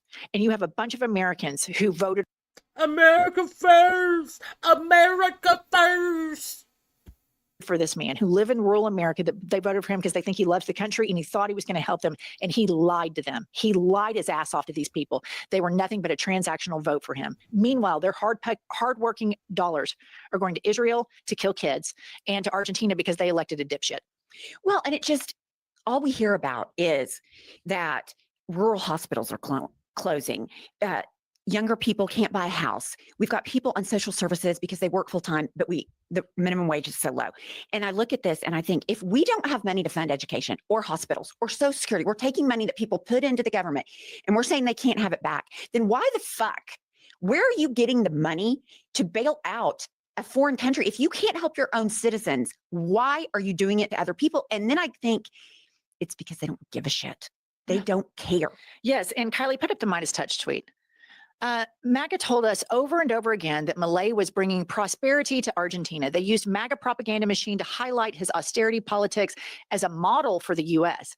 Now that the outcome has been devastating, they are making the United States bail out their failed experiment. And wokeness in 2023, when Milei was running for president, all he had to do was stand next to a "Don't Tread on Me" flag, because that hits hard in MAGA. And N Wokeness tweets, holy shit, Argentina just elected Javier Milei as their next president. History has been made today. And Elon Musk. Look at the dipshit Elon Musk.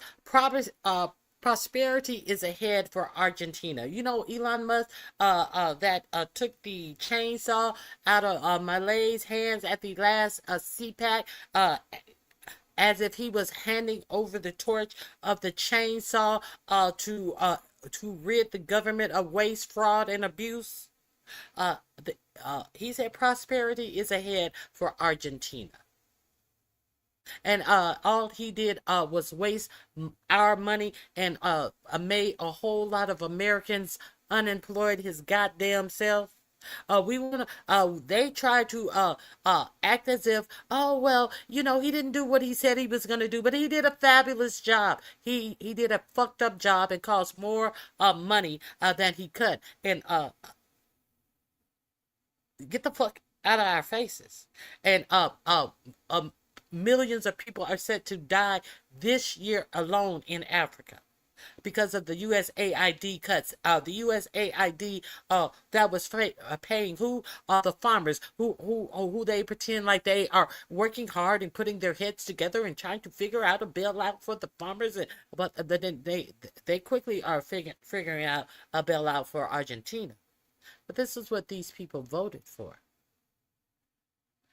America first. That's prosperity is ahead for Argentina.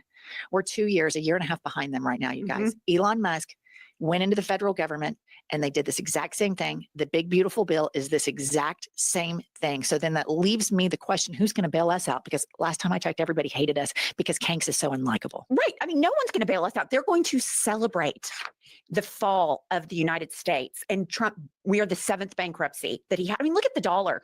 Look at all the financial indicators. You're right. We are 2 years away from this, if we make it there. All right. And then you may remember like Elon Musk with the chainsaw, and I'm taking a chainsaw, and he's all fucked up on ketamine in his sunglasses after he did the Nazi salutes, right? The guy that handed it to him, you guys, was Milei. So you see that down in the bottom right. So in Milei, Javier Milei goes all over Argentina and he talks about just cutting spending. You guys, it's crazy to say this, but like, we had a country 250 years of economic policies, procedures, independence. Is it perfect? No. Has capitalism set us up? Yes, all of those things. But a man that benefited off of all of this taxpayer money and government subsidies runs around with a chainsaw, and he's respected because for Americans, I think, well, he's rich, he must be smart. And we're going to just completely tank our economy. As Pumps just mentioned, the US dollar is having the worst performance it's had, I think, since the 70s. And we're going to go the way of Argentina soon, all for like these broken, untreated, drug addict, emotionally stunted people. Well, and the economic inequality, we have so many billionaires, they will not suffer as much because they have piles of money to fall back on. It's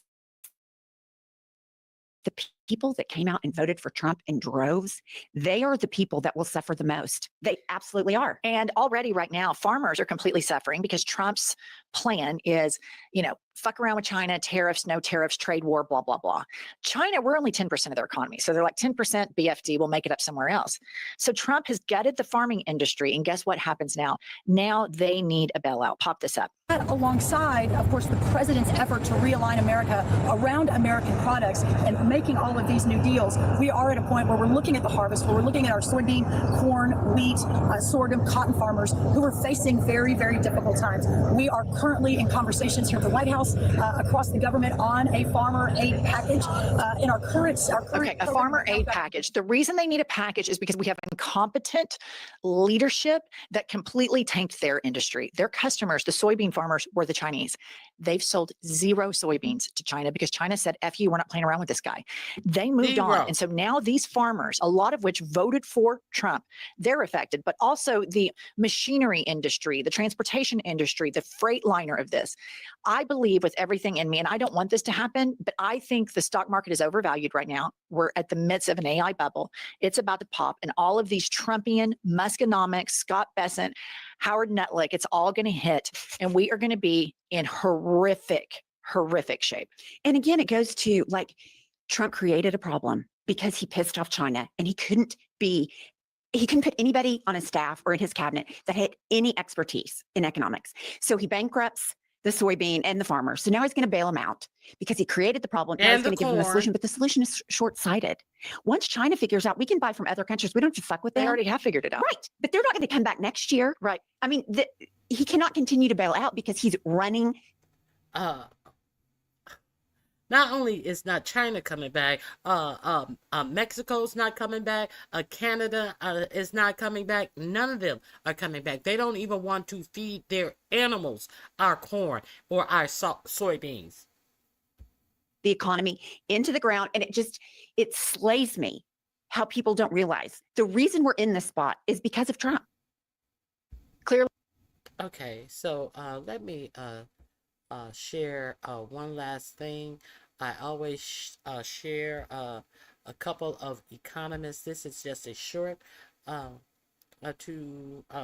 keep trying to warn you what situation the United States is in. Let me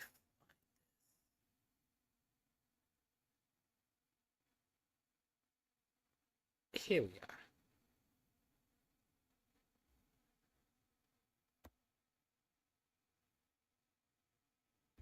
Part of a group of nations that are allied. Well, these days I have to qualify. The United States is part of a group of nations that are allied.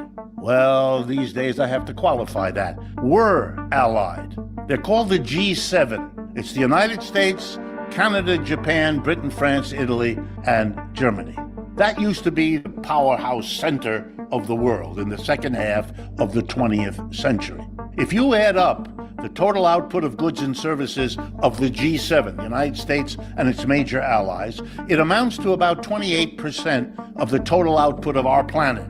Now I'm going to mention another group, the People's Republic of China and their allies, who have a name. It's called the BRICS. What is the total output of goods and services of the bloc of China and its allies, the BRICS? Answer, 35% of world output. That's already a much bigger economic unit than the United States and its major allies. It's over. The United States is part of a group of nations that are allied. Well, if you hear any of your for-profit media talking about the BRICS, let me know, because I never hear them talking about the BRICS. It's going to be a secret to you. Well, maybe just you who don't watch Ronnie Q. I appreciate all of your support. Thank you for being here. Have a great remainder of your night, and I hope you have a fabulous... Today's Friday, right? I hope you have a fabulous weekend. All right, guys. God bless you, and I bid you adieu. Please like, share the links on your. The links are in my description box. Some of the links that I use that are not in the description box are in the chat box. Share the information, please.